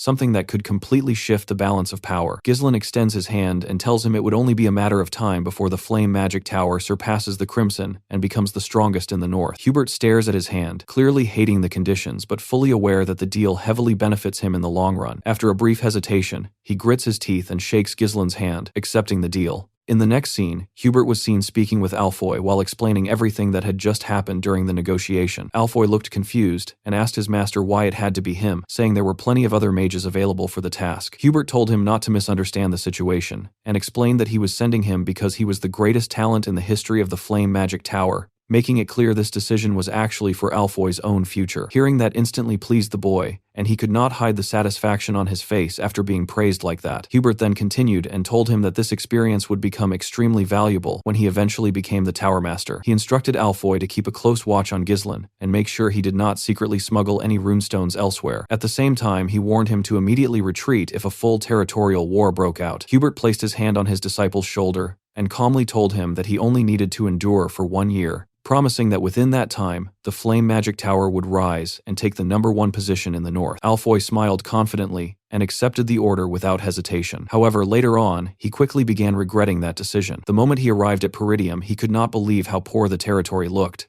One of the mages accompanying him commented that the castle seemed old-fashioned but still practical enough, while Alfoy completely dismissed the place as nothing more than a rural dump. He found it unbelievable that someone like him, a future Tower Master, had been sent to such a miserable and backward territory. When Ghislain approached him, Alfoy straightened himself and introduced himself as a third circle mage, adding that he had been entrusted with the responsibility of leading the other mages. Ghislain calmly responded that the territory would require a lot from him and advised him to stay alert and do his best. Hearing that immediately annoyed Alfoy since he could not stand being instructed by someone he saw as a mere country bumpkin, and deep down he told himself that once he became Tower Master, he would deal with Ghislain properly. Ghislain then looked around as if searching for someone before calling out to Alfoy and asking where Vanessa was. Alfoy casually turned around and said that she was still bringing their luggage. When Ghislain looked in that direction, he saw Vanessa struggling forward while carrying heavy bags barefoot, clearly exhausted and breathing heavily. She approached him and bowed her head politely in greeting. Alfoy immediately questioned her delay and complained that Ghislain might have thought she was not coming at all. Ghislain told Vanessa to drop the bags and follow him, but she hesitated and said she had not finished moving them yet. Alfoy quickly intervened and told Ghislain to let her continue, explaining that this was the kind of work she always did back at the tower, and that she should at least handle chores if she could not even use magic. Before he could say anything more, Ghislain suddenly picked up one of the boxes and threw it straight at Alfoy's face. The boy collapsed to the ground instantly, while the surrounding mages stood frozen in shock. Holding his nose in pain, Alfoy angrily demanded to know what Ghislain was doing. Ghislain calmly explained that Vanessa was no longer affiliated with the magic tower, and stated that she now belonged to him as his personal property. He warned Alfoy not to order her around again, and added that he would overlook this incident once, but if it happened again, Alfoy would be risking his life. Vanessa herself looked completely stunned by what just happened. Alfoy stood back up, trembling with anger, and shouted that Ghislain had crossed a line even nobles would not dare cross. He declared that he was the heir to the Flame Magic Tower and a third circle mage, then threatened that he and his companions could burn the entire territory down within seconds if they wished. He ordered the other mages to step forward and show Ghislain the pride of mages. The moment he said that, Ghislain snapped his fingers and his mercenaries instantly surrounded the mages, pointing their weapons directly at them. Alfoy called it barbaric and accused them of acting like savages for drawing weapons against mages, demanding that they be treated with proper respect. Ghislain cut him off and told him to shut up, reminding him that he was there under a contract. He explained that through a legitimate agreement with the Tower Master, he had been given full authority to command him freely for 1 year, and in return he would supply runestones exclusively to the Flame Magic Tower. Ghislain then asked Alfoy to think carefully about whose side the Tower Master would take if the contract were broken because of his reckless behavior. That question immediately made Alfoy nervous. Ghislain continued and coldly told him that his role there was nothing more than a reserved bundle of living mana, and if he wanted to be treated well, he should obediently fulfill that role. Hearing himself described like that only made Alfoy angrier. Ghislain turned away and told Jillian and Kaor to take good care of the mages. Kaor stepped forward with a creepy grin and mockingly asked Alfoy if he preferred life back at the magic tower, while Jillian calmly said he would guide him so he could adapt to life in their territory. Alfoy began trembling in frustration and called them miserable human beings as the situation spiraled out of his control. Ignoring all of that, Ghislain walked up to Vanessa and told her not to take orders from anyone except him. He made it clear that she was now his exclusive mage. Vanessa looked shocked and lowered her head, quietly telling him that she could not use magic like Alfoy. Ghislain simply smiled and told her to follow him, assuring her that he would help her learn how to use magic. In the next scene, Ghislain brought Vanessa into his training room and immediately called out to her the moment they stepped inside. Vanessa quickly responded without delay and stood properly in front of him, and Ghislain turned around to face her and asked how far she had progressed in her magic studies so far. Vanessa answered honestly that she had reached up to the 5th circle in theory, and Ghislain immediately told her that this was excellent progress, which clearly caught her off guard because she did not expect to hear that kind of praise. Vanessa then said that all of it was meaningless anyway because she still could not use magic at all, and Ghislain calmly asked her if there was a specific specific reason why she could not use magic despite that level of understanding. Vanessa explained that ever since she was a child, she had never once been able to feel mana inside her body. Even though she lacked that ability, she still believed that if she continued working hard, she would eventually be able to use magic someday, so she kept studying and pushing forward without giving up. However, the more she studied and the deeper she went into magic theory, the more she started realizing that the day she hoped for would never actually come. Vanessa held her staff tightly against her chest while saying this, and admitted that she was probably expelled from the tower because the teacher who had been guiding her all this time had passed away. Ghislain listened carefully to everything she said, and understood that reaching the 5th circle in theory meant her knowledge had already reached a level comparable to an average elder of the Flame Magic Tower. Magic was not something that could be mastered simply by memorizing formulas or reciting knowledge. It required deep insight into the principles behind activation, proper understanding of its structure, and the ability to infuse it with one's own interpretation and will through mana. Vanessa clearly possessed that level of understanding in her mind, but her body simply could not keep up with what she knew. Ghislain realized that she must have gone through extremely harsh effort and countless cycles of trial and error in order to try overcoming this limitation. He understood that none of those efforts were meaningless or wasted, even if it looked that way on the surface. In his view, she simply needed to be guided onto a completely different path instead of continuing down the same one. At that moment, Ghislain remembered what Claude had told him in his previous life about Vanessa eventually reaching the 7th circle by using a mana cultivation technique. Claude had described her as crazy for doing something like that, but instead of dismissing it,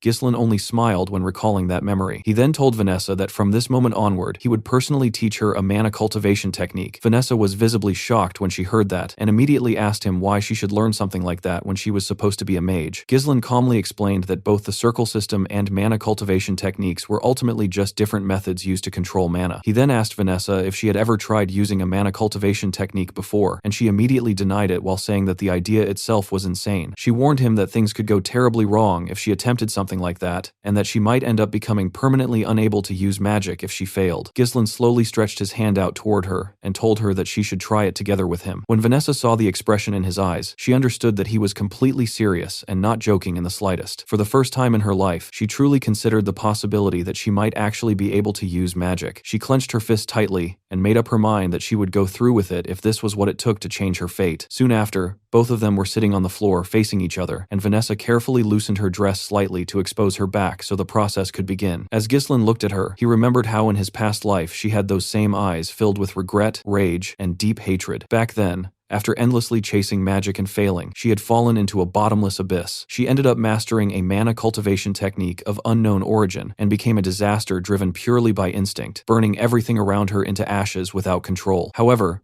things were different this time because Ghislain was here to prevent her from falling into that same abyss again. Ghislain told himself that he would reach out to her and pull her away from that fate this time. He activated his mana and gently placed his hand on her back before pushing his mana directly into her body. Vanessa immediately gritted her teeth as intense pain spread through her body, and her temperature began rising rapidly as the foreign mana flowed through her. Ghislain quickly told her to close her mouth and warned her that she was twisting her mana pathways incorrectly. He explained that his mana had already entered her body and instructed her not to lose hold of that sensation. He told her to focus completely and feel the flow of mana as clearly as possible. Vanessa shut her eyes tightly and focused with everything she had. She began to feel the flow of mana spreading across every part of her body, moving along the edges of her form and gradually gathering toward the center. Her eyes began to shine brightly, and a large amount of mana burst outward from her body as she entered a trance-like state. Inside that state, Vanessa saw her younger self standing and watching her master speak with Hubert. Her master had just learned that the tower was going to cut off his support, and he angrily questioned Hubert, insisting that Vanessa had genuine talent. He argued that they would have never been able to prove the pattern of mana particles transmuting into mana without her contributions. Hubert responded with a nervous expression, but still dismissed her, saying that intelligence alone meant nothing if she could not use magic, and that she could not even be considered a proper mage. He directly asked what benefit they would gain from continuing to invest in someone like her. The scene shifted again, and Vanessa saw herself crying while apologizing to her master, blaming herself for everything that had happened. She told him that he would not have to leave the tower if she had been more talented. Her master gently placed his hand on her head and reassured her that he was not abandoning the magic tower, but was instead going on a journey to find a way for her to use magic. He told her to lift her head and keep looking forward, explaining that darkness never lasts forever, and that one day a light would come to find her. As Vanessa relived those words in her mind, she suddenly saw Ghislain reaching his hand out toward her. He appeared like a source of light, shining directly in front of her in the darkness. Without hesitation, Vanessa reached out her hand toward him, and the moment their hands touched, a bright light burst out between them. At that instant, Vanessa realized that her master's words were true, and that the light he spoke of had finally reached her as well. Right after that realization, her body lost all strength, and she collapsed to the ground, completely unconscious. In the next scene, the setting shifts to a diner where a large man is already in the middle of a fight against several soldiers inside the building. By that point, he had already beaten up 4 of them, and the remaining soldiers looked hesitant, while a group of men nearby were loudly cheering for the huge guy like this was some kind of entertainment. The man stood there confidently and told the remaining soldiers to come at him properly, asking them if they seriously believed they could cut him down with nothing but a piece of metal in their hands. One of the soldiers got annoyed hearing that and told him to stop talking nonsense before charging straight at him with his sword. Before the blade could even reach him, the man casually grabbed the soldier's arm mid-attack and slammed him down hard onto the ground without any effort. Another soldier tried taking advantage of that moment and attacked from behind, but the man instantly sensed the movement without even looking. He grabbed the soldier he had just thrown down and used his body as a weapon, swinging him straight into the second soldier. Both of them were sent flying from the impact, crashing through the wall and getting thrown outside the building. The man looked at them and mocked them, saying he had not even warmed up yet, and they were already lying on the ground like that. His subordinates immediately praised him,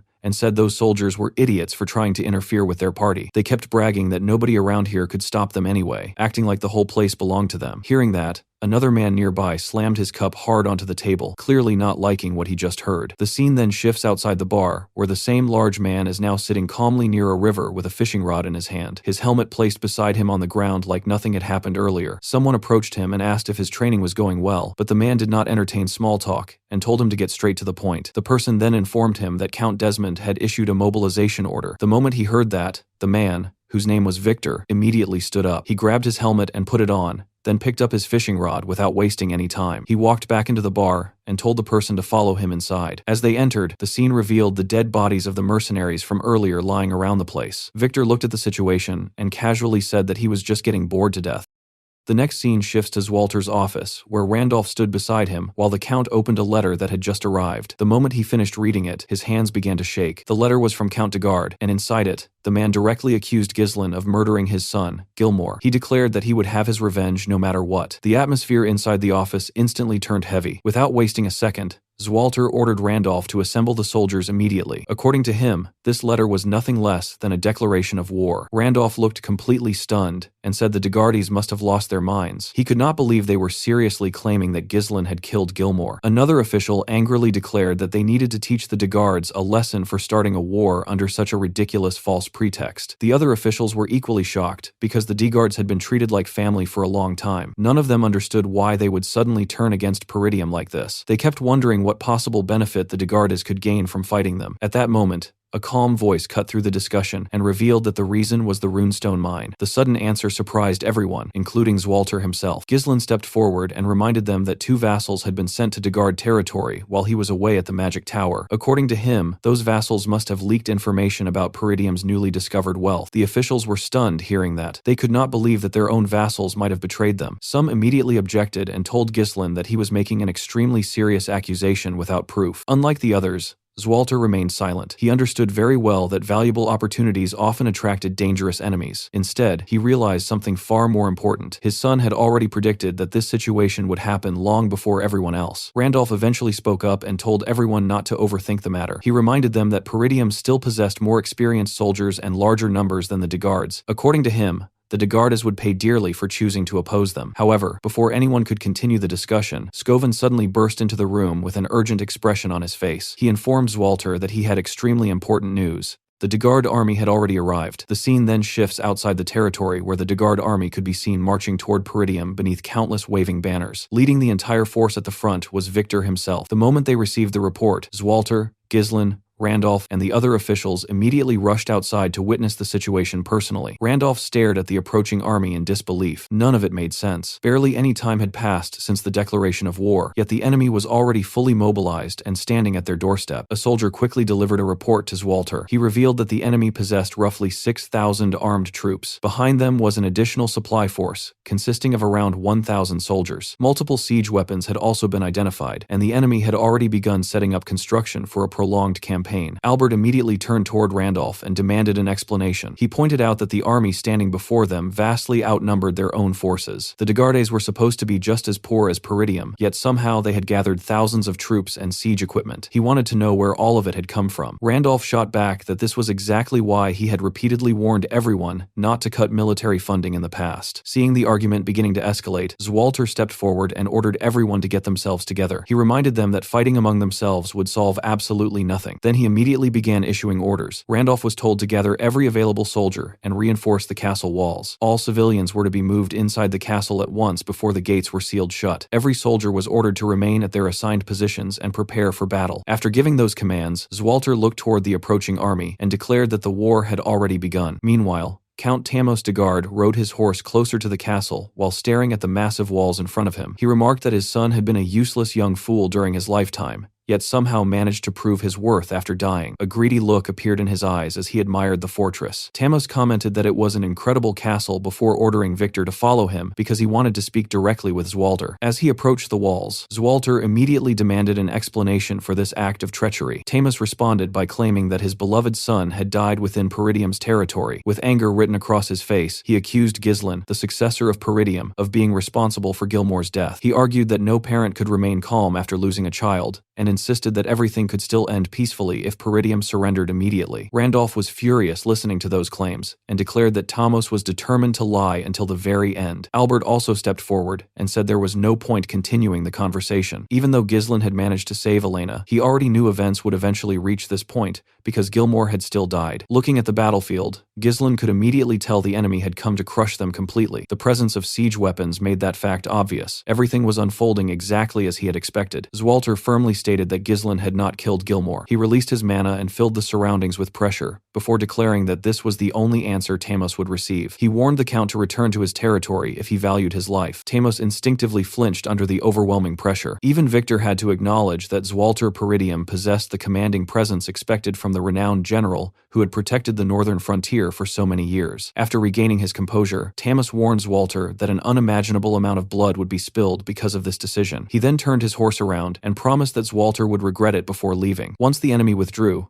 Randolph immediately turned toward his lord and requested permission to handle the situation himself. He dismissed the opposing army as nothing more than a group of unorganized dogs and confidently claimed he could destroy them and secure victory for Peridium. Homern immediately rejected the idea and asked if Randolph had lost his mind. He reminded him that individual strength meant very little when the difference in numbers was so enormous. Albert agreed and warned that a single lost battle could cost all of them their lives. Randolph argued that they could not simply stand around doing nothing. Homern suggested requesting military aid from neighboring territories instead. Randolph immediately asked whether they could even survive long enough for reinforcements to arrive. Another official proposed abandoning the castle and retreating to the northern fortress as a final option. The growing chaos made it difficult for Zwalter to organize his thoughts. The enemy had declared war and appeared fully prepared almost immediately afterward. Looking at the size of the invading army, he could tell that someone powerful was supporting Tamos from behind the scenes. The problem was that he had no idea who that person was. While trying to determine the best course of action, Ghislain suddenly spoke up and suggested preparing for a defensive battle. The Count looked surprised by the recommendation. Ghislain explained that Peridium could only gather around 2,000 soldiers, while the de Garde army possessed nearly 7,000 troops. The enemy outnumbered them by more than 3 times. Their preparations were complete, and their morale remained extremely high. Ghislain estimated that the enemy would likely launch a full-scale assault in roughly 15 days once their siege weapons were finished. Because of that, he believed requesting reinforcements while holding the castle was the most reasonable option. Zwalter admitted that this would normally be the correct strategy, but he could not see how they would ultimately turn the situation around afterward. At that point, Ghislain stepped closer and quietly whispered something into his father's ear. Whatever he said left Zwalter visibly shocked. The scene then shifts 15 days before the expected assault. Ghislain stood in full armor while holding his helmet under one arm. During those crucial days, he decided to pour everything he had into changing the outcome of the war. Soon afterward, he entered a tent where Belinda, Jillian, and Kaor were waiting. The atmosphere inside was tense. Belinda commented that a war had truly broken out this time. Ghislain confirmed it and stated that he would now explain what each of them needed to do. He revealed that their next move would be an ambush. Ghislain explained that they would strike the enemy's supply units before the main assault began. If they could successfully cut off the enemy's supply routes, maintaining the war would become significantly more difficult for the invading army. Belinda asked how they planned to accomplish that. She reminded him that the de Garde forces occupied the area directly in front of the castle, Countless eyes were watching them at all times, and any suspicious movement would immediately be discovered. Ghislain turned toward Kaor and Gillian. Kaor reported that he had already positioned troops at the Forest of Beasts outpost. If things went wrong, they could retreat into the forest, so there was little need to worry about being discovered. Gillian then reported that the ponchos made from deer's ant hide had been distributed exactly as ordered. According to him, the dark material would be perfect for nighttime operations and camouflage. Ghislain nodded and explained that moving a large army would be impossible to hide. However, a small elite force wearing camouflage could move far more easily without being detected. The biggest problem was that they still had no idea where the enemy's supply unit was located. He then turned toward Belinda and assigned her the task of finding it. Belinda looked surprised for a moment before gathering herself and accepting the mission. Ghislain knew exactly how dangerous the assignment was. It required infiltrating enemy territory and carrying out reconnaissance while constantly risking death. Even so, he believed Belinda was more than capable of handling it. With that settled, only one final piece remained for his strategy. The last thing he needed was a trump card powerful enough to deliver the decisive blow that would determine the outcome of the war. That trump card was Vanessa. A few days later, the scene shifts to the Degarde supply camp, where a man named Fabro was enjoying himself among the soldiers. Fabro had once been a vassal of Peridium, but now he had become the commander of Degarde's supply unit. The man was in an excellent mood, because the war had finally begun. According to him, it would only be a matter of weeks before he received land and rewards for his contribution. Fabro raised a glass and clinked it against his friends before celebrating their decision to side with Count Desmond. He remarked that thanks to Desmond's support, they could remain safely in the rear, while others took all the risks on the battlefield. His friend agreed completely and praised Fabro's decision. Feeling pleased with himself, Fabro took another sip of his drink and bid farewell to Peridium in advance. He confidently declared that a portion of that territory would soon belong to him. Meanwhile, outside the camp, Ghislain and his forces silently moved through the forest under the cover of darkness. After observing the enemy position, Ghislain commented that they had arrived at exactly the right time. Kaor glanced around and complained that it was so dark he could barely see anything. Belinda added that the weather was terrible as well. Rather than seeing those conditions as a problem, Ghislain explained that they were perfect for an ambush. He lowered his helmet and informed everyone that there would be no need for hostages. Then he drew his sword and covered it with mana before issuing a single order. Every enemy inside the camp was to be killed. The moment the command was given,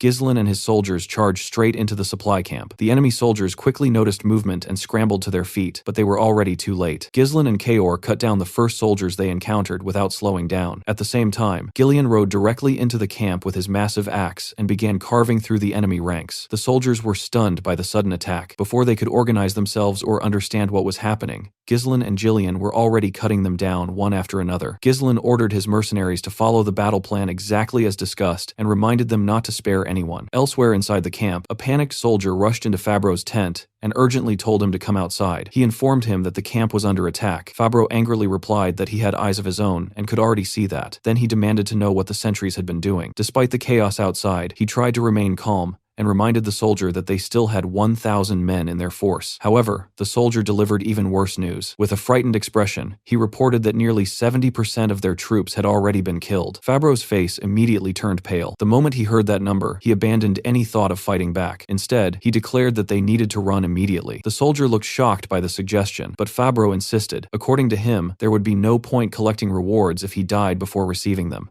Before either man could move, a dagger suddenly flew through the air and pierced the soldier's neck. Fabro froze in horror and collapsed onto the ground. When he looked up, he found himself staring directly at Belinda. She stood there with a cold expression and informed him that she never expected to find him in a place like this. The moment Fabro recognized her, terror completely overtook him. While this was happening, Ghislain and his forces systematically wiped out every remaining soldier in the camp. Once the slaughter was finished, they set the entire camp ablaze. Soon afterward, Belinda dragged Fabro before Ghislain and forced him onto his knees. She informed Ghislain that Fabro was one of the vassals who had traveled to Degarde territory as an envoy. According to her, he had betrayed Peridium, sold their information, and eventually became the commander of Degarde's supply unit. Fabro immediately began begging for his life. He surrendered without resistance and pleaded for mercy. Ghislain ignored the begging and asked him a single question. He wanted to know who was truly behind everything. Fabro quickly answered that Count Desmond was responsible. He claimed that Desmond had threatened him and forced him into cooperation. Because of that, he insisted that he had no choice but to obey. Ghislain showed little reaction to the revelation. He had already suspected Count Desmond's involvement. Hearing the confirmation simply proved that Desmond was the one providing support and manpower to Count Degarde. Fabro desperately continued trying to save himself. He reminded Ghislain that he had served Peridium for many years. He also argued that Count Degarde would pay a significant ransom for his return, making him a valuable bargaining chip. Ghislain calmly dismounted from his horse and approached him. Then he instructed Fabro to raise his head. Hearing that, Fabro became hopeful. He immediately thanked Ghislain and promised to serve Peridium faithfully for the rest of his life if he was spared. Unfortunately for him, he never got the chance to say anything more. In a single motion, Ghislain swung his sword and beheaded him. Afterward, he coldly declared that he had no interest in dealing with people like Fabro. With a frightening look in his eyes,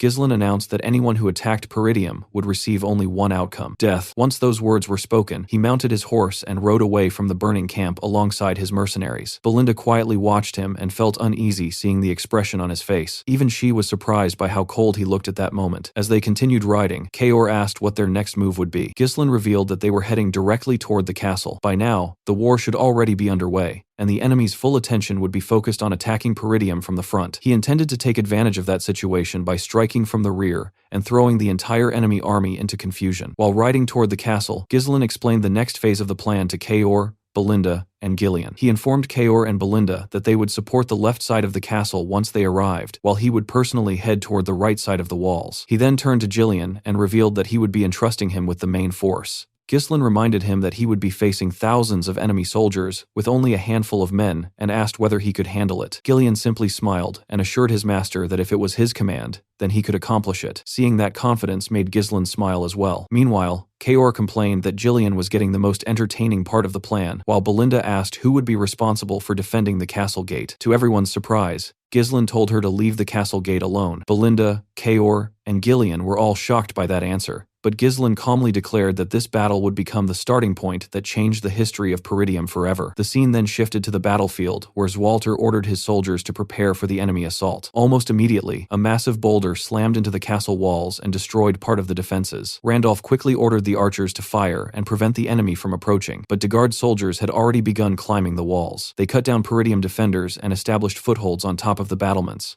Realizing the situation was worsening, Zwalter ordered everyone to switch to close combat and hold the walls at all costs. From a distance, Count Tamos Degard laughed while watching Peridium struggle. He believed the war was already won and ordered the catapult crews to prepare a second strike so they could seize the castle as quickly as possible. Even Victor felt disappointed because he expected more from the legendary Northern Wolf. Back on the walls, Zwalter cut down a huge warrior in a single exchange before moving toward Randolph. Surrounded by enemy soldiers, Randolph informed him that the castle gate would soon become another major problem because the enemy would break through it at any moment. To his surprise, Zwalter ordered him to ignore the gate and focus entirely on defending the walls. He then asked Skovan about the reinforcements, only to learn that every territory they contacted had refused to help. Zimbar and Rayfold cited internal problems, while all messengers sent to Loges had disappeared without a trace. Randolph angrily cursed the neighboring territories for abandoning them. At the same time, a soldier rushed into the Degarde command camp and informed Count Tamos that something terrible had happened to their supply unit. The messenger sent to request supplies had never returned, suggesting that the camp had been attacked. Tamos immediately dismissed the concern and questioned how Peridium could possibly discover the location of the supply force. Unlike him, Victor noticed smoke rising in the distance. After observing it carefully, he realized it was coming from the direction of the supply camp itself. Rather than worrying, he became excited because he had not expected Peridium to possess someone capable of thinking several steps ahead. Tamos quickly asked what they should do now that their supplies might be gone, but Victor calmly told him that supplies no longer mattered. They simply needed to capture the castle before the day ended. Victor then studied the battlefield and realized that neither the left nor right assaults had achieved a breakthrough because Peridium's elite soldiers and the Northern Wolf were still holding the line. As he continued looking around, he noticed that the castle gate appeared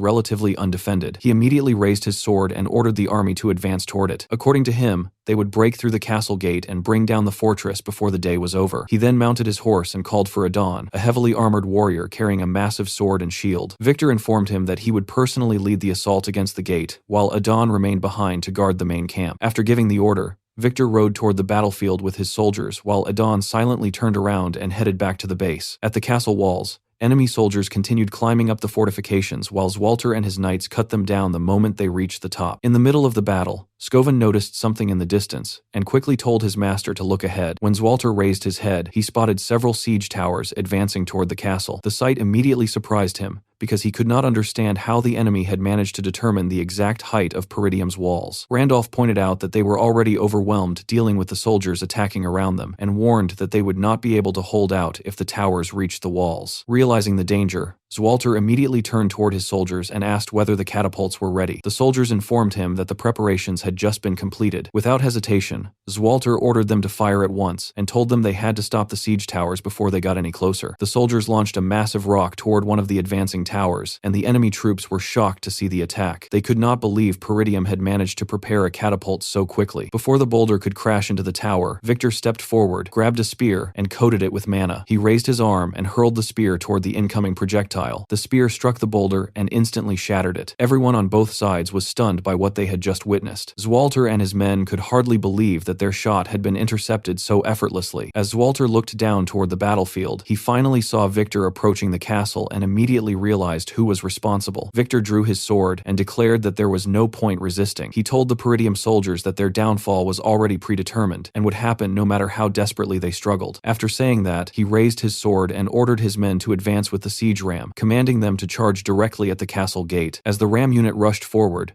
the soldiers inside the siege towers finally reached the walls and launched their assault against Zwalter and his defenders. At the same time, the sound of the siege ram crashing against the castle gate echoed across the battlefield. Hearing the impact, Zwalter could not help wondering where his son was at such a critical moment. Meanwhile, at the castle gate, Alfoy and the other mages were tied together and seated around a magic circle. Several soldiers stood nearby with swords drawn, while Vanessa remained beside Fergus. Furious at the situation, Alfoy called the soldiers lowly peasants and demanded that they release the mages. He insisted that they were mages and should never have been dragged into a war. Fergus calmly reminded him that this was an order from his master and told him to stay still. Alfoy could not believe what he was hearing and asked Fergus if he was blind. He argued that remaining still in their current situation was madness. According to him, the moment the siege ram reached the gate, the battle was already lost, and the castle's fall was inevitable. Vanessa, however, told him not to worry and said that Ghislain would surely prevail. Hearing that only made Alfoy even angrier. He demanded that she stop mentioning Ghislain in front of him and complained that they were about to die a meaningless death because of that man. He challenged Vanessa to explain what Ghislain could possibly do now. Despite everything happening outside, Vanessa remained firm and said that she still believed in him. Alfoy's frustration only grew stronger. He ordered her to shut up, called Ghislain a lunatic, and asked whether she truly intended to keep following his orders. Vanessa looked at him seriously and replied that Ghislain was not a lunatic. A few days earlier, Vanessa was training under Ghislain and trying to use magic. She barely managed to release a tiny amount of magical energy before stopping. Feeling embarrassed by the result, she apologized and called it a pathetic display. She admitted that even after finally learning how to use magic, this was the absolute limit of what she could currently produce. Ghislain simply smiled and told her that it was fine. He explained that the important thing was not the amount of power, but the fact that she could now use magic at all. He assured her that her lack of mana would solve itself over time because mana naturally accumulated with growth and practice. After that, he told Vanessa to follow him because there was something he wanted to show her. He brought her to the area near the castle gate, where she found Alfoy and the other mages digging holes with shovels and burying runestones beneath the ground. The mercenaries stood nearby, supervising the work, while the mages carried out the task. Vanessa could not understand why runestones were being buried. The moment Alfoy noticed Ghislain, he rushed over while clearly exhausted and sore from the labor. He demanded to know why mages were being forced to dig when there were plenty of other people available for such work. He argued that if Ghislain simply wanted to hide the runestones, there were easier ways to move them. Before he could continue complaining, Gordon grabbed him by the neck and slowly began choking him while telling him not to talk when he was supposed to be working. Alfoy immediately began begging for his life. Vanessa looked at the scene in confusion and asked Ghislain what exactly was going on. Ghislain explained that he was making preparations. He told her that the simplest and most powerful tactic in war was overwhelming an enemy with superior numbers. He already knew that the castle gate would eventually be breached, no matter how hard they fought, because no gate could endure endless attacks forever. Even so, he believed there was still a way for Peridium to win. Vanessa immediately became surprised and slowly realized what he was planning. She asked whether he truly believed she could accomplish it. Ghislain answered without hesitation and told her that he knew she could. Back in the present, Vanessa raised her staff and slammed it into the magic circle. A massive surge of energy burst out from it. The instant he saw that energy, Alfoy finally understood the purpose of the circle. It was a mana transfer formation. Vanessa tightened her grip on her staff as she remembered Ghislain confidently telling her that he believed in her. While she focused on activating the circle, the soldiers defending the gate could hear the siege ram striking the entrance harder and harder. One of them shouted for the others to hold on until the signal arrived. Meanwhile, the battle on the walls continued without pause. During the chaos, Randolph suddenly pointed into the distance and told Zwalter to look. When the Count turned around, he saw a group racing toward the battlefield. He immediately recognized the unit. It belonged to Ghislain. He watched as his son personally led the force toward the castle. At nearly the same time,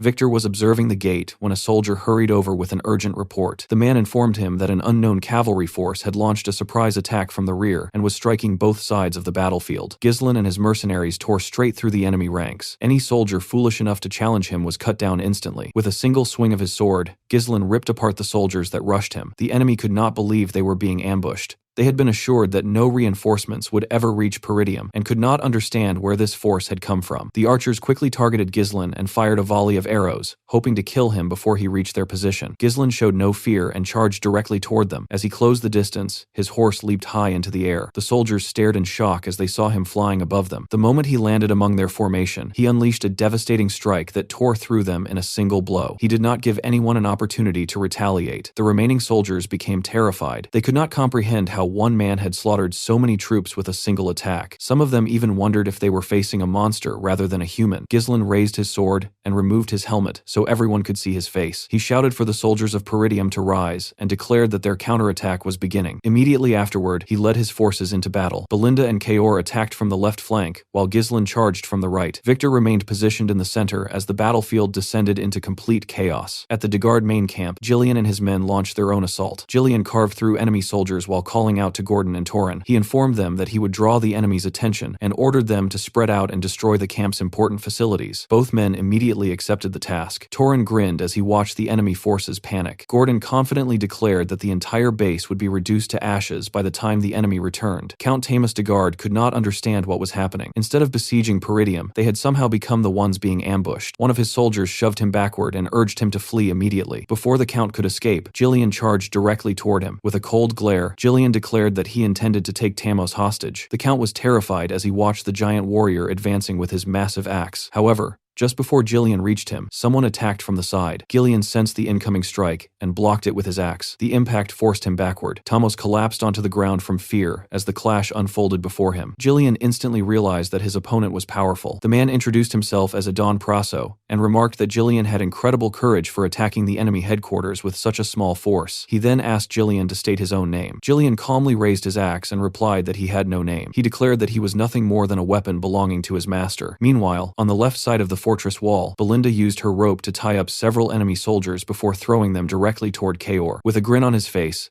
Kaor cut the soldiers apart the moment they reached him. Blood splattered everywhere, which immediately annoyed Belinda. She told him to stop spraying blood all over her. Kaor called her an old lady and told her to deal with it herself because he was too busy fighting to worry about such things. Hearing that only made Belinda even angrier. On the opposite side of the battlefield, Ghislain was cutting through enemy soldiers without any difficulty. Fear quickly spread through the enemy ranks as they realized they would die the moment he reached them. Taking advantage of their panic, Ghislain ordered his men to launch a full charge while the enemy formation was still confused. He told them that this was their chance to overwhelm the opposing forces and announced that he would personally deal with the siege towers. Seeing how effortlessly their master was cutting down enemies caused the mercenaries' morale to soar. Every one of them wanted to completely crush the opposing army. One of the enemy officers shouted at the fleeing soldiers and called them a disorganized group of amateurs. He accused them of being fools for turning their backs on the battlefield and immediately ordered the spearmen to form a defensive line at the front. The soldiers quickly raised their spears and prepared for Ghislain's charge. Ghislain calmly told his horse to dodge the attacks on its own. As the horse rushed toward the formation, the spearmen thrust their weapons forward. The horse lowered its head and avoided the attack perfectly. The spearmen were shocked,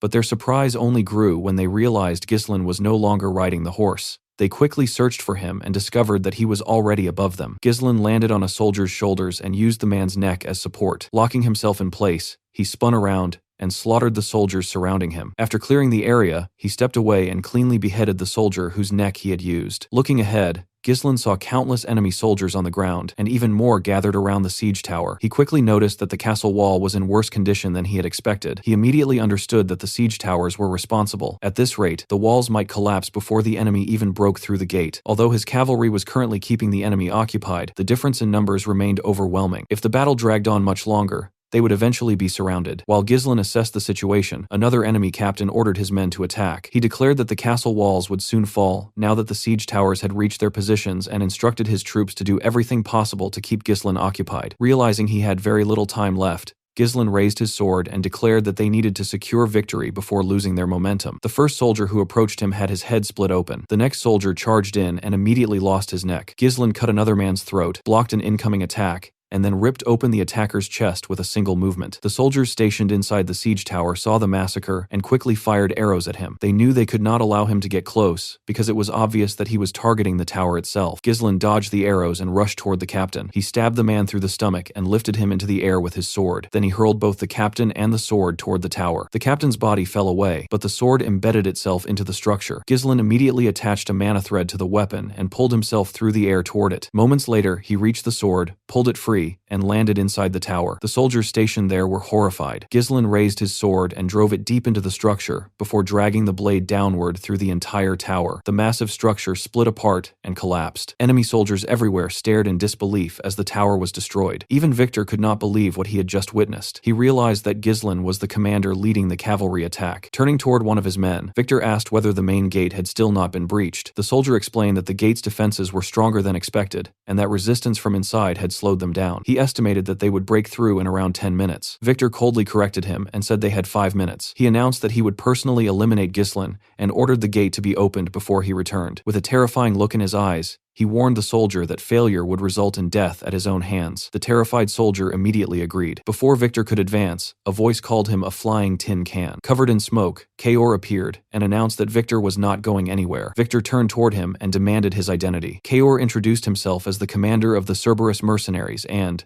with a grin on his face, invited Victor to play with him for a while. Kaor immediately charged forward. Victor calmly tapped his horse, causing it to strike Kaor's horse in the neck with its hoof. The blow destabilized Kaor, and before he could recover, Victor swung his sword. Kaor managed to dodge the strike, but his horse was beheaded instantly. Leaping from the dying horse, Kaor attacked from above and brought his sword down toward Victor. Victor blocked the attack effortlessly. Kaor gritted his teeth and attacked again with even greater force, but Victor blocked that strike just as easily. Kaor was stunned because he had not expected anyone to stop his attacks so casually. Victor shifted his sword and disrupted Kaor's balance. He told Kaor that he had met countless men like him before and described him as nothing more than a mediocre mercenary who relied entirely on brute force. The moment he finished speaking, Victor launched another attack. Kaor raised his sword to block, but Victor's strength forced him backward. He could barely keep his footing. Victor's blade shattered Kaor's sword and then sliced across his shoulder. Staring directly at him, Victor declared that nothing was easier to defeat than beasts who simply swung their claws on instinct. Kaor quickly retreated and pressed a hand against his wounded shoulder to slow the bleeding. As he looked at Victor, he finally realized something alarming. This man was just as strong as Ghislain. The scene shifted to a few days earlier. Ghislain was explaining Victor's role to Kaor and revealed that Victor was Count Desmond's hidden card. Kaor immediately asked whether Victor was stronger than him. Ghislain answered honestly and told him that Victor was stronger than everyone Kaor had ever fought, except for Ghislain himself. He then explained Victor's strategy. Victor planned to use his overwhelming numbers and military advantage to force Peridium's defenders to focus entirely on protecting the walls. Once their attention was locked onto the walls, Victor intended to smash through the weakened gate and launch a full-scale assault inside the castle. Ghislain then revealed that this was exactly what he wanted Victor to do. However, he warned Kaor that the entire plan would fail if Victor managed to get through the castle gate unhindered. Because of that, he gave Kaor a single task. He ordered him to hold Victor down. Remembering those words in the present,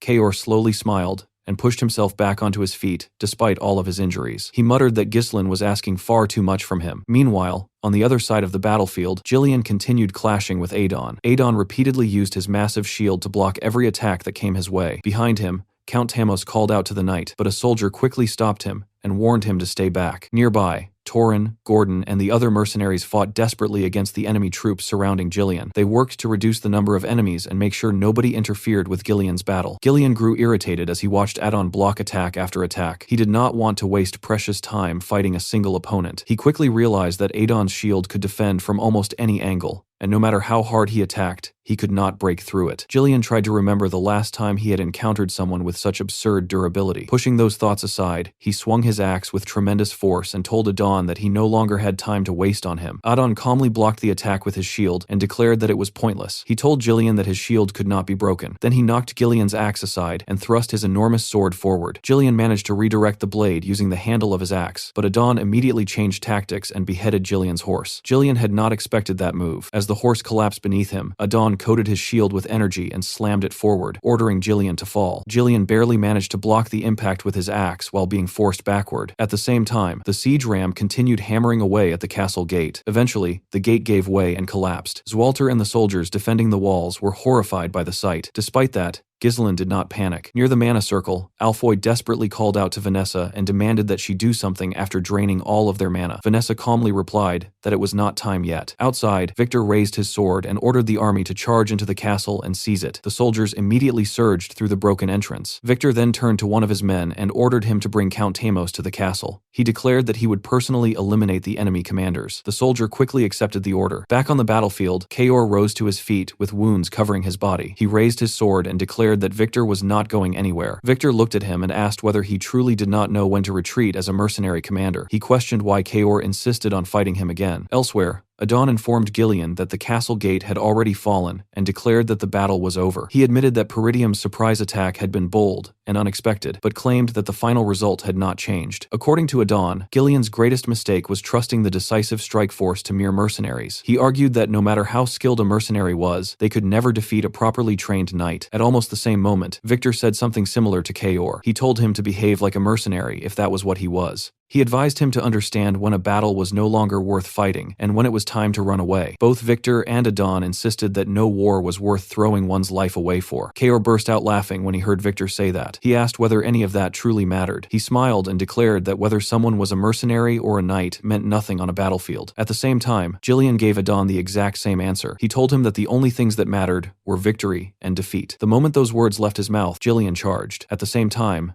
Kaor rushed toward Victor. Adon raised his sword and said he had no interest in hearing excuses from a loser. Gillian blocked the incoming strike and hooked Adon's sword with the head of his axe. Using the inside curve of the weapon, he dragged Adon off his horse. The knight was completely caught off guard. Gillian immediately freed his axe and swung it again. Adon managed to block with his shield, but the attack smashed into his horse's neck. The beast collapsed, slamming Adon into the ground. Looking up in fury, Adon called Gillian a filthy mercenary. Gillian leaped into the air and brought his axe down. Adon quickly raised his shield and blocked once more. Standing directly over him, Gillian calmly explained that even the strongest defense always had a gap. Then he pulled out a sword. He revealed that he had already offered his life to Ghislaine and existed solely as his master's weapon. Raising the sword high, Gillian declared that a weapon must deliver nothing except victory to its master. The next instant, he drove the blade straight into Adon's head. On another part of the battlefield, Kaor continued sprinting toward Victor. He knew Victor was far stronger than him. He knew there was a real chance he could die. Even so, he kept charging because Ghislaine had ordered him to hold Victor down. Kaor believed that if he could land even a single strike, he could slow Victor long enough for the plan to work. As he ran, he remembered a conversation he had with Ghislaine. Back then, Kaor had asked how Ghislaine performed the techniques he used during their duel. Ghislaine had asked him what he meant. Looking embarrassed, Kaor admitted that he wanted to learn those moves and asked if Ghislaine could teach him. Ghislaine smiled when he saw the expression on Kaor's face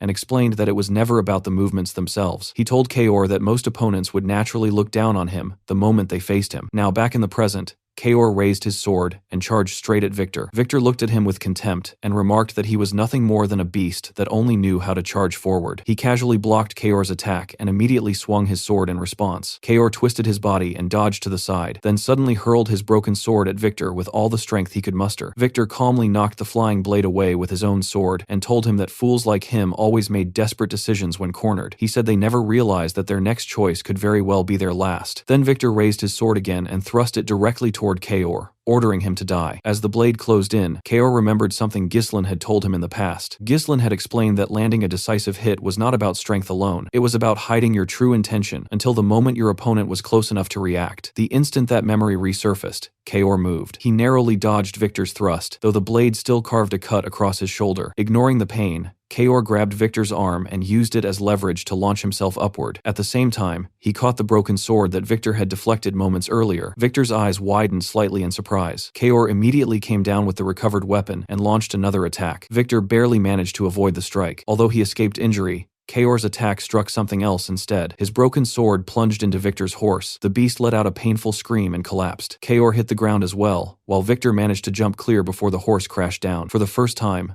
Victor genuinely acknowledged what Kaor had done. He realized that the mercenary had thrown his sword earlier, not out of desperation, but to create an opportunity. Kaor had deliberately turned an impossible situation into one that favored him. Victor understood that only someone prepared to risk death could perform such a maneuver. Walking toward the wounded mercenary, he admitted that Kaor was not nearly as reckless as he first appeared. He explained that people often surpass their limits when standing at the crossroads between life and death. However, he added that Kaor had simply met the wrong opponent. Raising his sword above him, Victor asked if the mercenary had any final words. Kaor slowly lifted his head and grinned. He calmly told Victor that he had already landed his hit. Victor frowned in confusion. Before he could ask what Kaor meant, several daggers suddenly flew toward him. Victor was forced to jump back and evade them. The person who threw them was Belinda. The maid leaped into the battlefield and immediately pulled out one of her ropes. She hurled the hooked end toward Kaor and caught his jacket with it. Landing on horseback, she tightened the rope and dragged Kaor away from Victor. Surprisingly, Victor made no attempt to chase them. Instead, he stood there thinking about Kaor's final words. Losing a horse was hardly enough reason for Kaor to smile like that. Victor knew the mercenary was not foolish enough to throw his life away just to kill him out. That realization made him uneasy. Kaor had been buying time for something. Victor turned toward the battlefield and followed the direction of the soldiers rushing into the castle. Looking beyond them, he spotted Vanessa gathering mana. At that moment, everything clicked.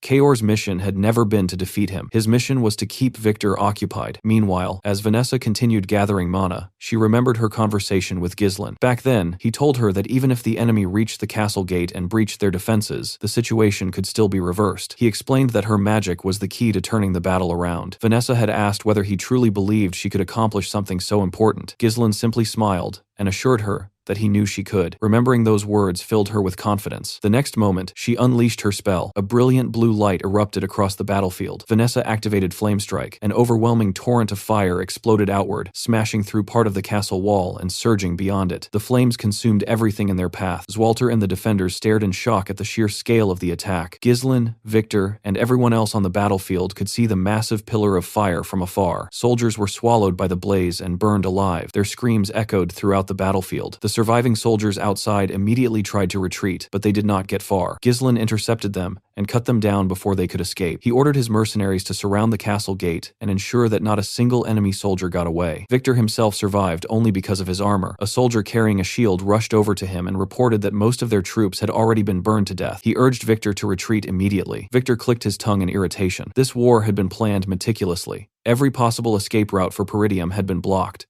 Months of preparation had gone into ensuring victory. Yet despite all that, they had failed to account for Ghislain's special forces, a mad dog like Kaor, and a high-level mage capable of incinerating thousands of soldiers in a single attack. Victor knew those factors were far too convenient to dismiss as luck. Everything had aligned perfectly against them. Using his sword to push himself upright, Victor finally accepted reality. He had fallen into Ghislain's trap from the very beginning. He ordered the soldier to gather the survivors and prepare for a temporary retreat. Since the area outside the castle was not heavily forested, he believed they could regroup at the main camp if they managed to escape the flames. Victor admitted that conquering Peridium was going to take much longer than expected. He then ordered the soldier to summon Adon immediately. The moment he gave that order, something entered his line of sight and froze him in place. Walking through the battlefield was Jillian. In one hand he carried his axe. In the other, he held Adon's severed head. Jillian approached with a completely serious expression. Victor stared in disbelief, unable to process what he was seeing. Without saying a word, Jillian tossed Adon's head onto the ground. Then he informed Victor that his main force was finished and that his army was already destroyed. Pointing his axe directly at the knight, Jillian demanded that he surrender. Victor responded by releasing his mana. He told Jillian not to make him laugh. Raising his sword, he asked whether Jillian truly believed the war would end like this. Victor declared that he would simply cut off everyone's heads himself if necessary. Mana surged around his blade as he prepared for battle once more. Looking directly at Jillian, Victor announced that the war had only just begun.